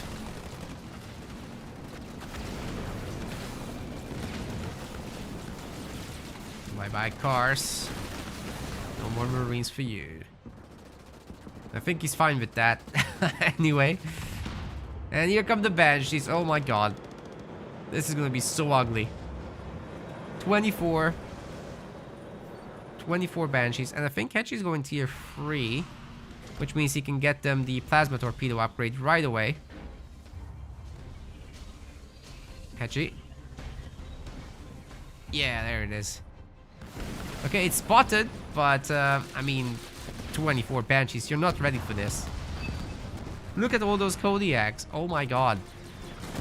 So it's all now gonna be eagerly pumping out Wolverines if it will do anything, but I mean, these are gonna be quite well upgraded, right? And Karst is dropping in his Retriever Sentinel on top as well.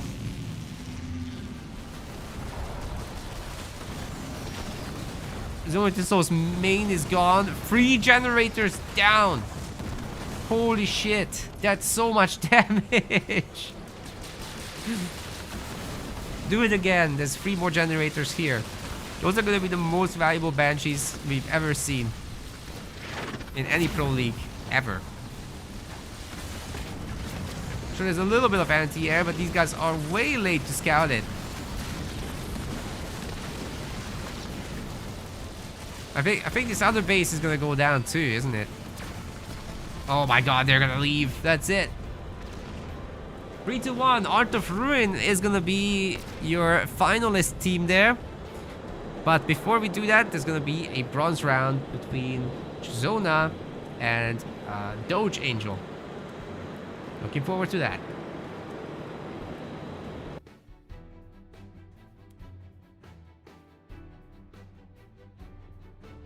So let me just enter the scores for this. And we'll be off to the races with the bronze round. And then the finals. So another best of 5. Let's get that underway real quick.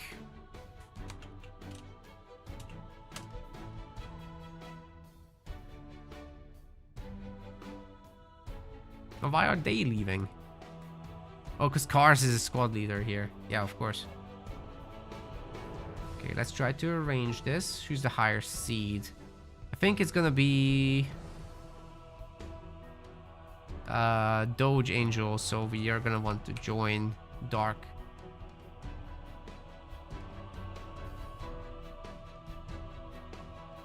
Whoever voted for Art of Ring gets 24% returns there. GG. So bronze match, we're deciding who's third place. Yes, there's a prize difference there.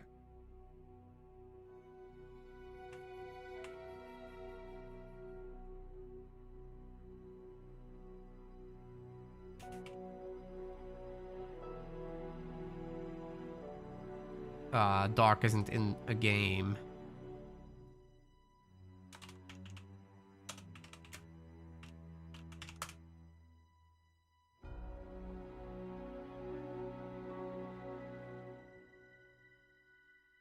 Right, we're gonna have to wait for these guys to get into everything. Get their lobby going. Hope you guys are having fun, by the way. We have so many viewers right now. Holy cow. We have 68 on Twitch and 48 on YouTube. That's amazing. Keep it up. Keep it up. Call your friends. We're just getting to the big matches.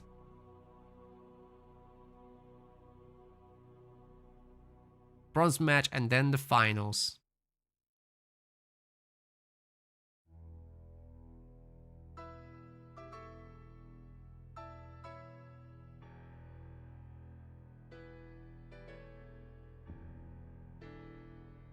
And why can't I join Dark? There's no join button. I can only invite him. What the hell?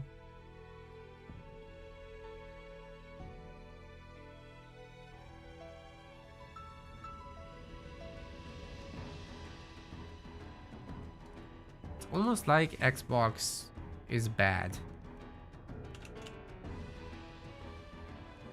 Good lord.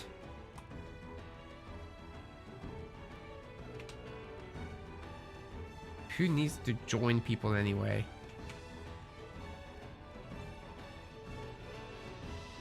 Okay. In the overlay it works, in the app it doesn't.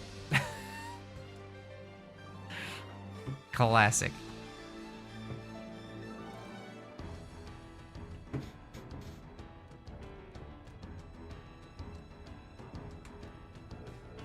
Now let's get the others.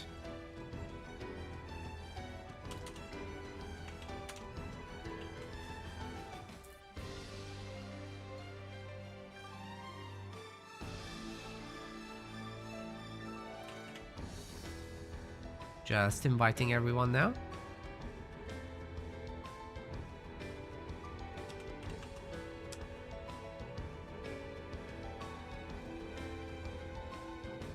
And there we go. Then we'll have to get the ban information.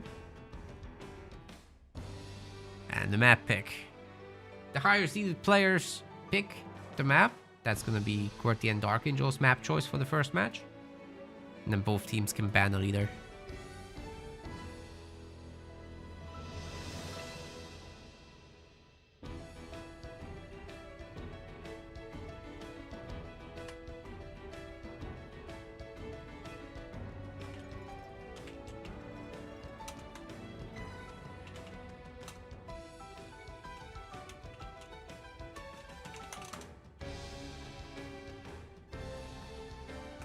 I don't think they got my invites.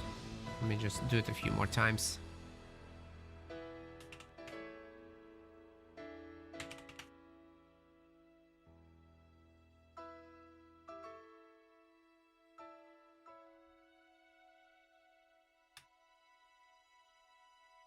Hopefully they'll show up. It would suck if they didn't.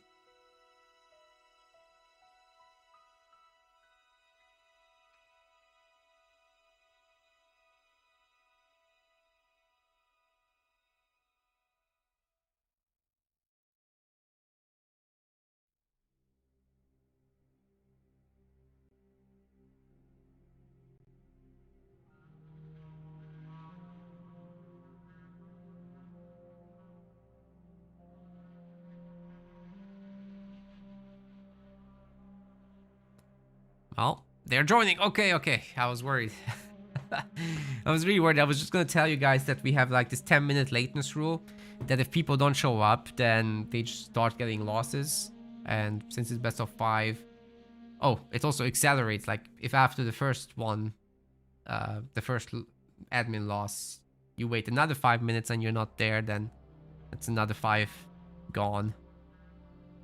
It's another match gone, and then with the third one, 15 minutes in, 20 minutes in, it's Ogre for a best of 5. Wow, that really didn't come out of my mouth very nicely.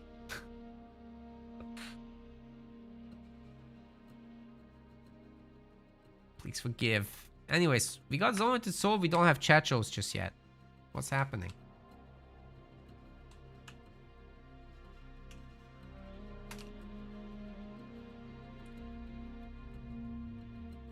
Shows is online, but not in Halo Wars 2. That's bad.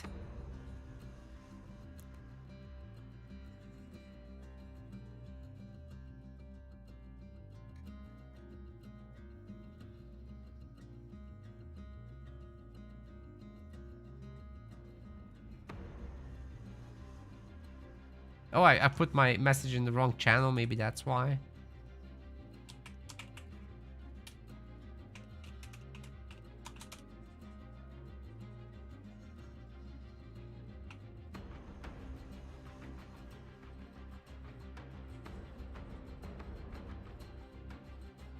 I mean, soon we're gonna activate the lateness timer anyway, because I did send invites. It's been 6 minutes and we don't have chat shows.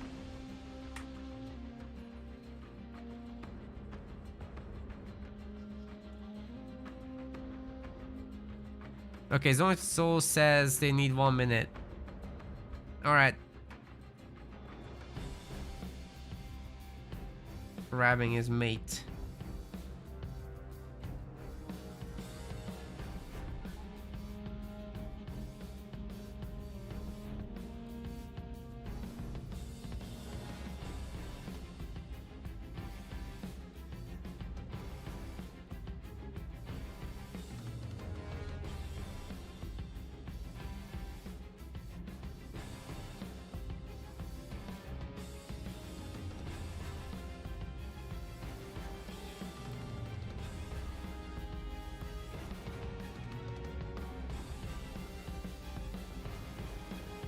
By the way, next week we're gonna have a show match as well. I forgot to say that. That's gonna be between Dark Angel and Mars. So we're not gonna have a tournament. We're on a break, right? But we got at least a show match for you guys. So I hope you look forward to that.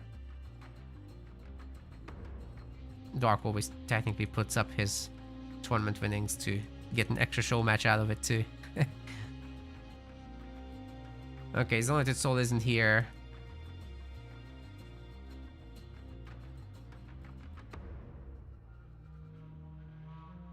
Okay, I'm gonna go and get the translator to make sure he understands we are on a timer here.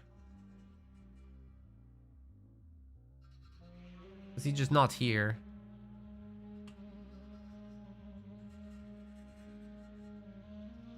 I mean, that show is online.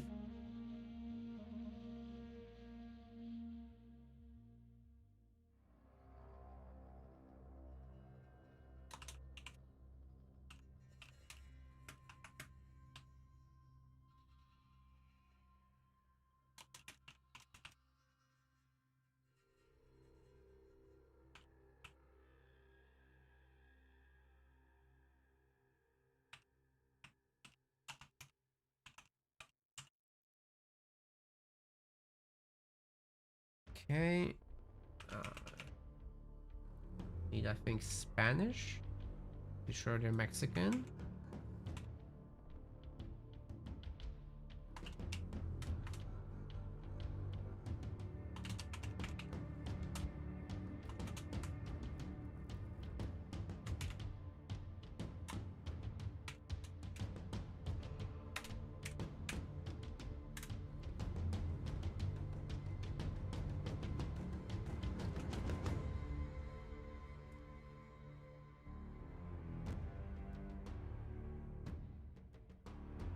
It's gonna be 10 minutes in just a moment. So, yeah, if there's no response, He's not on Discord, so it's pretty bad.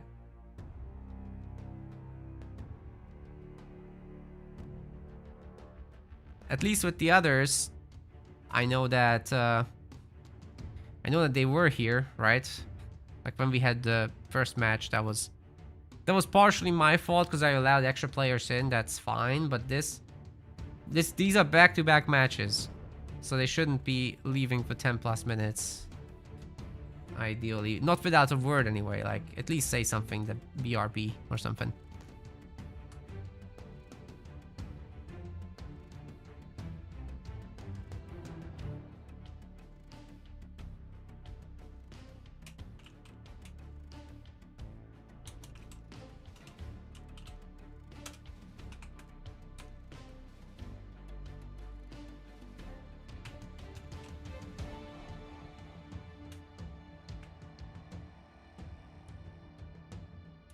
I've done an extra minute.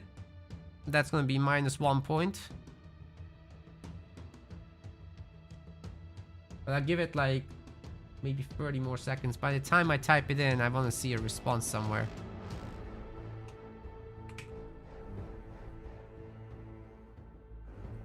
Let me just double check on Xbox, see if there was a message. But this might be a forfeit. At which point Zoned Soul would still get his money, but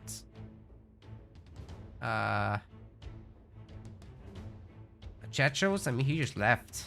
He's offline now.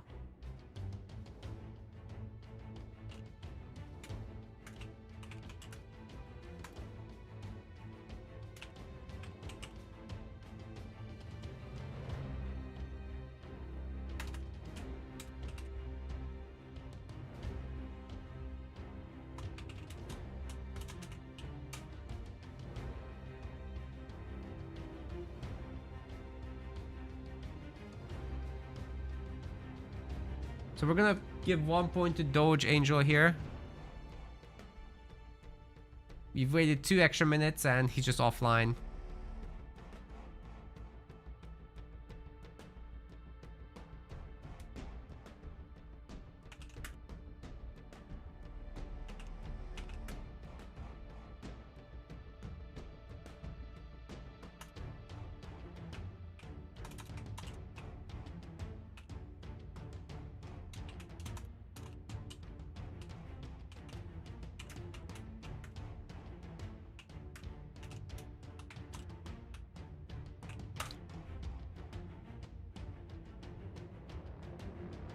The next point will be in 3 minutes from now. So if you guys, it's actually 2 minutes.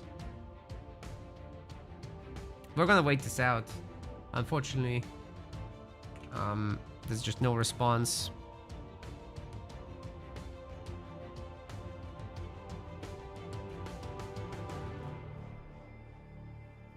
I think they just literally forgot the bronze match. That's very unfortunate. Well, Zoned Soul would still get his winnings. Yeah, I mean, it's in the brackets, so it's not like it's hidden information. This is what it looks like, guys. So, as soon as they left, this was shared as well at the beginning. It's marked as a casted match. Like, I don't know.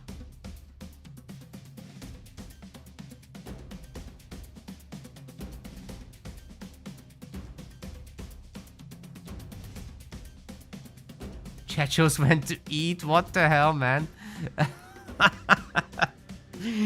Hey, I wouldn't hate to do the finals first, but like, you need to communicate. It's an age of AI translation. There's no excuse.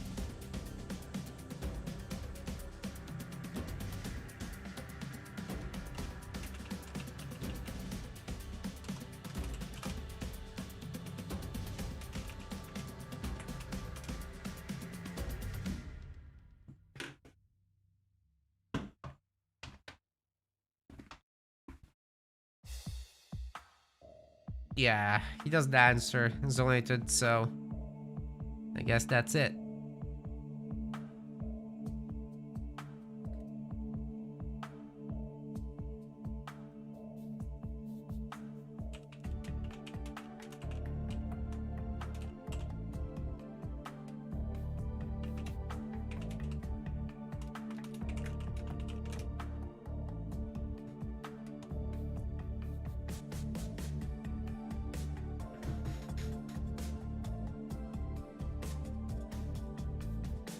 Of course, every time something like this happens, we lose like half the viewership. Yeah. We just have to enforce this, because if people don't show up, then we just lose viewers.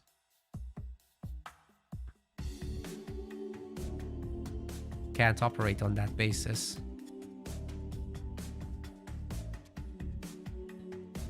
I mean, there was no communication, so I'm pretty upset.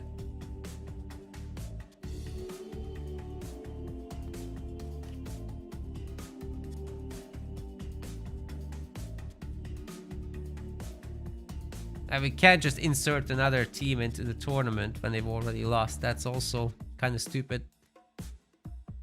So what's gonna happen is Zonitutso is gonna get his winnings, and Chechos is not at this rate, because yeah, you just, this has to be a lesson, right?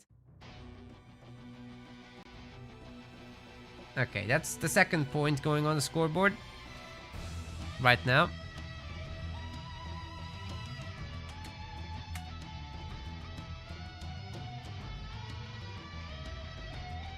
And we'll wait a final 5 minutes. I'm gonna go to the bathroom as well while this is happening. And then the finalists can, I think, gear up. This is almost certainly gonna go straight to the finals.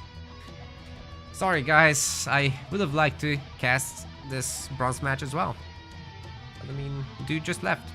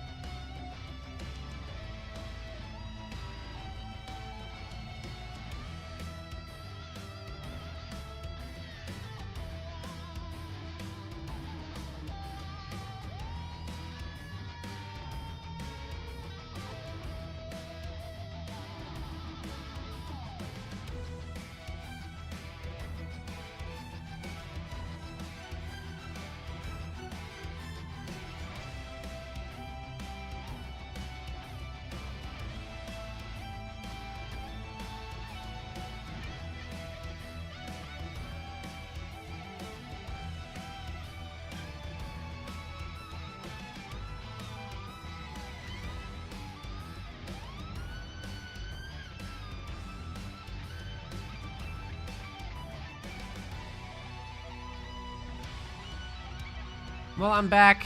I'm just gonna do one final check everywhere. That's it. That's it, there's nothing.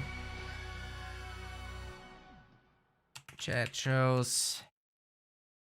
Oh, he's not in the game.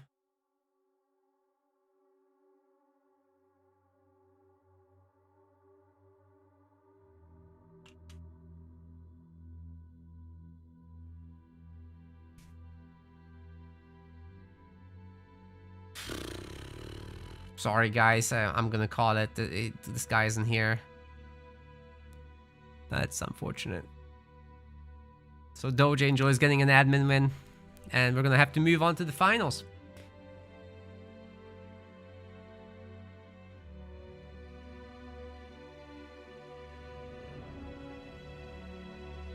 So I guess Cars can host.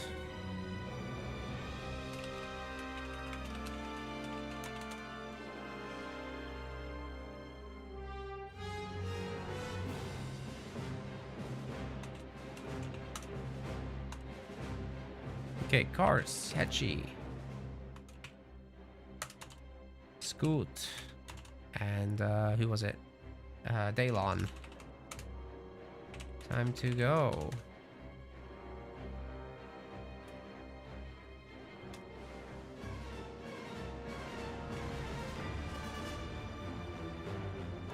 So let me get in here with Cars, in before Daylon has left as well.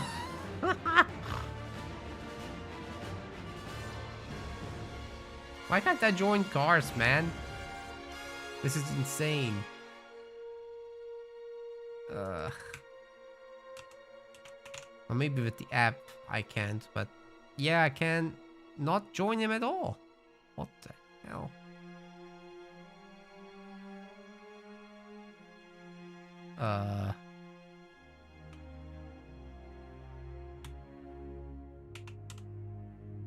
Maybe you can join Hetchy? Yes. Why can't I join Cars?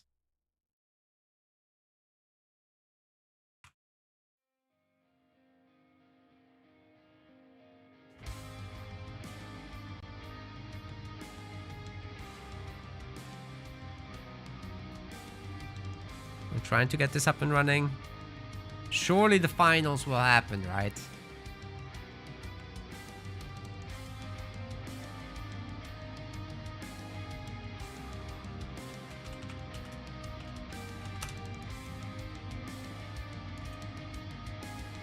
Oh yeah, Sean, if Sean wants to cast, we can get him in.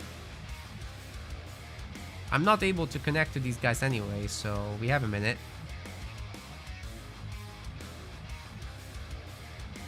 But yeah, the lobby is getting set up now.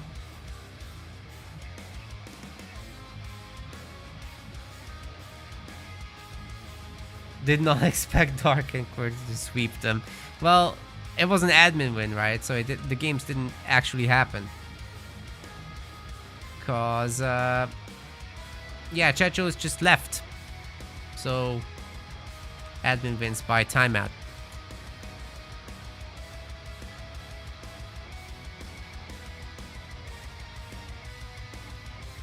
This is gonna be best of 7 here in the finals.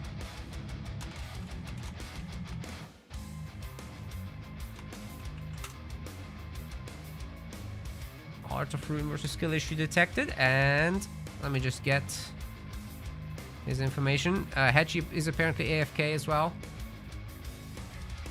Of course, these guys have some time. I hope these guys don't get their nonsense going as well with the lateness.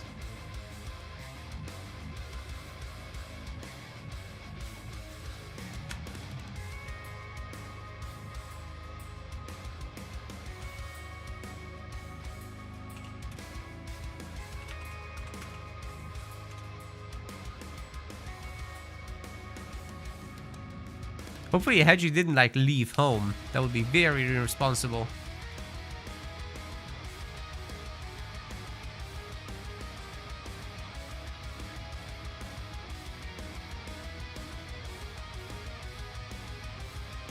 Man, this is a mess.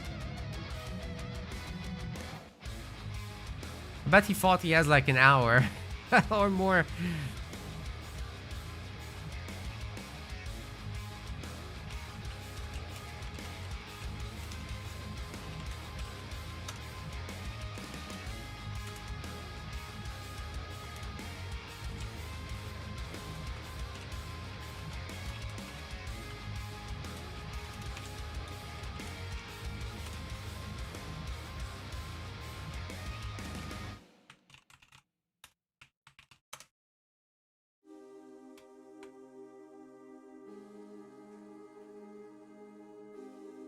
So where is this Hetchy guy?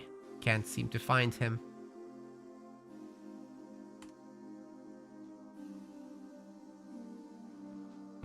I did ping. I'm gonna also ping. Ah, he's AFK, man.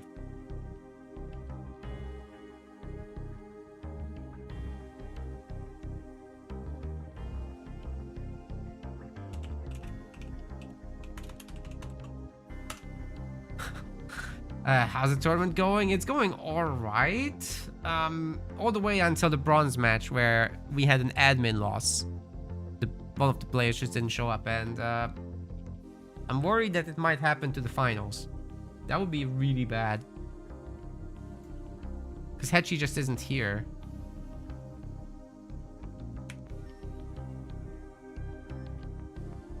So I'm just making you guys wait at the moment, which is not great.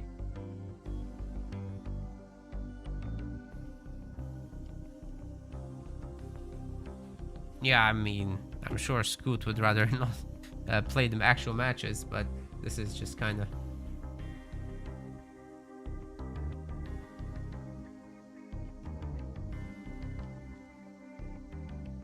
kind of bad.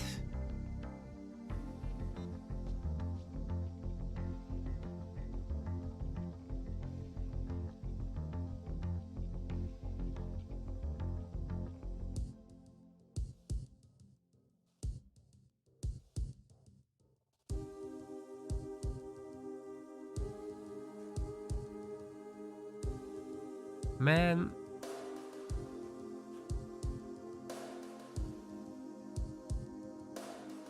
In 4 minutes, it's already at the 10-minute mark, so...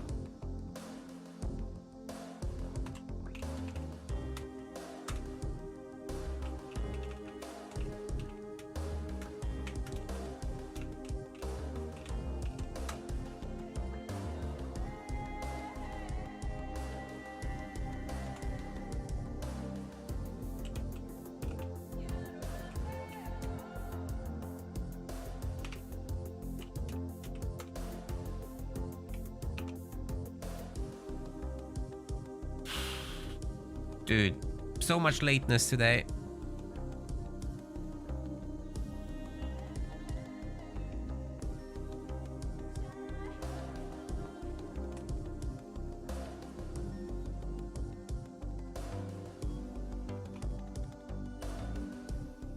Man, please no. I want to do these series.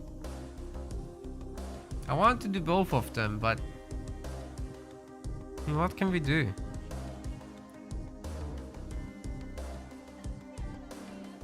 I think he's here. He's greened up now on Discord. There's a chance. I'm willing to give him 1 extra minute on top. Obviously. Not a problem.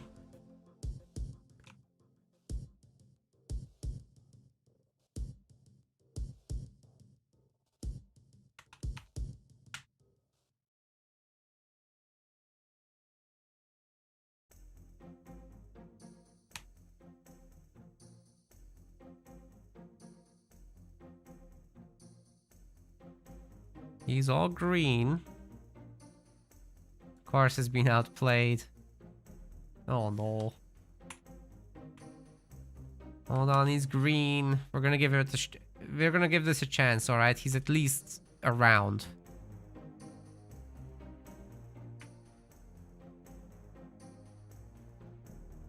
Checho's outplayed Hetchy. That's it. That's it.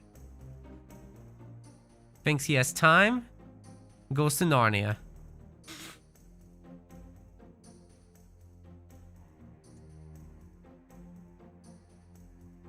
It's a quick job. In and out. 20 minutes max.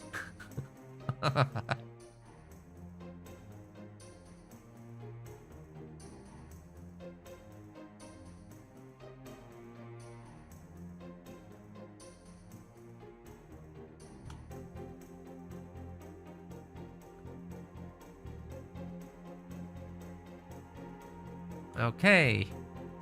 Now Chechos is back. Well, Hetchy fought wrong. He does not have a break.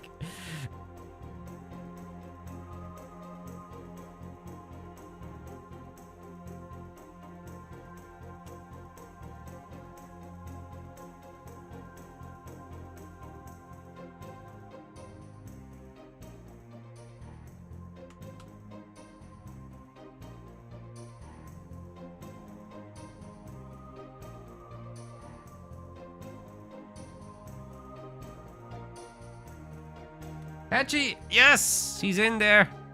Saved it. Saved it. I'm gonna be lenient about the extra 2 minutes, whatever. We're gonna have a 4 finals. I knew you were gonna be back.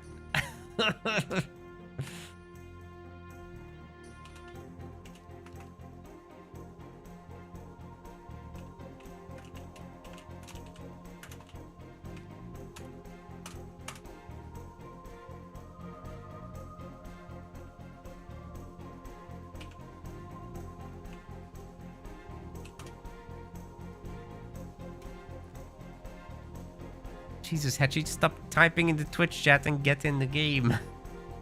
I know.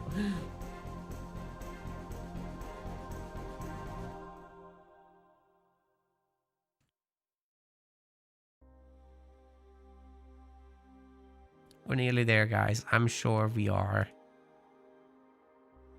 The finals you've been waiting for is happening.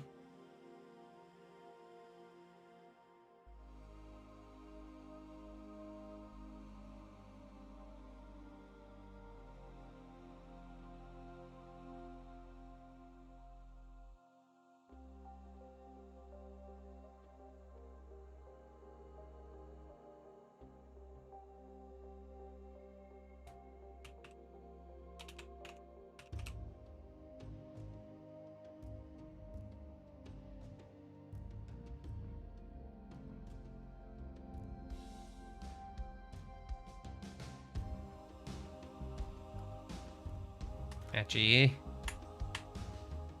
Dude, where information? Dude. He is actually on the way, but this will be a moment.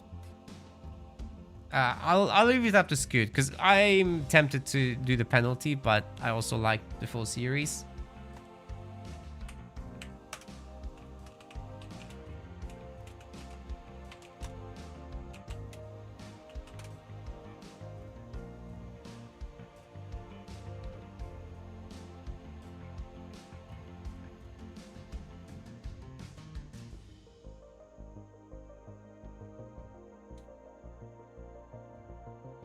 If Team Scoot wants it, they'll get it.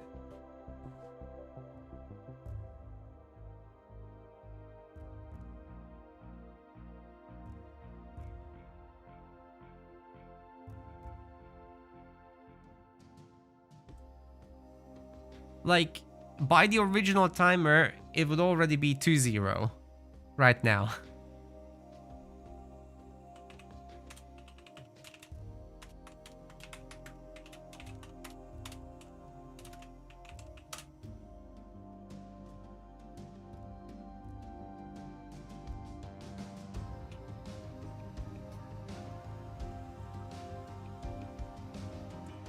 Who is skill issue detected? That's Scooty and Daylon together as a team.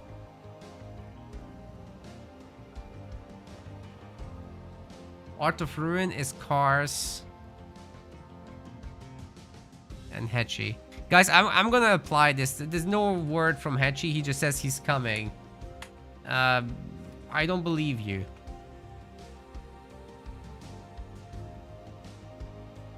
Absolute final last chance.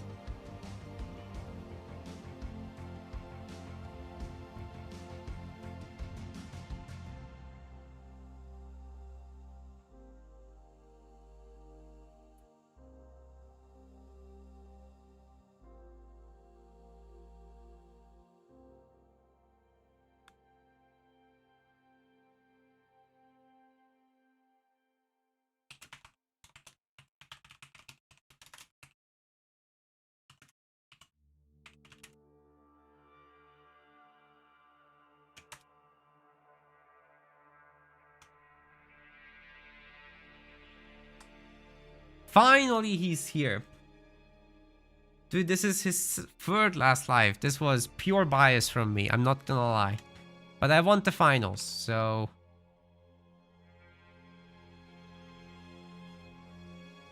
We were obviously not going to wait 40 minutes for Chechos.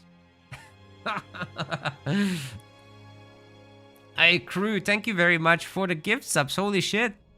5 gift subs. Thank you. That's very kind.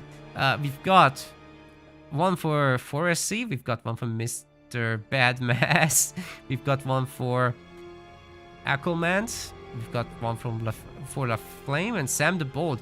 Enjoy your gift subs, thank crew.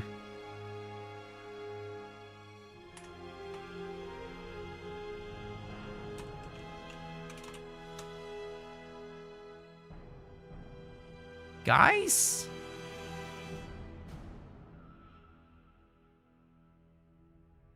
Hedgie says he's here, and he says he's here in the game, but we don't have map and...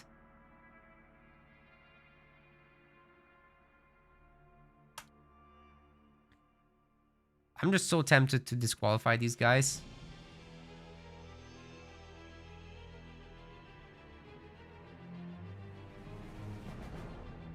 Okay, 33 was gonna... That's a free 0 already. At 40... what? At 38, it was 2-0. At 42, it's 3-0.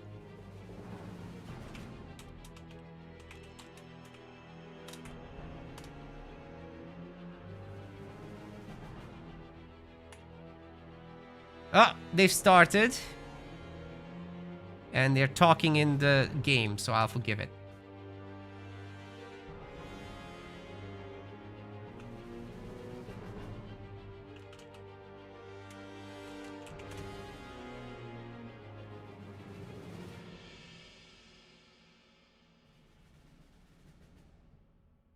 They banned Jerome. And Cutter was bad. Okay. Okay. No lateness penalty, but they must start.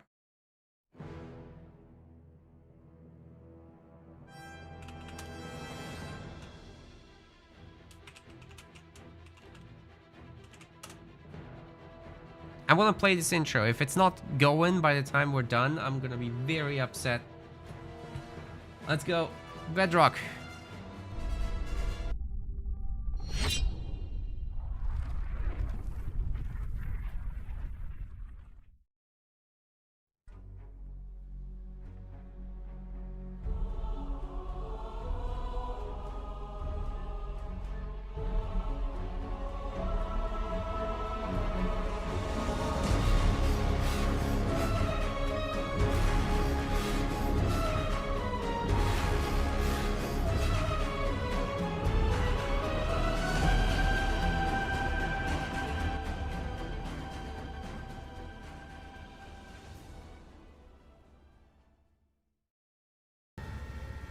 Ladies and gentlemen, we've got ourselves the first finals of the first Metaplays Halo Wars 2 2v2 Pro League. 200 pounds are on the line, and in the blue color you've got yourself cars and cameras.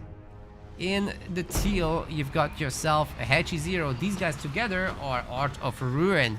That's their team name, and they're playing as Pavium and Yap Yap. And they nearly got an admin disqualification because of insane lateness, so... no more of that in this whole series, just saying it now. We've got Scootman in the red color. And we've got his buddy Daylon in the yellow. And they're playing as Yap Yap and Pavium also. Yeah, no more lateness, no more... I'm gonna go away for 20 minutes, yeah?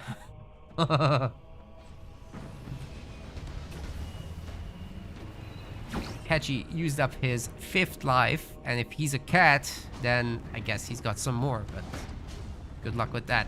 Anyways, pretty standard build orders here. Scoot going with that generator third as far as I can tell. Daylon going for the quick generators for that sweet burnout. He's Pavium, right? Yeah.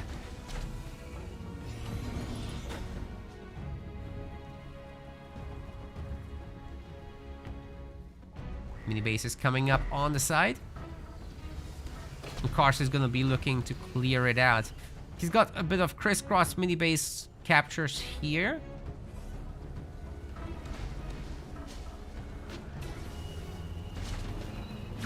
And Hedgie is getting his own second extractor.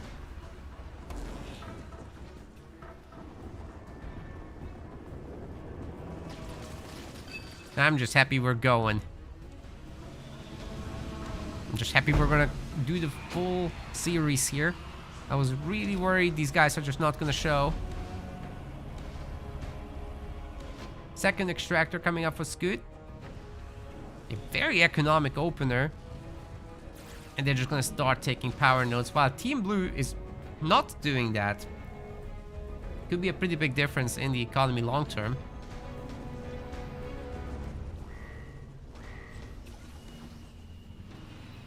Already a turret coming up for Hetchy. He's also expanding. Just really pumping those cannon fodders, isn't he? Not much else happening from him.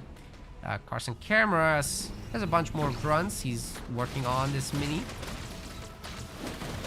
Brutes will be taking that out, of course, as expected.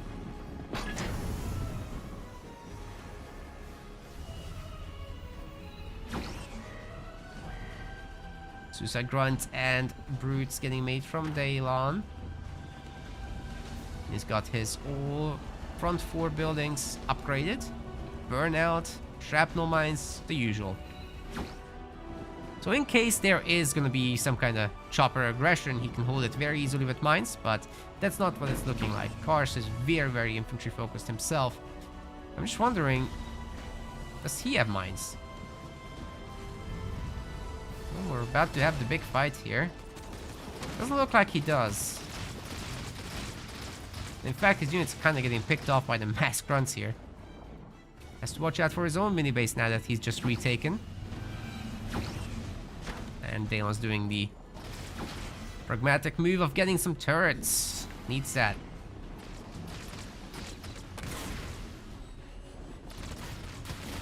There's not that much aggression coming his way, so just 2 turrets should be able to keep him comfortable back home.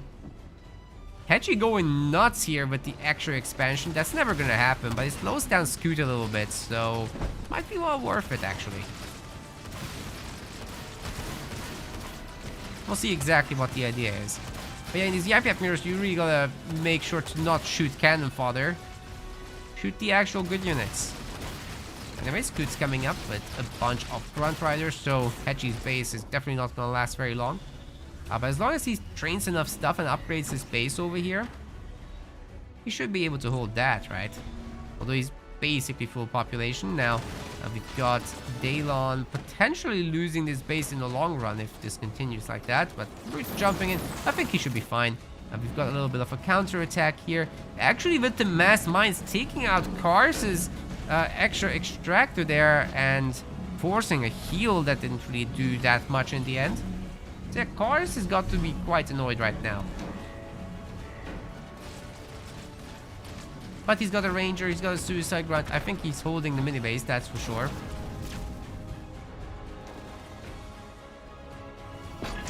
And in the end, Daylon managed to hold this as well. He's once again doing a burnout, not getting an additional extractor, funnily enough, but just getting a raid camp and foundry combo. And pumping some more grunts up. But meanwhile, Team Blue has taken the majority of the power nodes, which is pretty good stuff for them. Pushing Scoot back just a little bit. And he's still not able to get his own base up and running, because Hetchy just stole it again. But he's so hard stuck in tier 1. I don't know about this. This isn't looking good. Okay, maybe now Scoot can build. It would be about time.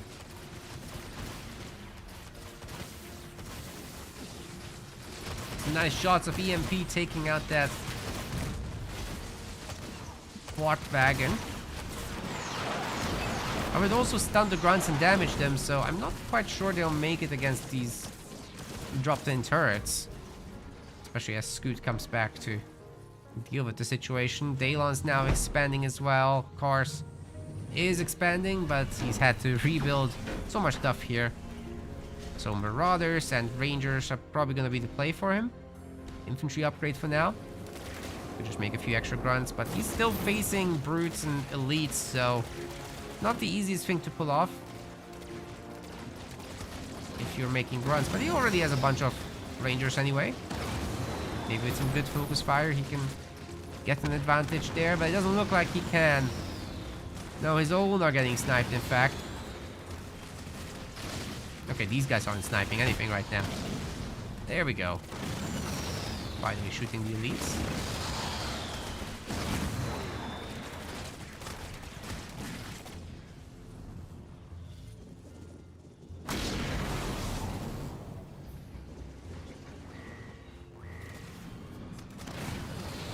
Man, I think it's such a critical error to not have shields on the elites. It's so non-Halo. I don't know. Weird stuff.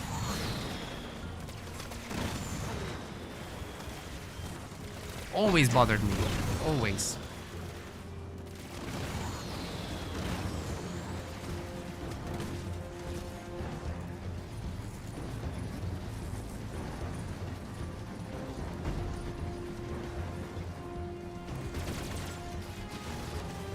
Well, Yap Yap versus Yap Yap, it's kind of chaotic. Scoot will probably have to go back there to defend, but he'd rather attack, it seems.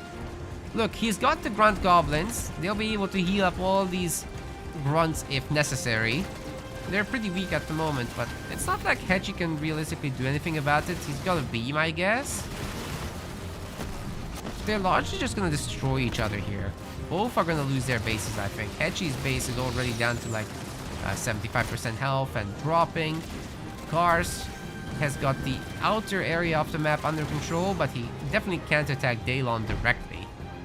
But he's doing just a little bit better, I would say.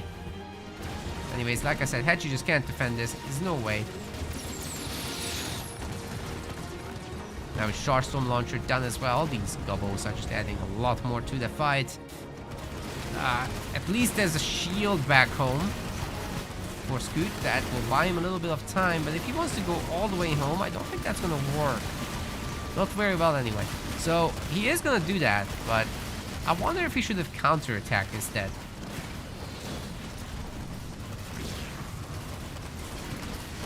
Oh, the gambling was wrong? Sorry. Let's redo it.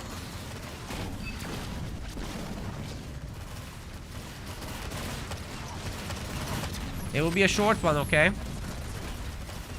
Just 2 minutes, go.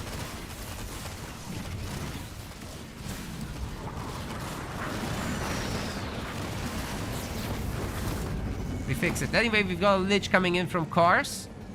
But with the Please Don't Shoot Me from Scoot, he's gonna buy himself some time. Got a lot of heavy grunts here, so I'm not sure that Lich will last very long, to be honest. There's also some Marauders here from Daylon helping out. But there's gonna be a nice rain of fire on all those grunts. It's just that the shield is gonna absorb the majority of that. That's looking pretty good for now. Good job by Scoot. If he can get in a heal on top of everything, then even better.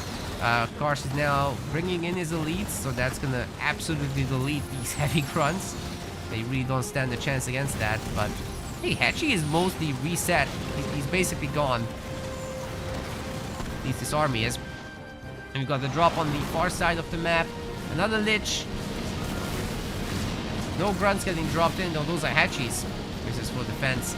He almost always wants to attack with them, but this time he's got some EMPs for himself. Scoot's attacking as well, trying to support Daylon.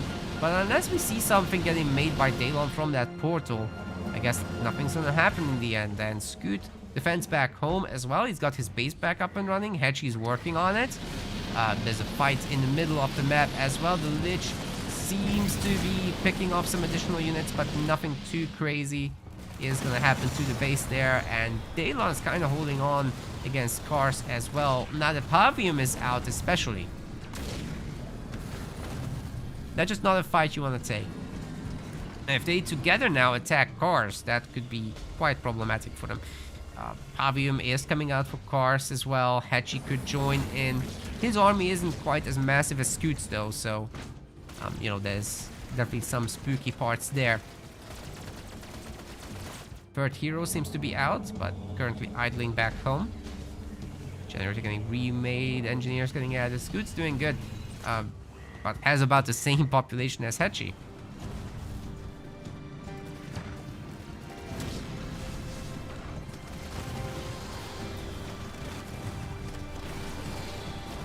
Hedgie once again with the counter attack though. He's trying to take down that base that just got built.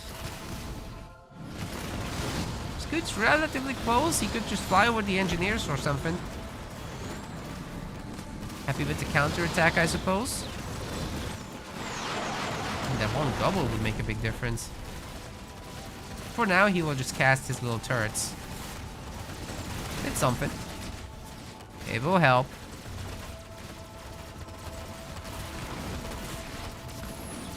And Team Red's doing pretty well, guys. I think this is a very fine position to be in.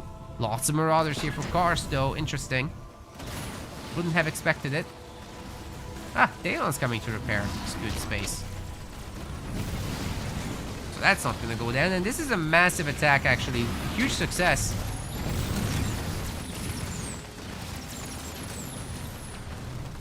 Clearing out the entirety of Hechi's army again is a pretty big play. Because you see, he lost his base, so if Scoot doesn't end up losing it himself, then Team Red is just at a huge advantage.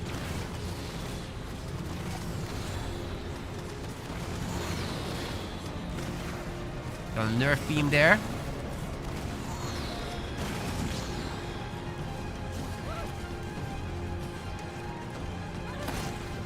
Wrecked.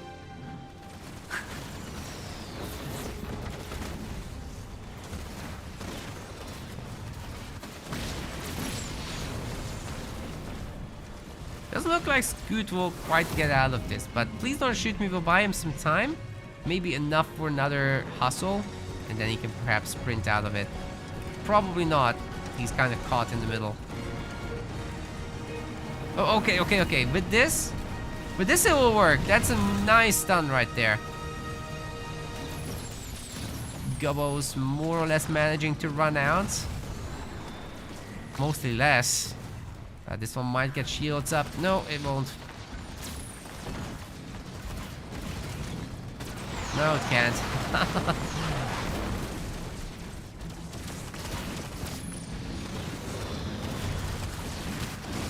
Maybe the engineers will save it. Who knows? Those engineer bubbles and the heal rate is pretty wild. We got the counter-offensive though with the Marauders on Kars's minis. And Hechi has a big drop. That's the level 3 drop, actually, on Daylon's back minis. And if he can clear all those up, that's a pretty big deal. Whoa! Not allowed to make the shield Scoot, isn't? His combined attack looking pretty damn good right now. I think Team Red should be able to hold. Maybe not, though, with that Rain of Fire just absolutely cleaving through the entire army. Holy cow. But they've got one as well. And this time around, Team Blue is getting nerfed. They can't leave it. The entirety of all that is going down. Attacking the main now. There's some generators to destroy there. But that's not enough. Units actually pulled away half the stuff, which is unfortunate there. The Marauders are now attacking the main, but I don't think this is going to work out quite that well. They'll probably just recombine here with the main army and keep Hechi on one base if possible.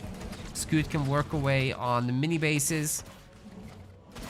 So he's losing one himself, actually. Oh, there's a Lich against the Lich. Carson Cameras on the offense, though. That's usually a better play. I just don't think the Locust is the move because it gets absolutely wrecked by the Lich fire very, very quickly. Looks like Scoot and Daylon are not both tier 3, only Scoot is. But Hechi and Kars are tier 3. That's interesting. Base took a little bit of a hit, but nothing too crazy.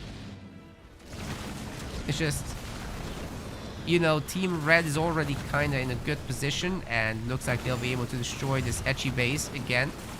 Pavium could be killed there. That was easy.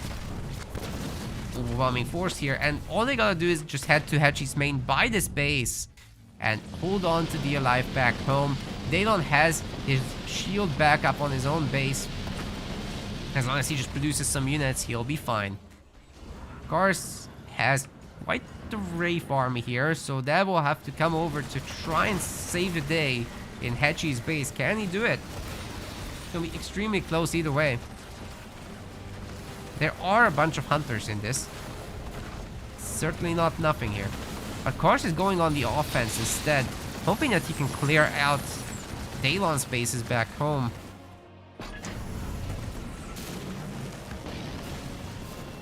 Well, Lich is gone, and there are some locusts here. There is a shot of a base trade working out, actually. This could happen. But no, Kars is leaving. He's hesitant. Could be a huge issue. Beam gets countered by Gruntom. Nicely done by Scoot. That's exactly how this should be.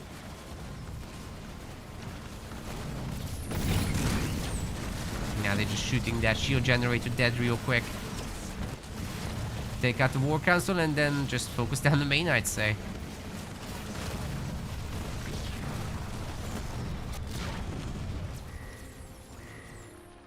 Hechi has some resources, but I mean, this is gonna be difficult.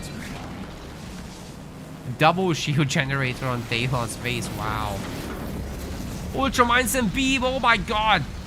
They're not moving. The Ultramines. Oh. The entire Wraith army of Kars is evaporated. Oh my goodness. They couldn't see the mines. That was crazy.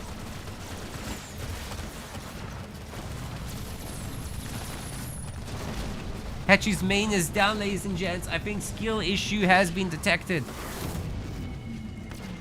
He's got no more. The counter offensive is on, but Scoot is buying time with please don't shoot me.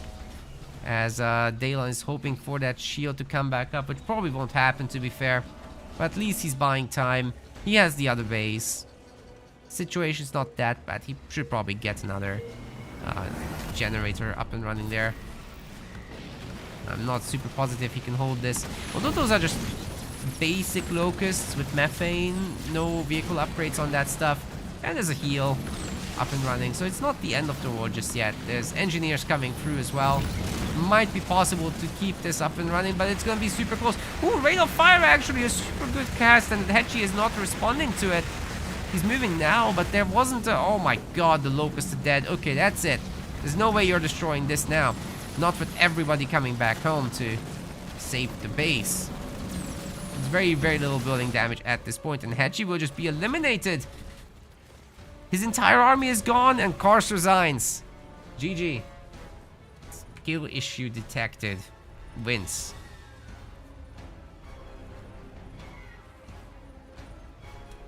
That was great. That was such a good game. Oh my goodness.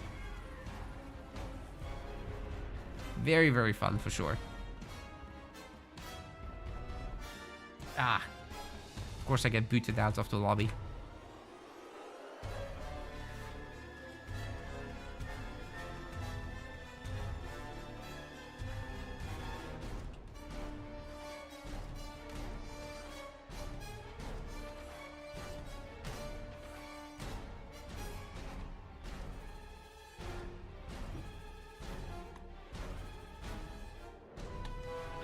Having fun. Oh man, we're back to high viewership. Very nice. So sorry about the long break there in the middle of all that. Just we didn't get a bronze match today. It is what it is. Sometimes this happens, but at least you guys get your full finals, I hope. 7 games, right? That's what that's what this is gonna be.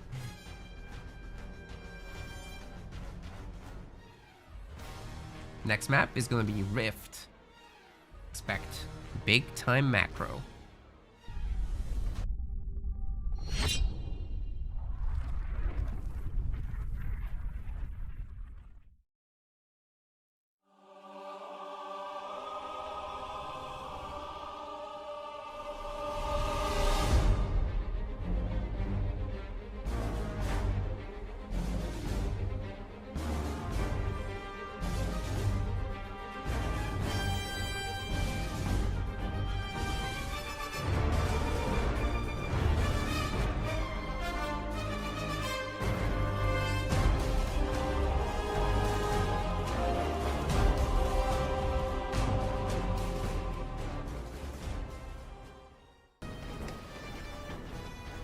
Ladies and gents, caution cameras in the blue color, Hetchy in the teal. They're Art of Ruin and they're playing as Anders and Arbiter. Tried and true, just like the last time they did it. We've got Daylon in the yellow and Scoot in the red. They are skill issue detected. And they're already ahead in this, but they're doing the same thing. What is it with the mirror matchups?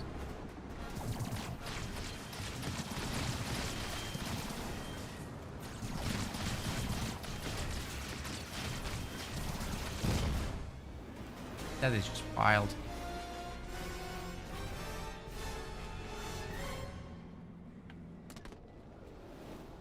Back mini gets actually stolen there by Daylon. We're not seeing any crazy build orders or anything.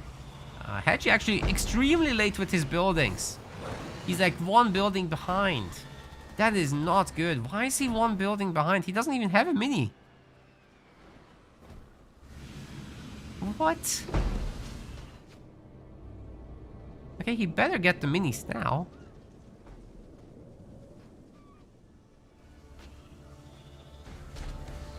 Or just a second extractor right away. At least he has a power node up and running. And is taking at least some of the power from the map. Daylon's just playing standard because I think he wants to go scouts. Being Arbiter here, it makes a lot of sense to do that. And the UNSC just goes Marines. With a little bit of sniper support.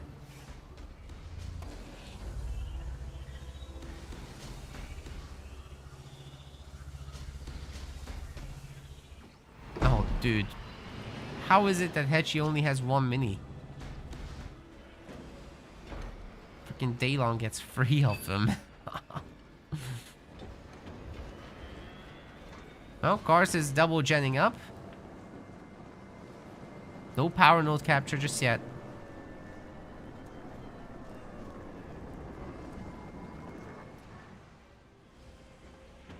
Scoot's getting a hero. No double gen from him.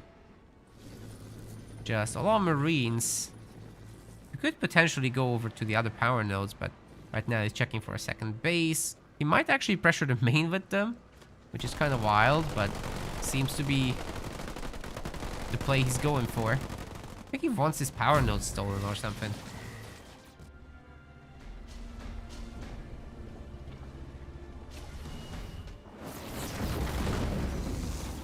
Good use of those mines. Got a lot of the Marines there. Really good use. But the Spartans out, so that's the end of the Age of Grunts. Just not enough of them, not even close. It's good with the second extractor now, or generator rather. And Daylon is working on massing ghosts. Doesn't quite have power for the ghost shielding upgrade, but he's making great progress. Oh wait, he already has it. Thought they didn't have it. That's awesome. Then second generator coming up. And that should look like 4 power nodes soon for Team Red. Mine's getting dropped. The ghosts are kind of running over it, but those were the weak detonations. They weren't fully armed yet. Oh, huge Spartan slam die by Scoot. Very well done. Cars is in serious trouble here. He's using the grenades, but they all miss. Oh, boy. Good micro as well from Daylon, just swerving out of the way of those. But there's now the Hetchy ghosts coming in. Why don't they have shielding, man? What is this weird nonsense build? Only now getting shields. I was getting lucky he didn't get slammed, actually. At least they have it now. Still pumping, nearly ready for that tier 2.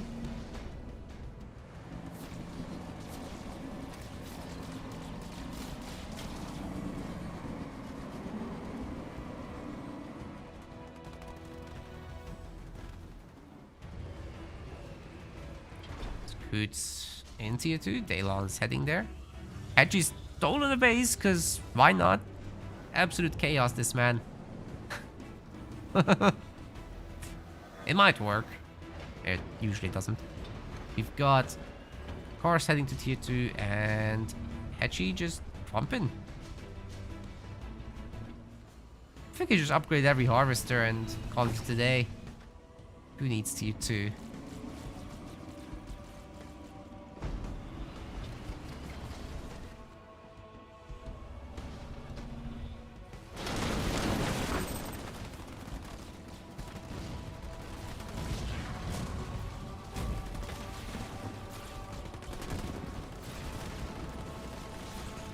Spartan is quite the anchor to this army. Has to be respected by those blue ghosts. Huge opportunity here for a slam, but didn't take it. Oh, wait. The one now was okay, but they were stasised. So that didn't quite work out. Drop turrets, however, will absolutely wreck the ghosts.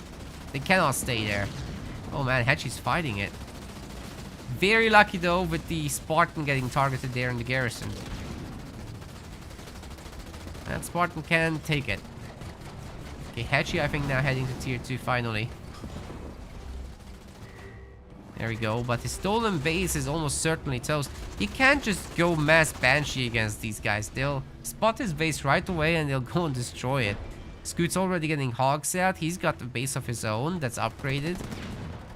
Which is also protected by a Spartan. And sure, Daylon is losing the mini finally, but it's no problem. Wait, it will need a little bit more than 2 Warthogs to destroy his base.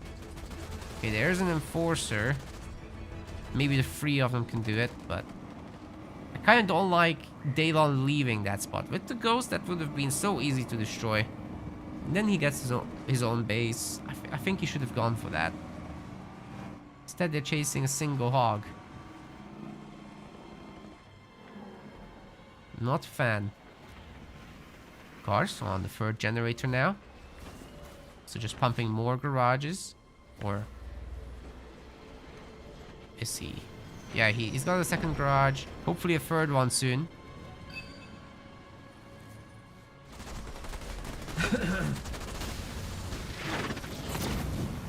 Decent plasma bullet. Looks like Hedgie might be holding this for now.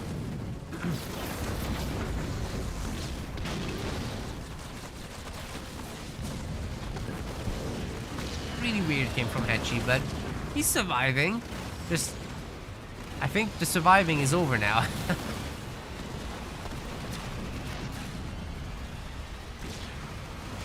Not allowed to make the Arbiter. Scoot won't let him. There's plenty of Enforcers this time to destroy the base.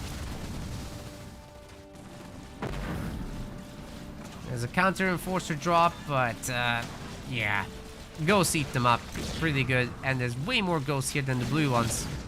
So Hedgie just got wrecked in both spots, and Cars. I don't know what Cars is doing right now. He's not here. He doesn't have stuff himself, so it was just so weird for Hedgie to... Okay, he's doing a bit of a Warthog skirmish. It was so weird for Hedgie to just be out there in Narnia capturing a base when Cars isn't able to support him.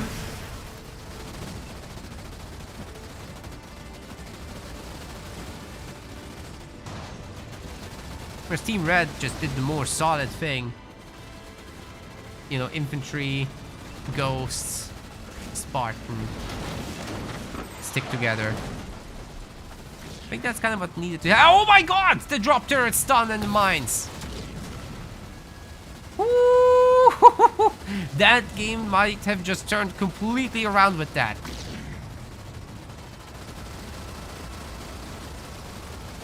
That was way, way amazing. Cars can go tier 3 now. Or you can wait for his Sentinel drop. That was absolutely bonkers, man. The Warthogs can also just loop around the back in the meantime and destroy all these mini bases, further pushing forward his leader power progression. He needs that for the Sentinel. He could just do that right now, yeah. That's probably the play. Huge, massive.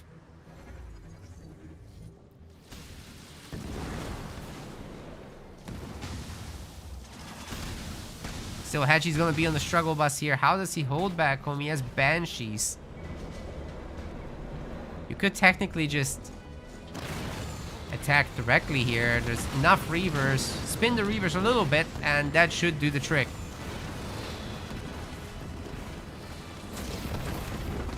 But let's see if Cars can actually turn the game around. He's got the resources for the Retriever, but he needs to lose some hogs. That's why he's splitting them off, I think. He will lose these. And then it's time to go. On the defense? No, on the offense.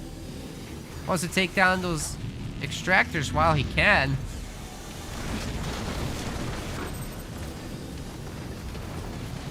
Ah, it's a Retriever war. Sorry, Cars, you can't turn the game around by yourself. Not really. But with the hogs, maybe that's a bit different.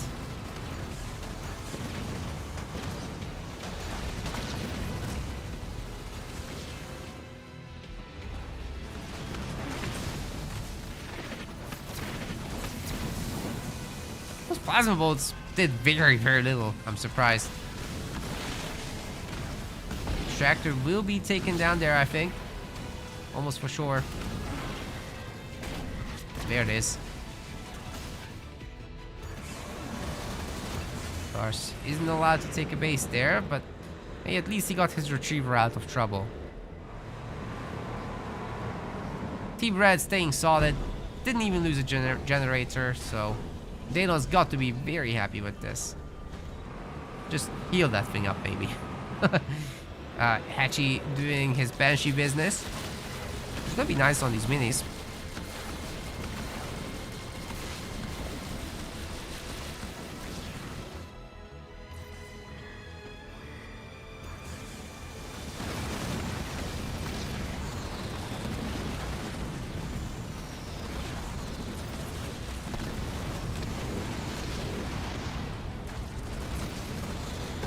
So much for Hachi's Banshees. Still doesn't have an Expo, so it's gonna be so difficult for him to come back. He's getting Conduit Incarnate.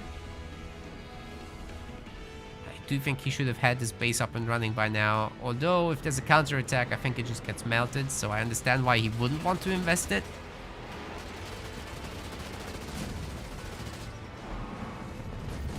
It's all down to Cars, anyways, regardless of what he does.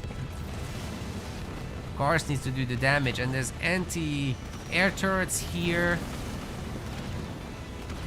The only good news for Cars is that Scoot is in tier 2. If they were Vultures, this will be extra difficult to pull off. Still, it's a Retriever versus Retriever and Reavers. That's difficult. That's very difficult indeed.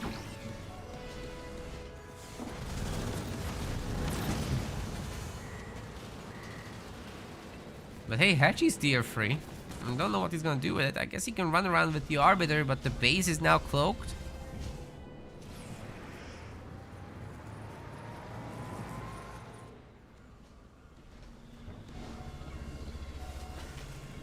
Arbiter's Reprisal is happening, and the RB himself is now running across the map, but yeah, he won't be able to see anything. It's all about this new base. They can deny that. Daylon's being on one base here is also not great news for him, but hey, here's all the Reavers. So if Cars gets any funny ideas of defending this with the Retriever, that's gonna melt very, very quickly. Gotta be careful there. Spartan actually stealing the Wraith is an idea. Could be pretty useful. That's good. Plasma Bolt there, destroying 2 of the Reavers. Arbiter on the other side just realized he can't see anything. If he was home, that would be very helpful right now. See the way that Spartan's going down. Cars' army is really solid. And with the Arbiter helping, Team Red's no longer looking so good. Actually, if all these go together, right now Team Red doesn't have anything. Daylon especially just 35 pop. If these guys just push, That would be very strong.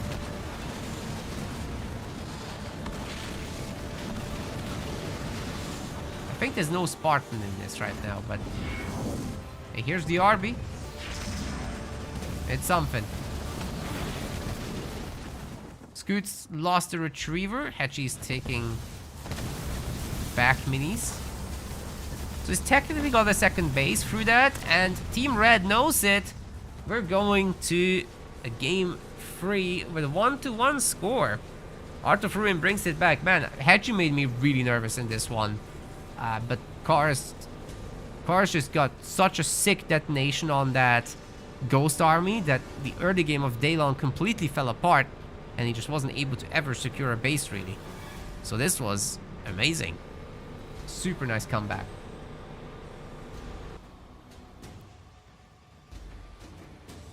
So maybe in that sense, Hetchy's base did work out, that he denied it to Daylon. That was probably the reason that Cars was able to get ahead this far.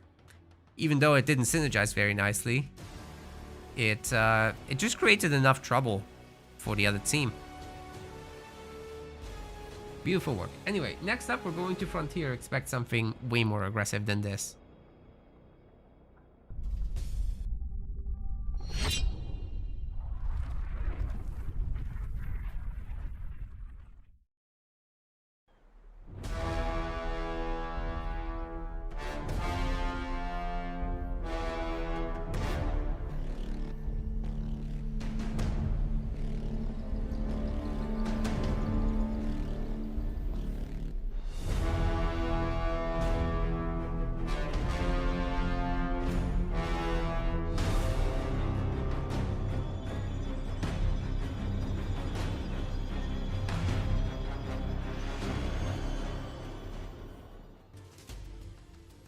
Okay, we're setting up for the match here. You guys can already bet, so it's Frontier.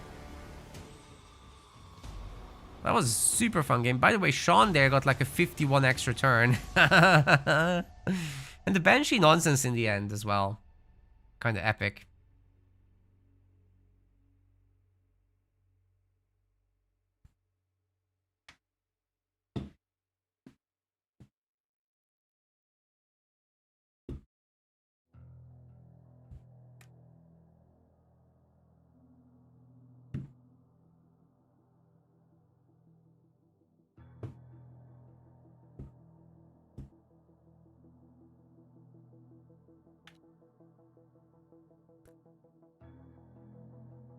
Team Blue is picking leaders here. Ooh, I'm really dehydrated actually, I just noticed. So much yapping all day. It's only been 5 hours. But great to see so many of you hanging out, guys. 88 on Twitch, 33 on YouTube. Wonderful. I wish it was like that every time. But maybe you guys like 2v2 more, I don't know. Maybe we'll make a poll about it.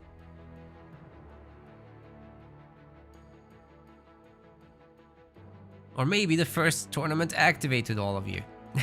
And then now you're like, oh, okay, let's watch. It's gonna be a show match next week as well. And then Rising Star is coming. Let's do this. So, the series is now equal. Cars is blue. Hetchy is teal. And they're playing as Atriox and Johnny. On the other side of the map, we've got Scoot in the red, and we've got Daylon in the yellow. They're playing as Serena and Decimus. I really like that. Not that there's anything wrong with, you know, with the good old trucks. What was Hetchy again? He was Johnny. Yeah. Nothing wrong with that, because you can just park bunkers all over the place, get your snipers in there, and basically just absolutely control the middle of the map with that. Difficult for Serena to actually break that. But what you can do is swap into Frost Ravens with a quick second base.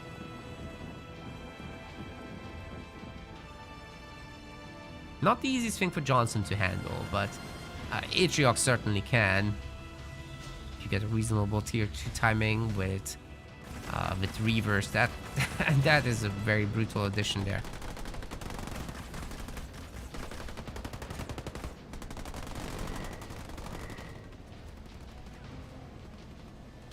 remove the sticker on the bottom of my bottle. It's difficult to remove, but I might.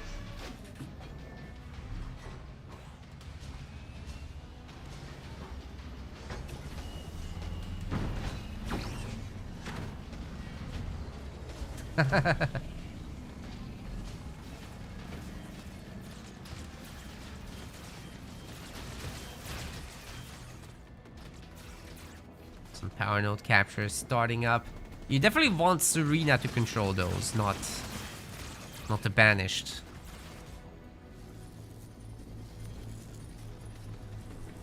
Scoot's already taken one. He's gonna take another now. He just needs to send over a Marine here. Otherwise, you don't get the ice area. It does matter who does the capturing. Chosen's coming out. There's going to be some chopper support as well. Cars isn't making too many brutes, though, is he? He does have a raid camp. He is working on it now. It's kind of necessary to do that. Hetchy with the double generator on Frontier. Now, that is very edgy. I don't know if I like it. There's going to be some snipers. Ooh, alright, alright. We'll see how that goes. Aatrox has returned. Yes. Yes, we might see him soon, but he didn't bother signing up for this. I'll have to see him in the next one. Ah, good vortex there. Dude, that bunker is almost dead. Just from the vortex and the little firepower coming through. It was just Marines pew-pewing it. Really nothing crazy. Vortex is amazing.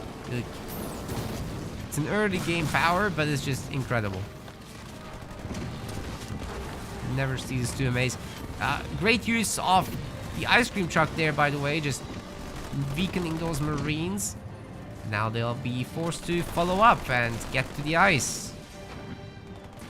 Not where they want to be. And we've got a Warlord. Daylon will be upgrading it shortly, I'm sure. Does he have a second gen already? He's probably gonna just wait for that upgrade and then do it. Yeah, that's ready now. Anyways, if he could pull the snipers, that would be huge. So it's very important to split up your snipers so you can't just grab 3 of them at once. Did you see that reset micro on him? Oh my god.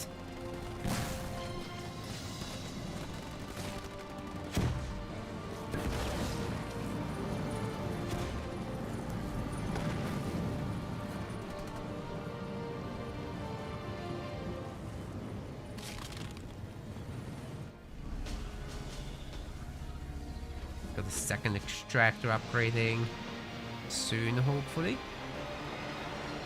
That's for cars. He needs that tier 2 relatively soon, but we've got a big fight in the middle right now. Hetchy is expanding, but let's focus on this. I think there's a huge chance here to stun everybody. The Warlord stun actually does go through despite the ram. The freeze on that bunker. Oh, the mines are not going to detonate. They pre-detonated, which is great news for Team Red. But there's just so much blue stuff here. I'm not sure they can actually punch through. The Chosen is in very, very good health. And I think he's going to get the kill there on the... yeah, he did. He got the brute. Now it's time for the ice cream truck to go down as well. Beams coming through. Wait a second. Maybe this could work. Woo! Frozen. Shattered. Dead. Oh my god. Team Red. They're freezing all these units. The snipers can't escape. The ice cream truck. This thing is gonna star up, isn't it? Holy cow, man. Okay, they got in the bunker and the next ram will take it down. But great value overall for Team Red. What a great skirmish that was. Now you have to leave as Team Red because the bunker has snipers in it. So that's that. But still, that was a great engagement. Hetchy's second base is maybe a little spooky though, I have to say. Daylon's here too. Scoot's working on it. He's getting a second generator also, but he doesn't have any production. So actually Team Red is in a lot of trouble. They're gonna lose the mini base. And hell, if Team Blue is feeling high morale right now, they might just walk all the way into the main of Scoot. No reason to stop here. But they're gonna stop here. Man, imagine they go here. That gen is toast. Maybe both of them.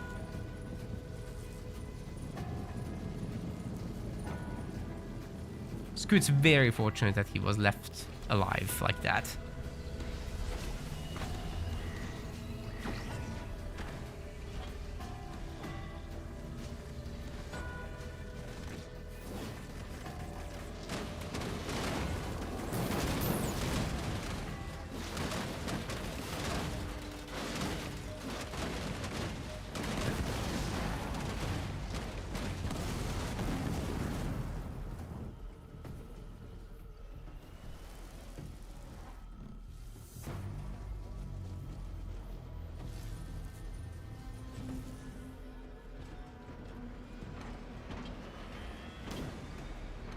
Actually getting that third generator upgraded now. That's fantastic economy behind this. And Team Blue has 3 power nodes in the middle. They also got the side one.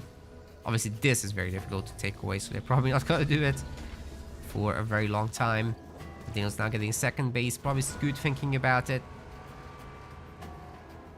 Yeah, there we go, there we go. Let's see what the next move is. Probably Kodiaks, right? Or just Hogs? Just Hogs. He's not rich enough to get Kodiaks, to be honest.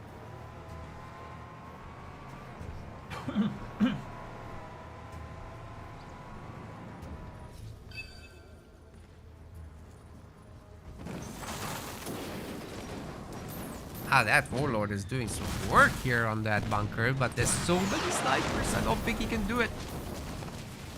Drop turret getting added in. Will freeze the majority of these units. Great news for them. And there's gonna be a vortex on the Chosen.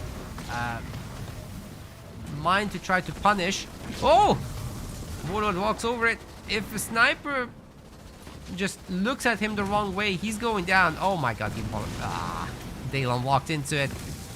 He's about to lose all his rangers, man. Oh, this is not good. 1-star sniper there. Could just turn around and snipe and all. My goodness. Yeah, great work by Team Blue once again. They've absolutely baited this.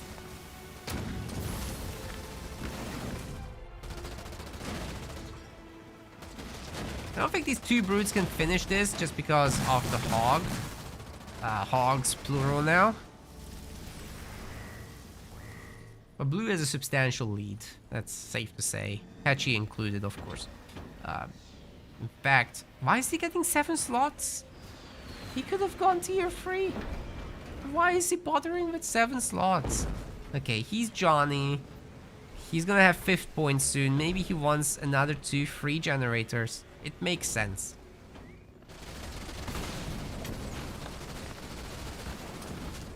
It actually makes sense. A ladder after tournament bonus content? Maybe I'll do one. If they go to 7 games, I'm not doing it. I'm hungry. I need to eat something. And we've got a short sponsor segment, so I'm gonna pay for the tournament after all. But if it's not 7 games, I will do 1 bonus match, alright?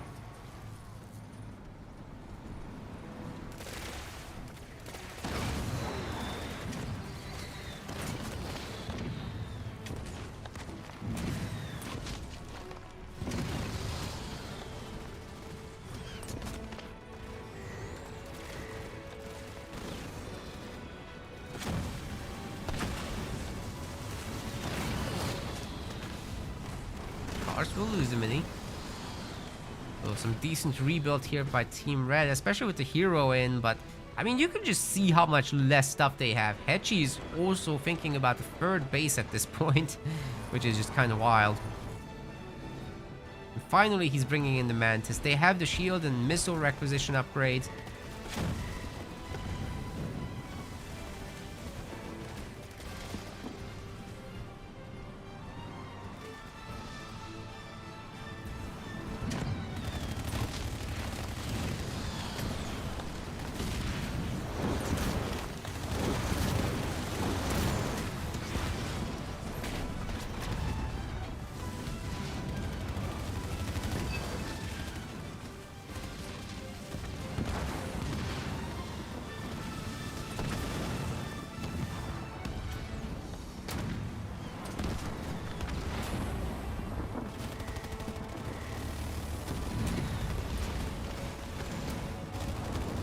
Tech setup is looking pretty good, guys. Slowly but surely, they'll pepper away at this group.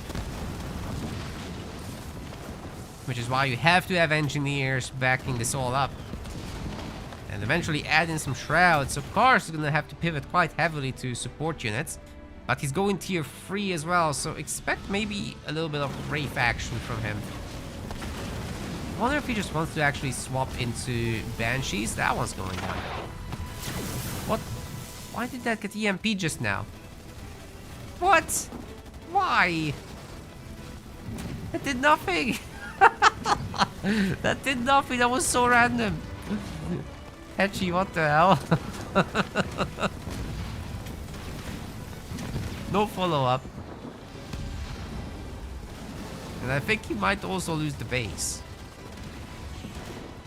But if Johnny comes around, then maybe there's hope. Perhaps he can heal it.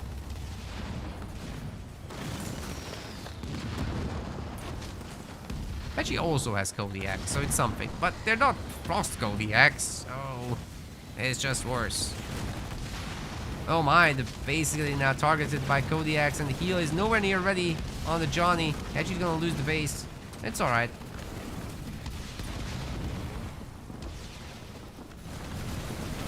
Johnny gets stunned. And there's just a lot of incoming damage overall. Hetchy is still in tier 2 somehow, but actually heading to tier 3, so that's good. What's Cars making? Wraiths, he's got a bunch already. He's not doing that much. Some engineers getting at it very slowly. But watch that space, because I think he's gonna upgrade population. Getting Vortex, but he took out the ice cream truck, except here's their replacement. Oh my god. Tank beats everything.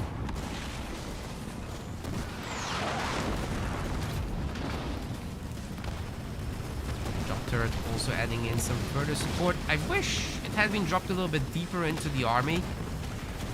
Because of that Frost aura. And we've got Decimus as well as a lot of... Oh my good lord. A lot of hunters. They get beamed, but Decimus has already decimated the army. And it looks like Johnny... the Chosen will be going down as well. 1 star. That was a 1-star variant. Already experienced there, but... He dies the same. Dude, Decimus is having an absolute party here. I'm sure the snipers are targeting these heroes, but they don't care. They're just gonna regenerate it with Boundless Siphon. Probably in absolutely no time at all, we're gonna see Boundless Fury as well. Just a second away for Daylon. There we go. Now they're faster, now they hit harder. As if Decimus needed some help.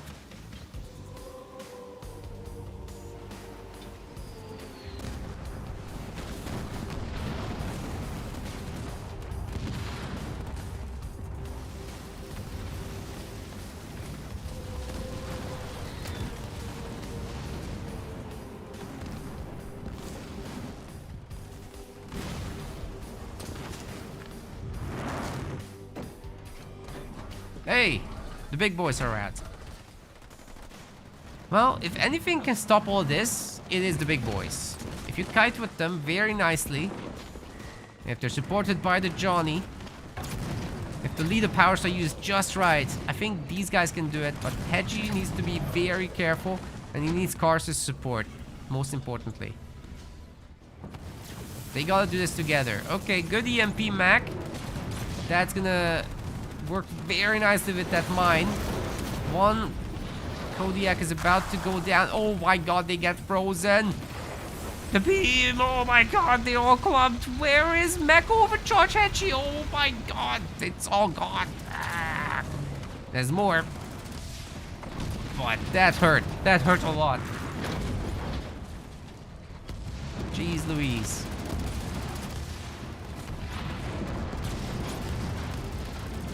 Hello there. Banshee time.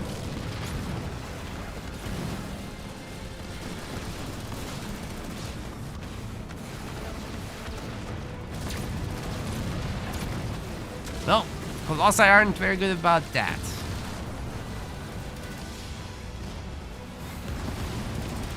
Johnny about to get frozen here.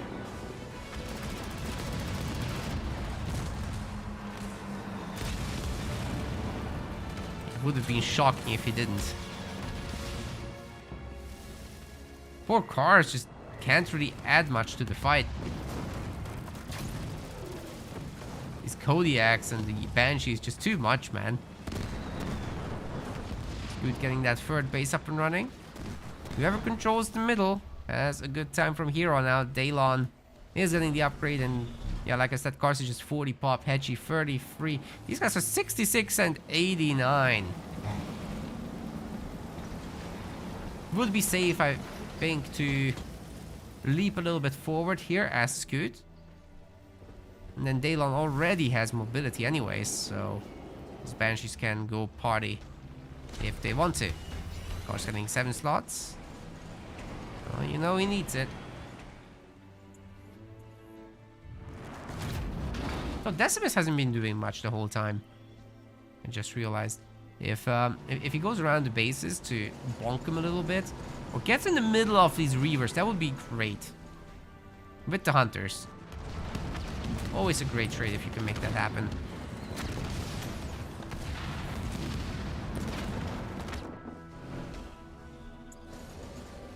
But, of course, you have to know about them in the first place. I don't think Cars showed them too much. Anyway, you can just go together with the whole crew. It will be fine. Is Scoot gonna come a bit forward?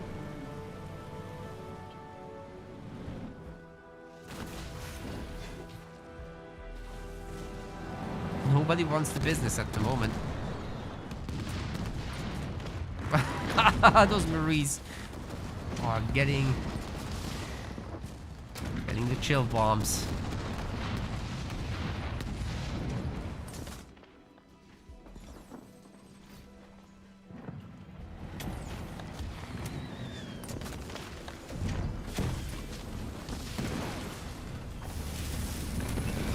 Just don't see how you get rid of all this. Oh, missed the cryo bomb there.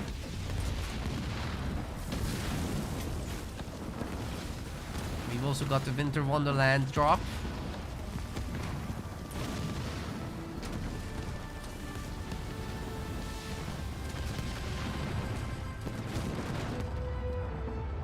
No one's really inside other than Johnny. That's gonna be fine for a while. The Shatter here is gonna be brutal. But he has another bunker. Maybe he can get out as well, who knows. Nope. Can't get out.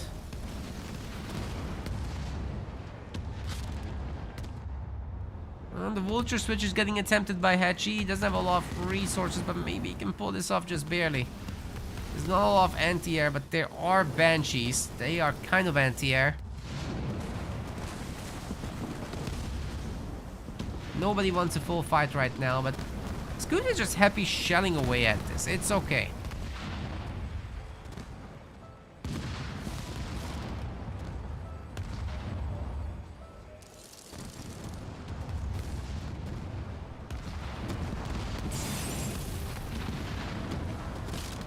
That generator is getting old. And she already on a pretty good number of vultures. There might be some opportunity here, but... Oh, there's the Banshees. Maybe some nukes now, real quick. Come on. No? Seriously? They all got dodged. Oh man, Hedgie's buildings are getting wrecked. Oh. Decent Deci Beam, but he's very low health right now, trying to run away through all this. Scoot has some anti-air in there, and there's all the Banshees. Another Decimus comes through. Oh my god, everyone's frozen. That beam will do even more damage like that if it can shatter them.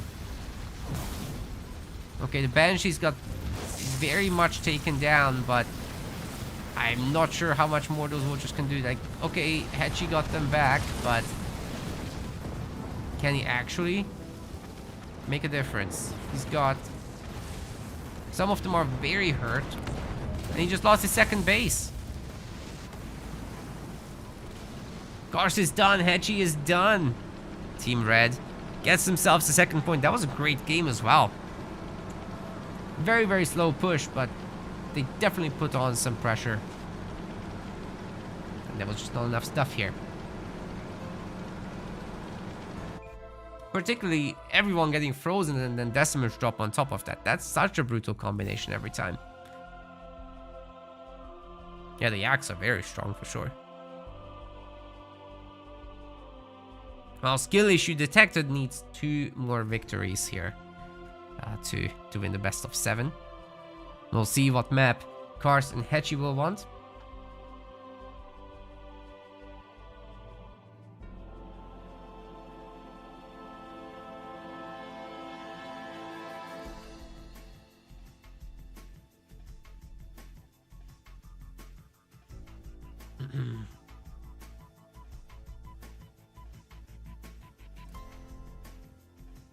So far, no information yet, but hey, you guys can get your victories, right?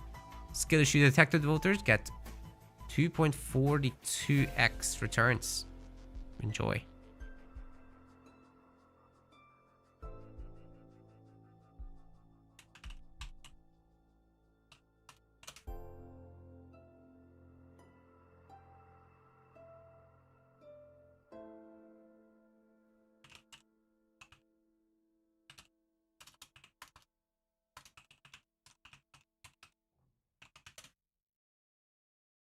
Hey, next map is gonna be Vault. Well, maybe some series back and forth on the big map this time. Let's see. Expect the mobile leaders.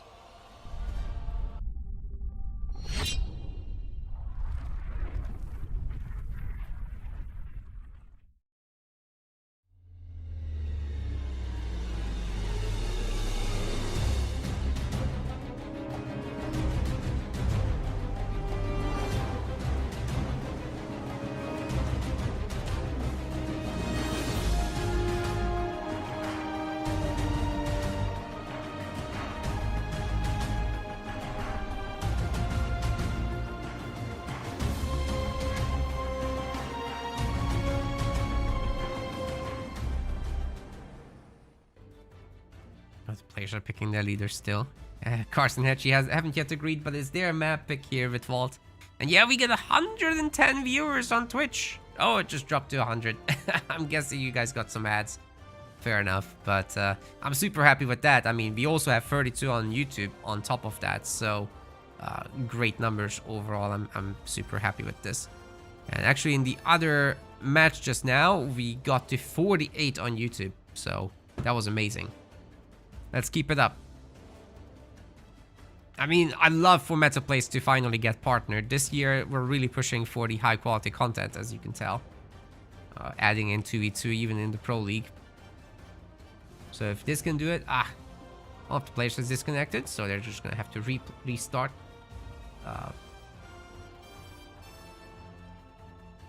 Just a moment, guys. I think it's Daylon who got wrecked.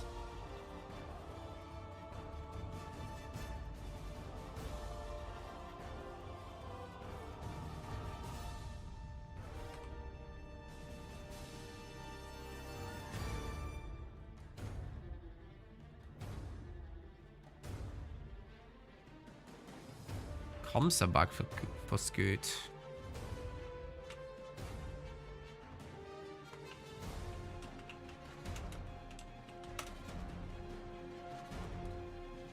Then maybe they should use Discord or something.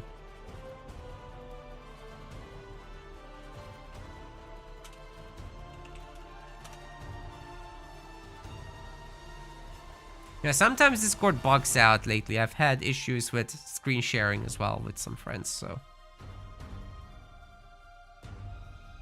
it's not the most reliable these days.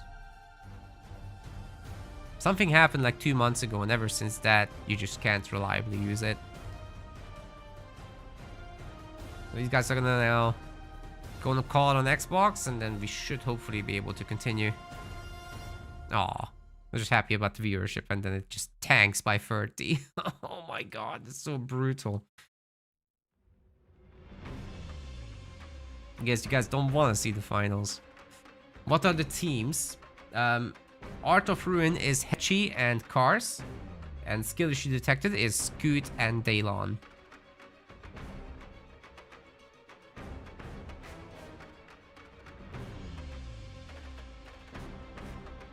Okay, now we're loading in and hopefully it will just work.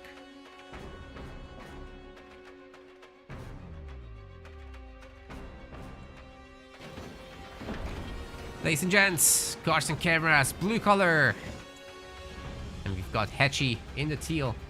Together, they are Art of Ruin and they're playing as Forge and Shipmaster. Pretty good setup for Vault, I'd say. Two very mobile leaders. Scootman on the other side is in the red, and we've got Daylon in the yellow. And they're playing Forge and Colony. At least not a full mirror matchup, although we have two Forges. Real progress, ladies and gents. Real progress. Lots of resources getting picked up in the middle here by Daylon. He's not really gonna go for pressure plays. Interesting to see a rabbit opener there from Cars. So he's gonna just run across that chopper. That's very unfortunate, especially if Daylon ends up ramming it, which is looking very doable right now. I wonder why he didn't go for it. If he does it now, it's a kill. Oh, that's a kill. What? How did that worm its way out? That's insane. Dude, Cars is so good at this. To be fair, there's like a retargeting thing with choppers that they like to prefer infantry targeting when they move. They don't really save their target, which is very, very annoying.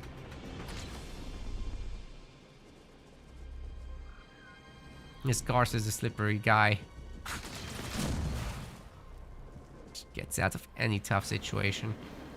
I'm gonna go for a second generator as he already has triple upgraded supply pads. Oh my god. Getting a mini. And one there. Barracks coming up. I'm not sure when he'll go for the Forge Hog, but for now he'll pressure. We should be seeing some more ghosts from Daylon. Ghosts, I mean choppers and skits. Not ghosts. Skits. There. There's a chopper, but I don't know if he will put it on. Oh my god, he did it. Well, I guess you can heal it later.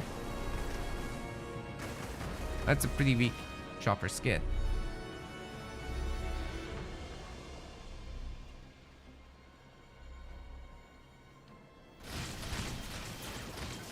Power node getting taken here by Hechi. Good choice. Hopefully he does at least another one before they end up engaging each other.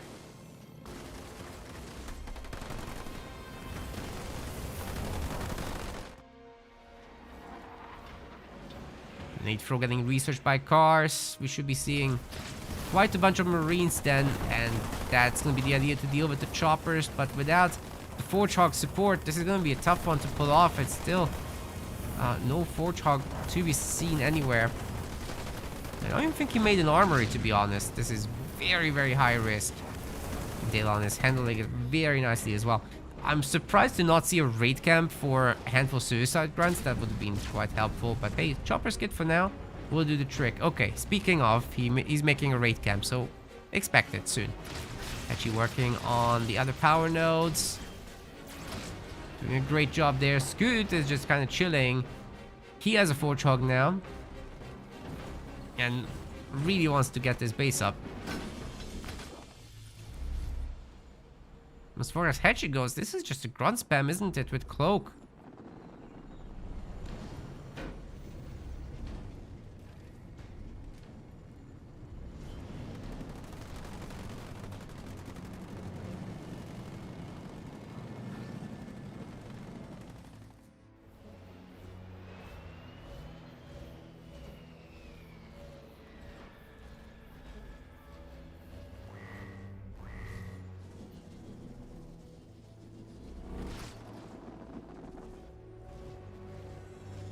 Scootman might be getting attacked here a little bit. He does have a watchtower coming up though, so I'm not too worried for him. The other problem is this though. There's plenty of grunts here, and they'll definitely deny new supply pads from being made at minimum.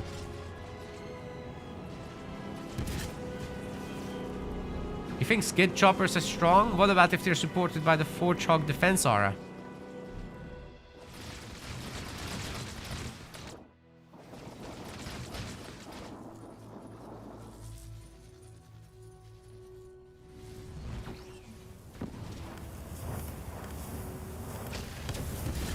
Suicide grunts going into Hellbringers. Not ever an ideal target because they're quite tanky against suicide grunt explosions, funnily enough. It's the Marines that are super weak against them. Of course, he's more than happy to just take the base down and leave. He doesn't have to try to get clever and engage a Forge Hog that could potentially amble around him in a minute. Anyways, Scoot is tier 2. He's really trying to get that garage up and running. And once he does, he'll spam hogs, and that's going to be a difficult one for both of these blue team members to handle. Hechi's going for a third extractor and also getting squad reserves. I mean, he has 1 million grunts, so that's going to be a high impact research for sure. And Daylon's just absolutely annihilating these grunts for now. Skid Chopper's just such a good answer to them because these beams from the skids actually hit many of the squad members. So it's like 3x, 4x damage depending on the lineup. Skeets. Ay ay ay. Yeah, the skid just can't handle this. Maybe if there was a Hunter Capitano for Daylon coming out, but he's trying to go tier 2, so it's difficult to do everything at once. Lots of Marines here. Choppers are looping around to try and help. Decent ammo around in there, but it's the bombs that will really make the difference, especially with those rams tying down the Marines. Oh my god, they're all going down. That's insane. Very nicely done by Daylon for sure. Beautiful play. But meanwhile, the mass of grunts is destroying Scoot's base, so I think these guys might be going for an absolute turnaround on this. Even though Scoot now has a bunch of Warthogs. In short, together they can overwhelm Cars, but Cars is okay with losing this base. He's okay with just turreting up back home and trying to defend against this, while Hechi is causing the real trouble here. Although there are double anti-infantry turrets already, so I don't think he realistically can create a lot of trouble. Daylon doesn't have as many defenses, of course, so that could be a little bit more troublesome. But there are going to be suicide runs to handle the situation. And don't forget this. Oh man, catching that Kodiak drop is huge. Great play by Scoot. Maybe there is hope here. Is that a spirit support? Yeah. Well, the engineer's already down. This whole drop is toast, honestly. 2-star hunter or not. Suicide grunts just absolutely wiping the regular grunts out. Oh my. That was short-lived. But Team Red is in serious trouble. I mean, the other team has expanded. They have everything. They have the middle minis. They have 5 power nodes to 0. I think they might have just won. Team Red is going to try to come back one more time. Maybe they can get some good drops going. Who knows? With Colony, everything's possible, but definitely working from behind at this point. Phelan will need all the resources for his big drop. It's very important to save these Reavers as well. Every little unit counts at this point.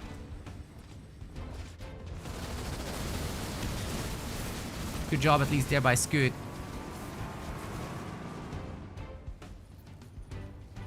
But he can't expand, not with this guy around. It's terribly easy to extract him too.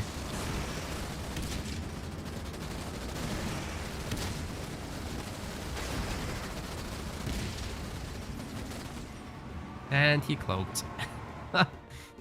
Alright, Cars is now looking for an attack. Let's see if he can pull it off. Easier said than done by a lot. What I really like about his army is that he's got some Cyclops in there. Very weird for a Forge to play like this, by the way. He is Forge. Yeah, he is. But he didn't go for the Forge Hog or anything like that. It's really interesting. I wonder if he'll go tier 3. Because what else would he do with all these resources, right? Yeah, Daylon's had enough. We're gonna go into game 4 soon. But this is game 4. Game 5. Game 5. We're probably gonna go game 7 today. The prophecy has foretold it. Well done to blue team. Yeah, just super solid. Despite Cars getting deleted a little bit. We'll at least have 6 games today. Next map is gonna be Mirage. Let's get it. All about that middle mini base.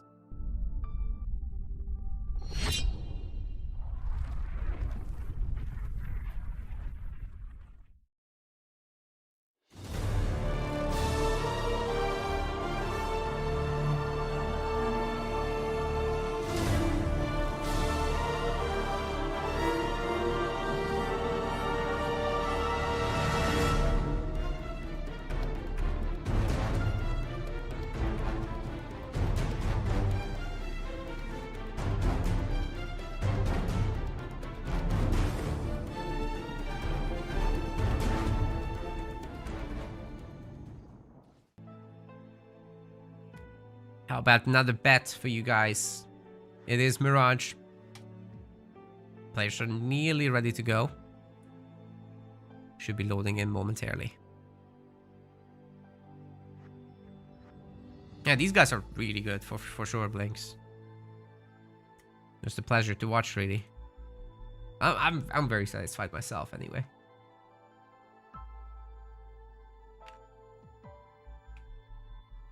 If the chat doesn't complain, you know it's good. Ladies and gents, welcome to game 5. Cars and Cameras in the blue, Etchy in the teal. They're Art of Ruin. They're playing as Colony and Serena. An interesting pick duo for this map. Scoot is in the red. The Generator first build, Daylon Ditto in the yellow. And they're going as Johnny and Atriox. Very interesting indeed. Now that's not a mirror matchup. We can finally enjoy ourselves.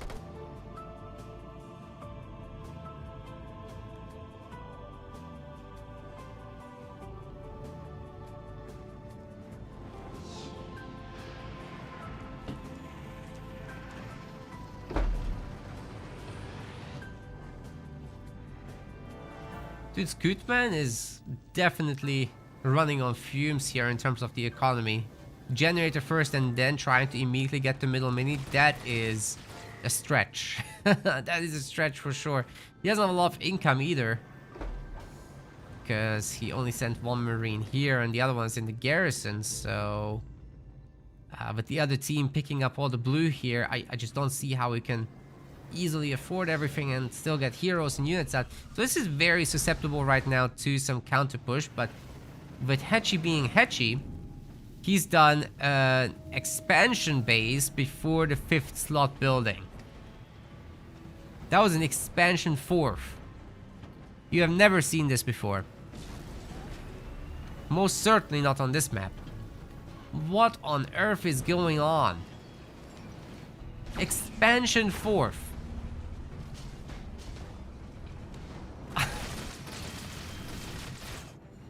If this works, I'm gonna do a bonus game even if it's game 7 after that.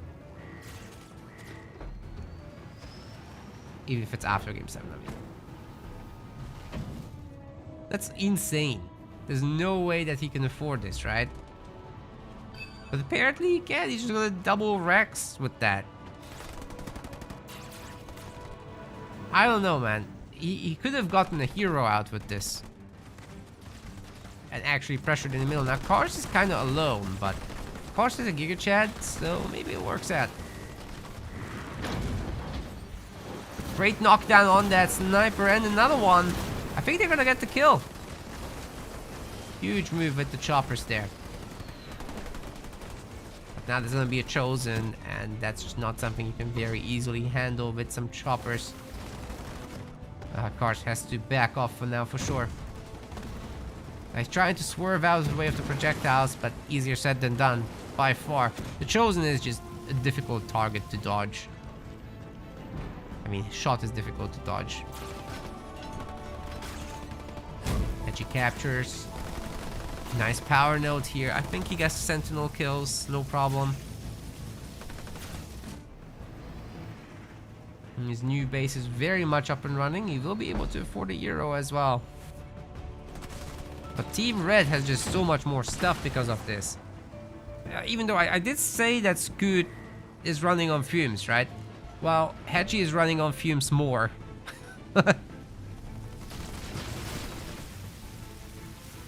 Way more difficult to afford a base than the mini base in the middle. You think it's Raven? No, because these guys are upgraded. They have their cryo upgrade. So it's going to be Raven third, if anything.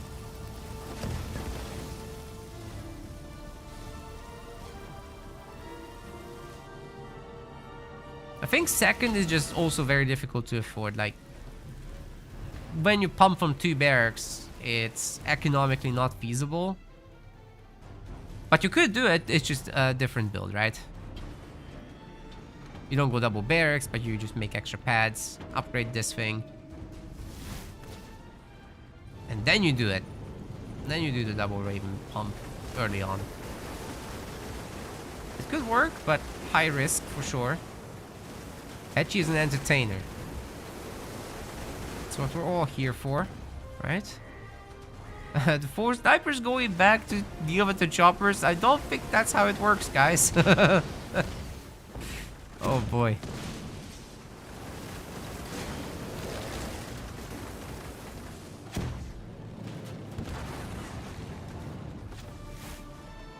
Hedgie not really able to do a lot with these cryo people. At least they're slowing down production a little bit, but this is an expensive, very expensive toy. Okay, Hedgie is now making an armory after a bit of a delay. Still can't afford, however, to actually make the hero. Big fight on the other side. Garst isn't gonna fall for these dirty tricks with mines and stuff. Once again looking for a counter offensive, but there's 2 upgraded, not upgraded, but regular turrets. It's just, so much firepower, but hey, he's getting in his Goliaths and they don't care as much. Unfortunately, he just used his heal, so he can't stick around very easily. Those choppers need to deal with these guys, but obviously cars can't see where they are. I don't love that he came down here into the middle of nowhere to buy a base. But hey, he destroyed 2 buildings. It's gonna be good enough, right? Just imagine if the choppers had defended all those Goliaths. I think they could have taken down that generator again.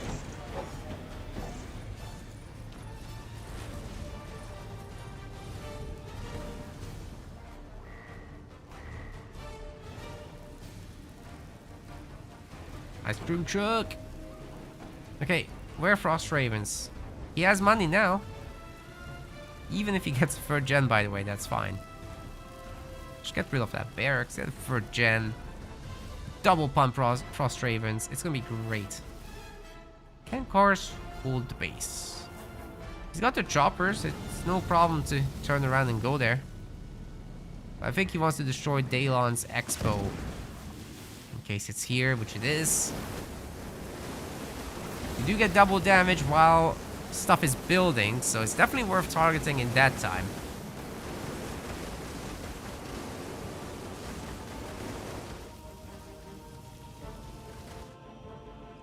Ice cream truck coming to help. It will be needed because there's just 2 heroes here. It's tough to fight that much stuff. And of course it gets healed by Johnson's beacon. The Chosen's now upgraded to Scorch rounds as well. Daylon being well into tier 2. Gonna need some engineers now. Huge opportunity to kill the snipers there. It doesn't matter if you lose the ice cream truck as long as you also get the snipers. But, too late. That was a Marine. Wait, is that a sniper? That was a sniper, actually.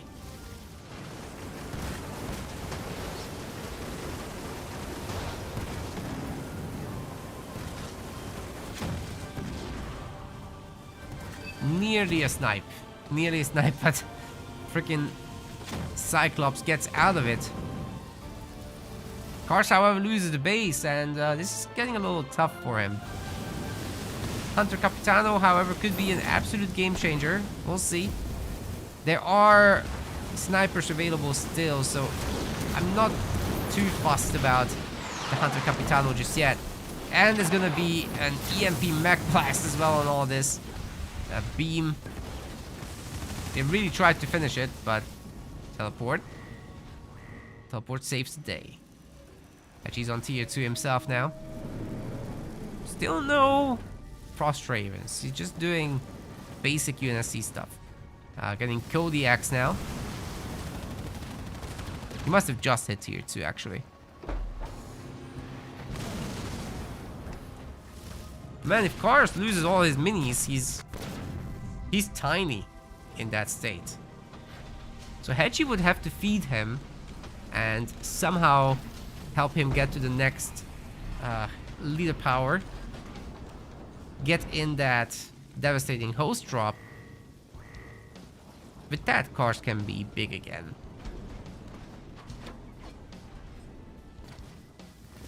Right now, he just doesn't matter too much. He's kind of stuck at home turtling. It's not the place you want to be.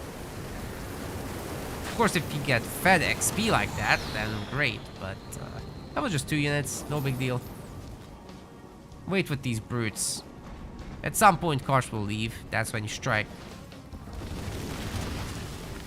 Put them in the pocket in the back. Right? Like, instead of here, set them up here. Surely Kars won't check. I'm not sure if he saw it, actually. With that chopper on the high ground. Okay, that's exactly what we're gonna do. Daylon knows, Daylon knows. He's done this before.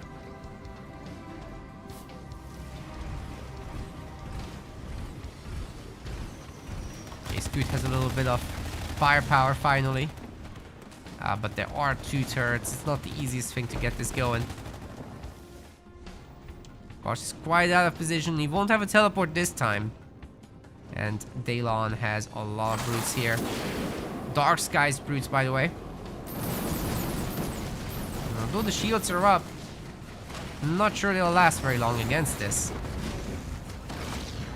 The good news is, for Kars, that a lot of these guys aren't actually attacking right now, so you gotta be a little patient if you're trying to jump in. Like, half of them have to go here, half of them here. Make sure to make space, because yeah, just a lot of derping around here, unfortunately. The shield should have been down, but half the army didn't attack, so easy to handle for Kars here. And he's tier 3 now. Getting another extractor. Probably gonna upgrade the Capitano.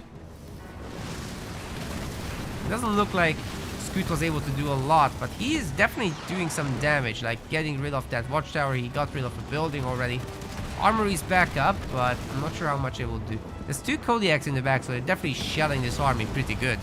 It hurts.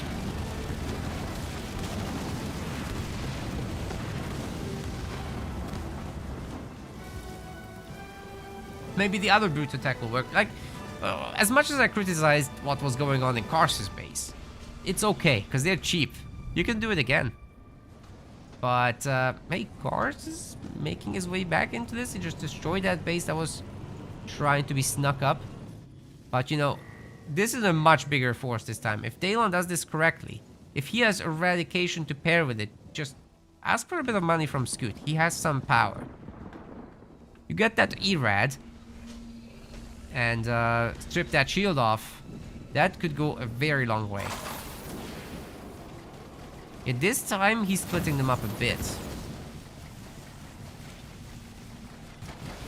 A little bit of targeting on all the different buildings, and you're good to go. Gosh is heading home, of course. You should send the engineers through so that they can somewhat help out. But, of course, Hetchy just drops in his big drop. And the tank beats everything, as you well know. Good beam there between the tank and the Frost Raven. Both of them are down already. And then Kars's repair boys can just save the day. No building was lost, just the shields. And even that is gonna come back by itself. Yeah, Brute's gonna run. If this had been coordinated with Scoot, and let's say they hit Hetchy instead, that could have been better.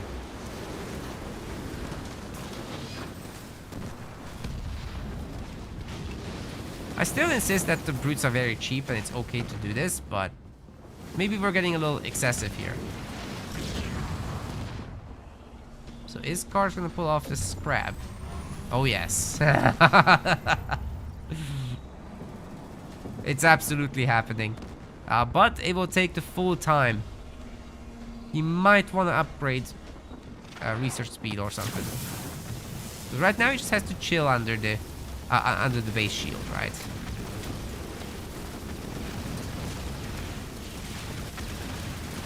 Scoot isn't gonna get shattered. He's just frozen. It's okay. That said, he will leave. Doesn't want to mess with this. I mean, it's a freaking Capitano and an ice cream truck at the same time. Yeah, imagine if this force goes in and then you jump into Brutes. Like, how much better wouldn't that be?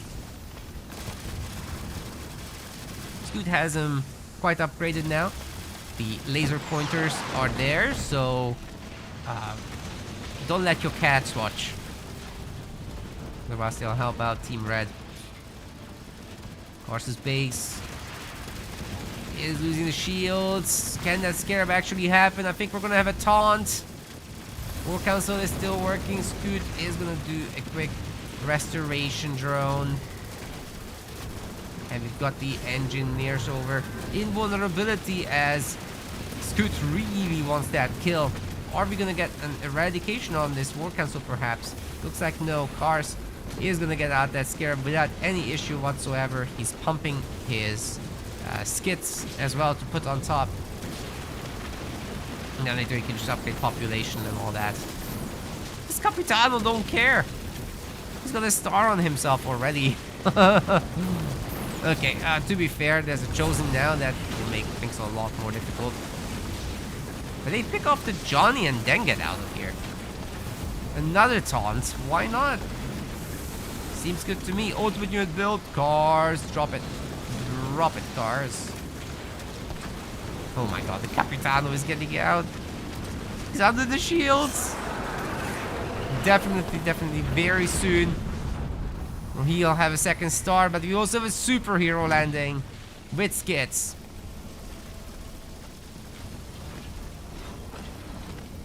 It's not over till it's over, you son of a bitch. Oh my god. Okay, Scoot is getting several generators.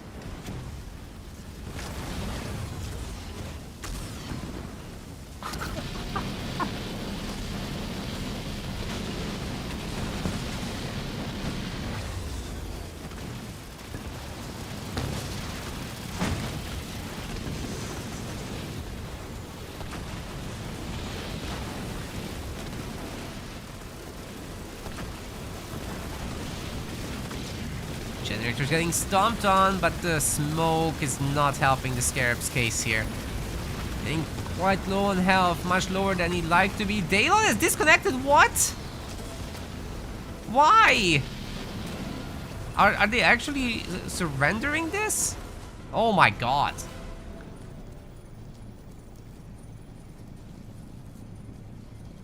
What just happened? A crash? I mean, best case scenario, I can offer a replay on that, but it was looking very good for Kars there, like he can take the base down. I don't know. What do I do here? I mean, Team Red was technically ahead, but they had a scarab on their base. I think we can offer a replay. Let's see what the players think. I'm just gonna recruit them here for the decision making.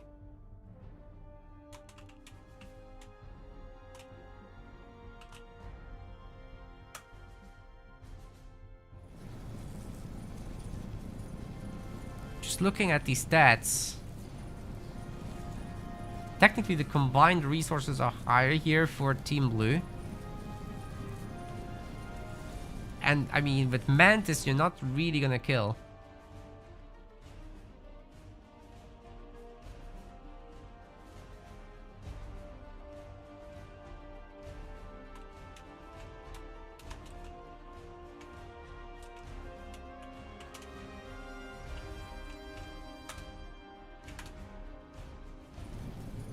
I'm just gonna have to ask them.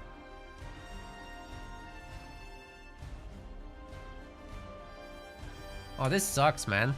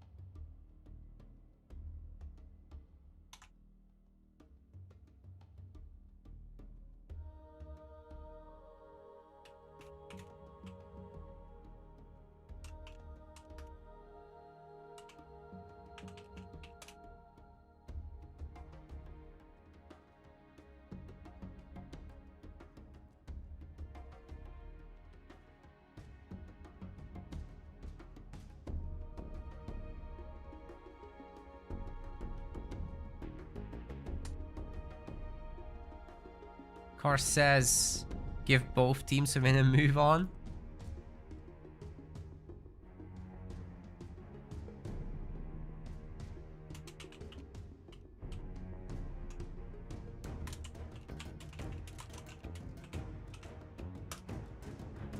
Yeah, we could make it to draw. I also think it's too early to know, like, yeah. Draw works for everybody. Okay, we'll do that.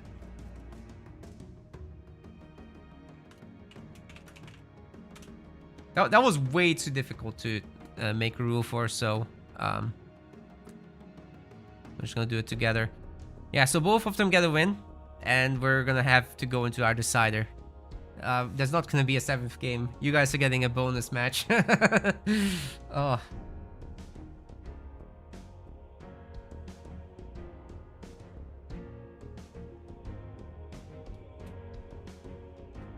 Scarab wouldn't have accomplished much. I just don't think you can kill it. Like, there's repair there. And you got, like, Scoot has... what's its face? He's got Mantis. They're not gonna kill it. And then there's the veteran... the veteran Hunter Capitano, which was gonna be level 2, very 2-star very soon. Man, I've really got a case of the hiccups today. So that's just such a tough situation to have to make a ruling on this.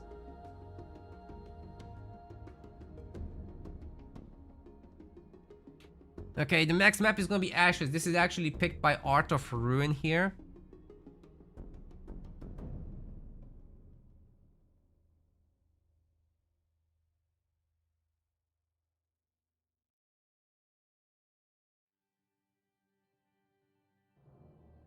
I'm gonna have to delete also the betting on this one. What happened? There was a disconnect. Or a crash, rather. So we made it to draw. And this is now game 7. As a result of the draw ruling. Yeah. But it was like pretty all over the place this game, so. No clear winner, definitely. Go ahead and bet. We're going to Ashes.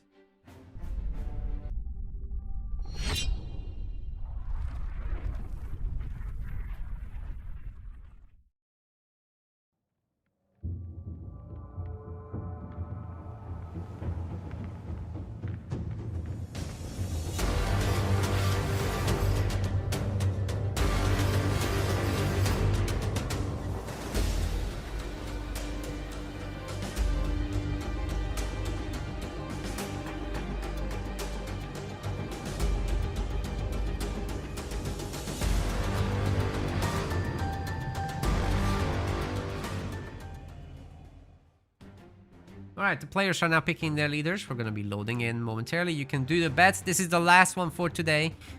Very sorry, everyone. I was hoping that it would actually go to 7 games, not 6, but it's gonna have to be 6. Unfortunately. I'll do a bonus game, though, on ladder later. Ladies and gents, welcome. This is now game 6. We ruled that the previous game is going to be a draw. So the score is now 3-3 with both players getting a point. This is the last. This is a fake game 7, really. Carson Cameras is in the blue and we've got Hetchy in the teal. They're playing as Isobel and Decimus, and we've got some early game aggression from the grunts. Hetchy actually just pulled all his starting units into this and then made some new grunts to pick up resources with. That's gonna make Scoot retreat home. Here he is in the red and Daylon's in the yellow. That's an Isobel and Shipmaster pairing.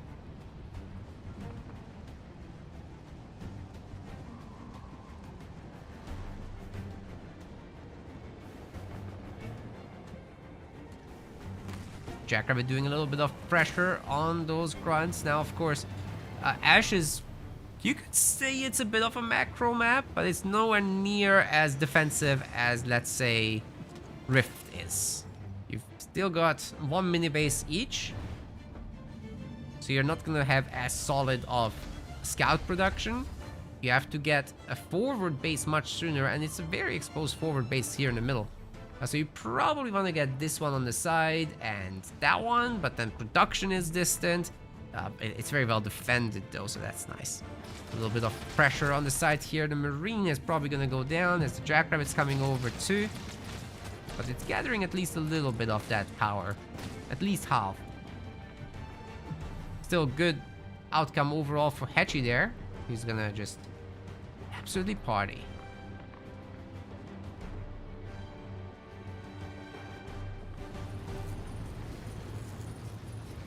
First power node belongs to Team Red. Looks like they'll have 2 very soon. Team Blue hasn't even started on the job, and Scoot's already on 2 generators, upgrading a second one. Dalen's trying to get out his hero. I think it's coming, yeah. Shippy Mac ship phase is coming out. Carson Cameras upgrading the 2nd gen, and Hetchy has his 2nd gen, but it's very far from upgrading. That's why it's so important to get those early power nodes, because it will reward like both players. No. If you get a draw, then both teams get a point. So it's like 1 game gets deleted because of that. But the players wanted to draw because obviously Hetchy did an absolutely insane strategy of expansion 4th in that game, right? You can't do that in a normal situation. Like, if you do it once, in the next game, people just check, and if they spot it, you get absolutely screwed. So he took a massive gamble there, and he nearly paid the price. But that veteran hunter captain at the end and the scarab, obviously, which we're gonna also self-heal, chilling on ice, that really looked like some high potential business. So they weren't sure they could beat it either.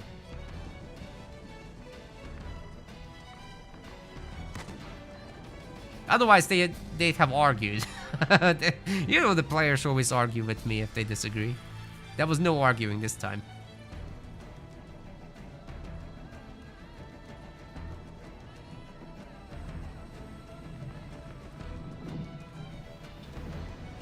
Scootman's going to you too.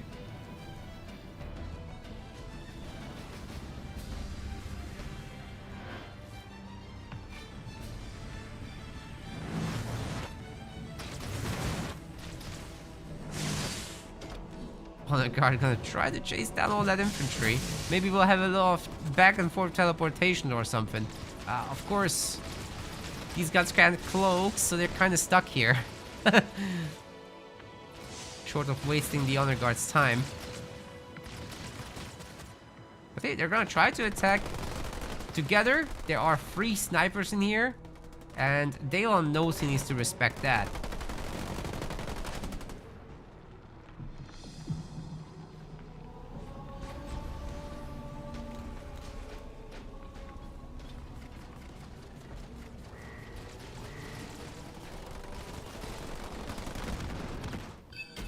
Hey, the power node's getting taken over by Team Red. Pretty good. They're really controlling them right now. A little bit of healing coming on Daylon's base, but I'm not sure it's enough. That extractor is absolutely getting the business right now. But with the beam, it might be possible to save it. Those hogs are absolutely going nuts as well. There's another heal. Daylon has extraction as well after all, and that brings home the honor guard. Takes care of the sniper, but they're now beaming the extractor. Are you kidding me? Is that even gonna work? Oh my god, it is. Just barely. Man, that's gonna be so triggering. Like, Daylon doesn't have a lot of money right now. A second generator is gonna be expensive. But good news, they've got the power node. So maybe right now he doesn't need it. He can just do it a bit later. But I think he's just gonna buy it anyhow. It's not a bad idea too. Especially if they can control the power nodes, it's no big deal. Team Blue sacrificed a lot to take down that generator, so you're not going to complain too much about this.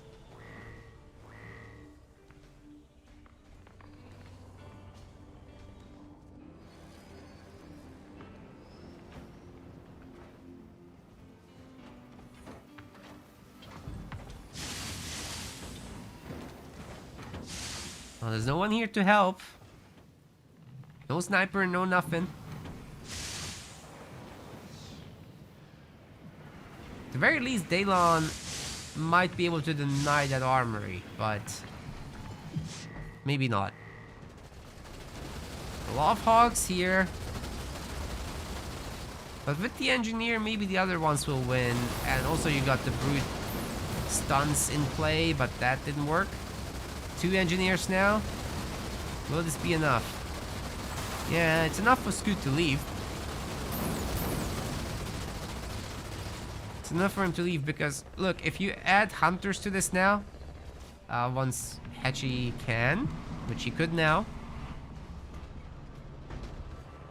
there's no way you push this back. There's no way Scoot could have destroyed the base or anything like that. But there's a bit of an attack on Karsh's base here. Spirit support is in, and that's now peppering the base pretty good. He's gonna come in and support it with his own hogs, and Hetchy needs to do the same. Otherwise, this is gonna be a huge problem indeed. Dude, Karsh is about to lose that base, and Team Red is just gonna be ahead, I'd say. They could just go back to the other side and attack Hetchy's base after this. There's no stopping this army. Scoot has a really solid base here. He's got a Spartan up and running. Hijack needs to be researched, but maybe he doesn't need it. Does he have mines? No, he has heal. He can't have mines. Maybe he'll have Mach Blast, but the 2 heroes together should be able to handle the hogs, especially with the support of anti-vehicle turrets. So Team Red just holds the power nodes for now. And all they gotta do is attack together at that base. A colorful scoreboard, yeah. It's a freaking Christmas tree.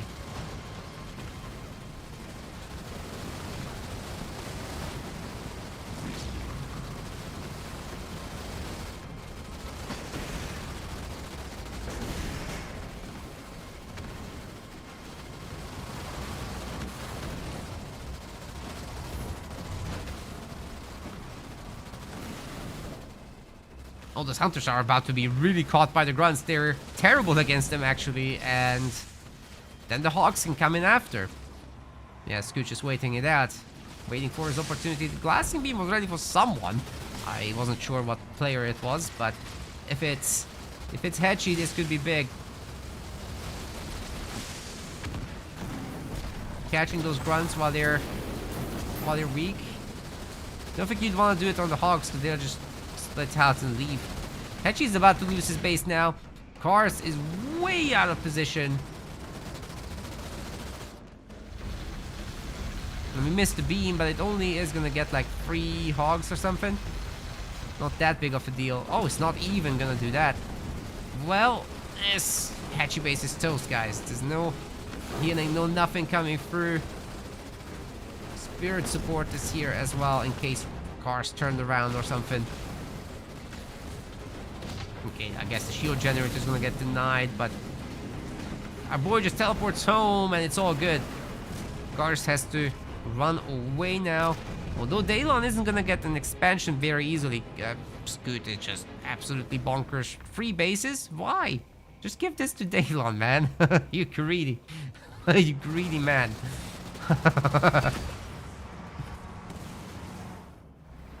To be fair, Scoot as a father, he needs the extra income, but... That's just... Man's gonna eat.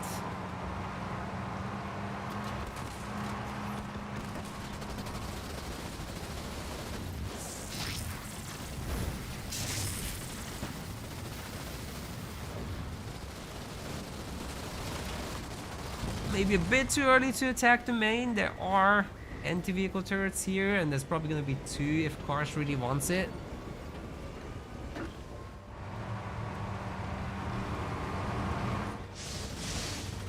I'll play a little bit more with that outer base, and you know, Daylon will come over anyhow.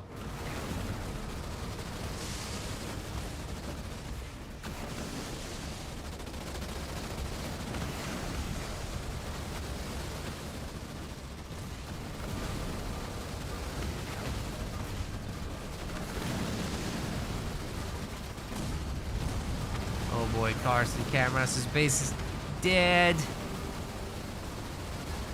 The Scoot and Daylon combo is really strong, actually. They have good synergy between each other.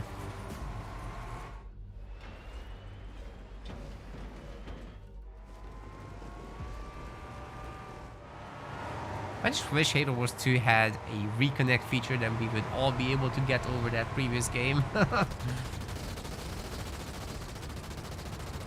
Well, we would have to get over it in the first place. It would just continue.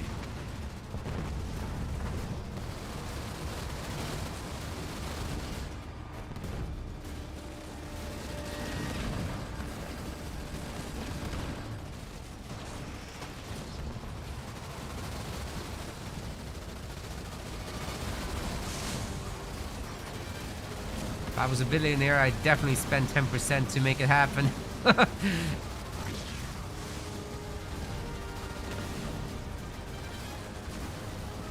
Just meaningless numbers versus actual fun.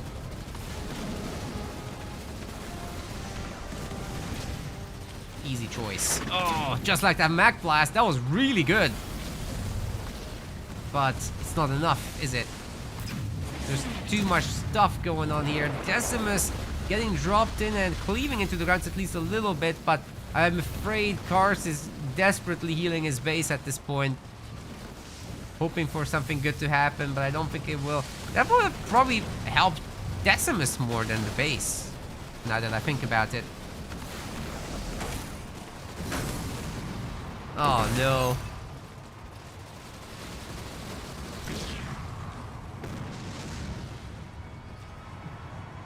Oh no.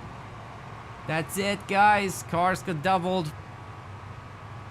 He's a strong man, but not that strong. Skill issue has been detected. Not really. Not even in the slightest. But Scootman and Daylon are gonna be victorious here. GG's and congratulations, thanks to Cars and Hedgie as well for being a good sport. Second place isn't bad. It's still really good. But sometimes Halo Wars has this icky situation going on, so you know, it is what it is. It is what it is. They still get paid.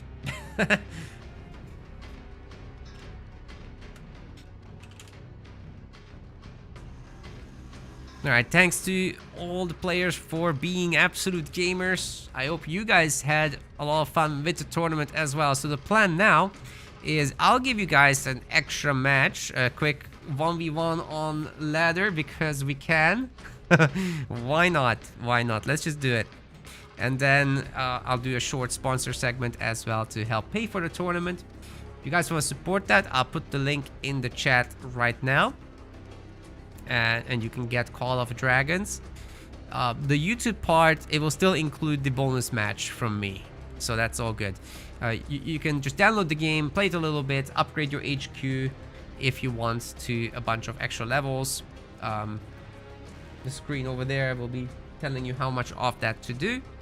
But you don't have to. Even just installing the game will help already. Well, let's end the tournament first over here. So that's a 4-3 in the end. Oh, wait. I did it the wrong way.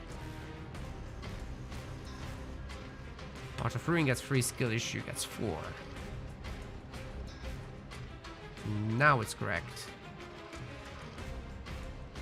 So yeah, the end result will be that Skill Issue Detected is first place, Art of Ruin is second place, and Doge Angel is third place. Fourth place is not fully recognized here for Chisona, but Zoe to Soul is still getting his payment. It's just Chachos will not, because he literally left. And they won't be getting their points either, but at least he gets the money. Yeah. Good tournament though. I was really happy with this. Our first 2v2 Pro League, I think, went really, really nicely, guys. I'm super satisfied. If you've had fun, please hit that follow button on Twitch and on YouTube. You can also subscribe. Very much appreciate if you do. If you want to support us directly, you can become a patron through our website. And that's basically a regular donation. And you get all sorts of perks for it. For the price of a coffee, basically. And then we've got, of course, goals with this. So first off, it will cover our essentials, like website hosting, and then we'll want to do regular show matches with the next batch. So very much looking forward to hitting that goal with you guys. Please consider it. All the links are in the YouTube description section, and in Twitch I'll drop a link in a moment. Then we've got donations as well that you can check out. You can directly donate to the prize pool of the tournament. 100% of this goes to players, and you get some badges on the website, Discord roles, etc. And a shout out, obviously, during the actual events. So yeah, the links will be in the chat and also in the YouTube about section or description section. And we're gonna be pinning the sponsor. If you install the game, you'll be it's on PC. If you'll be installing that, you are going to be supporting us with actually more than 2 subscriptions, which is pretty nice. You can also subscribe on Twitch if you want. You can also become a member on YouTube if you prefer that. And we have a Ko-Fi page now, which the bot sometimes promotes. It's also in the YouTube description section. Now let's kick this off here. I'm here, I think. Yep. Let's kill the scoreboard. And we'll do 1 bonus match here, alright?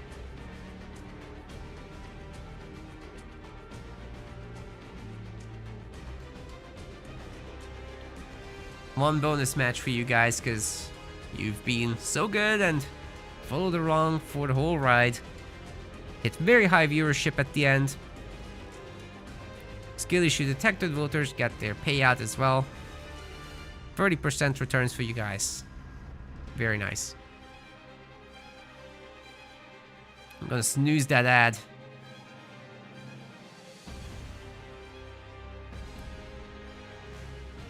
Maybe we'll do it twice.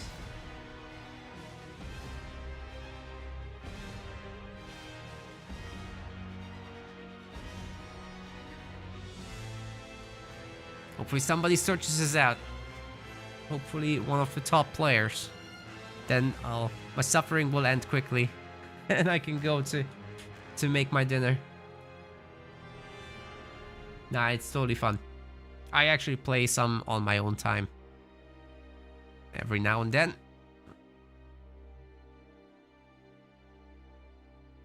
Hovering around the 1900 Onyx mark. But I'm playing random, so it's okay. I'm okay with it. It's very difficult to get into champ these days because there's so many smurfs. Very difficult.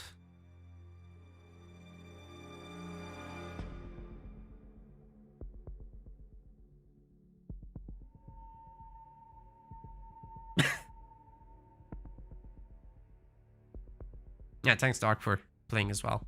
Appreciate you. That was fun. So where's my match? Give me my match.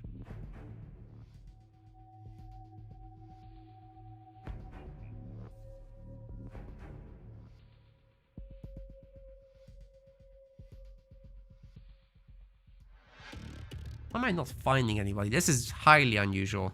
Especially when I specifically point out that we're doing a bonus match. Usually I get sniped. Where are the snipers?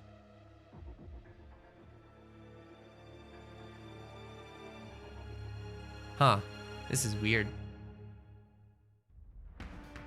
There we go. Finally a gamer.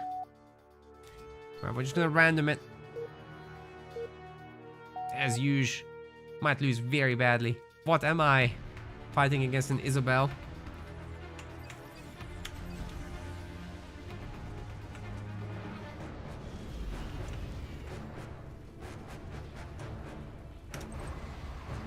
Someone called Rev. No idea who that is. We're about to find out. Might be a Smurf.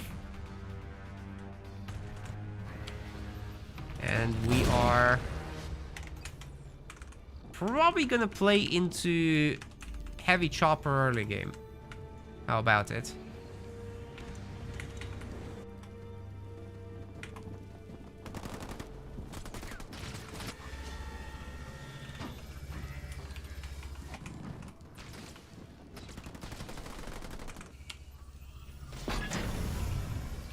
Second chopper, and we'll just absolutely ram through this infantry.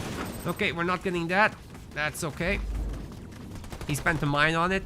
It's more than fine.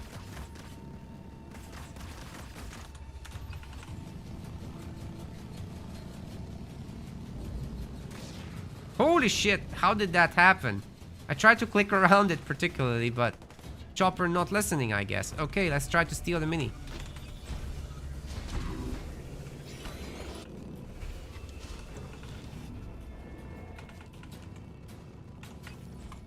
Well, this guy is just gonna pick up resources then. That's fine.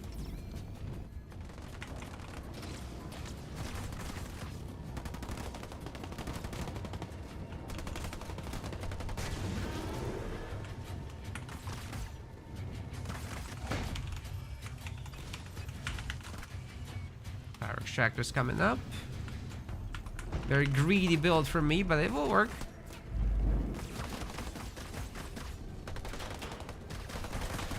Okay, 2 Marines dead. Very good. Let's check here. Grunt's almost done there, so he can just come over there. You go here. And we pressure this.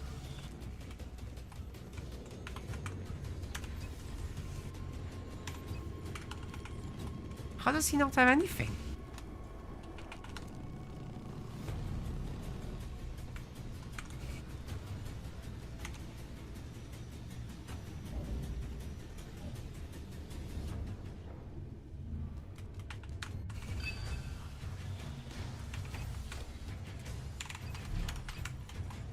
Time for some more stuff. I'm doing some good spending. I'm happy with that. 2 grunts get back home. I have no idea what's going on in this main, so we're just gonna take that little garrison over there, and then we'll have burnout ready to go. Let's get these upgraded as well. Oh shit! I just canceled the chopperinos. That's unfortunate. Spartan's out. So we're gonna want to be careful here and lock it down. But here we've got a burnout for ourselves. It's gonna be nice.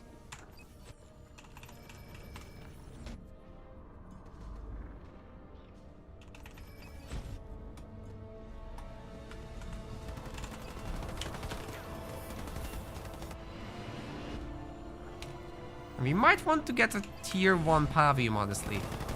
This rush isn't gonna happen, is it? We just want to leave here, in my opinion. Yeah, let's just leave it. Get some grunts out.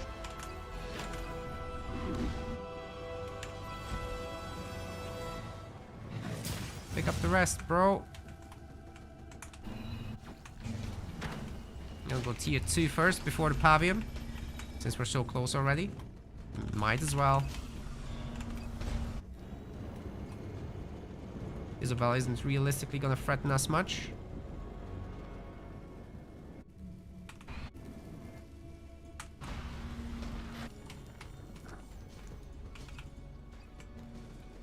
Let's take some power nodes. Wait, do we just get a base? It's Isabel. Nothing to worry about, really.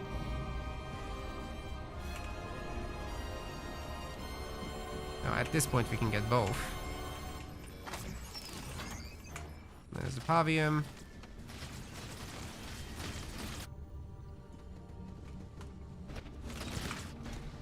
Picking up as many resources as we possibly can. And then we probably upgrade this, get a Rain of Fire, I'd say.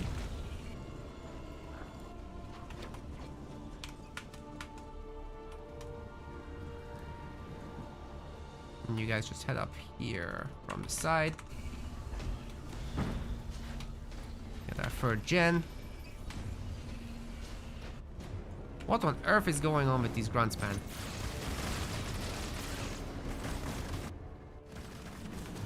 Okay, they don't want to mess with us, right? Don't want to mess with them. There's mines.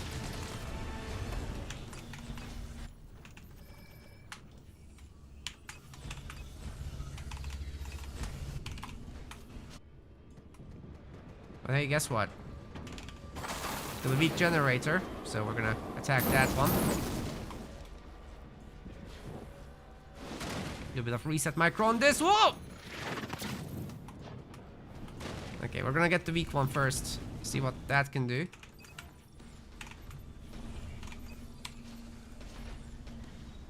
Get these rear buildings going.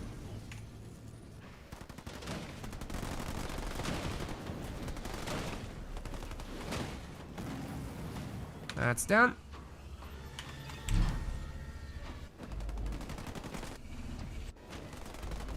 Why the jackrabbit there? Okay, anyways, we're gonna want to get out at least a bunch of these guys. Do a base upgrade there. And then advanced designator once we can. We're probably gonna get a few more choppers just for the sake of safety in case we get pushed a little bit. And maybe another turret. Can't hurt, really. I really don't want to deal with those snipers directly, so we're gonna wait for fourth point, and we're gonna make the fourth point our limousines, obviously. It's just the right play here, in my opinion. What we could do with these guys, though, is grab the side power point. Oh, wait, no, we won't. We won't.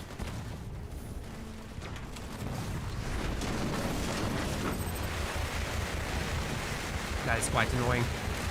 But he's lost everything, so we're cool with it.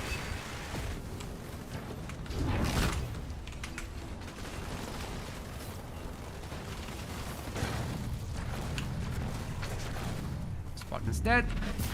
Going after the... that's it? That's it. Well, that was your one bonus game, guys. I would have added in our liches from here and sorry, not the liches, the limousines from here, and followed up with a lich on the main, obviously. Yeah. New building placements. Not a good build order. All right, I'm not really good at Pavium. I'm only actually good with Cutter. The others, like I'd be mid of Rising Star with most leaders.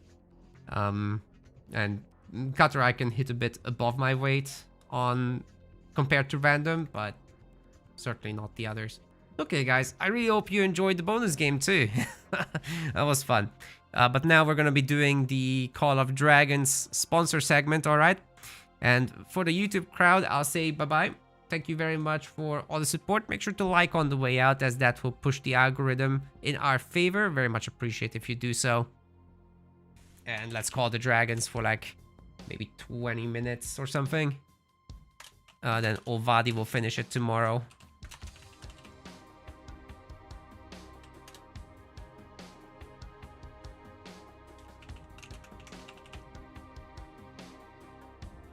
As we'll have a Company of Heroes free segment as well. He's doing the second part of our Pro League over there. That's a 1v1 event. In Cup of Heroes 2, we're also starting to do actually 2v2s, so that's cool. But yeah, time for the sponsor segment.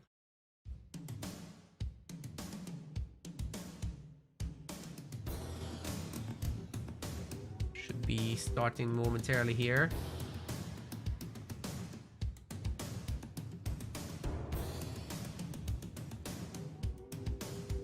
That was fun. But now we're gonna be doing the Call of Dragons sponsor segment, alright?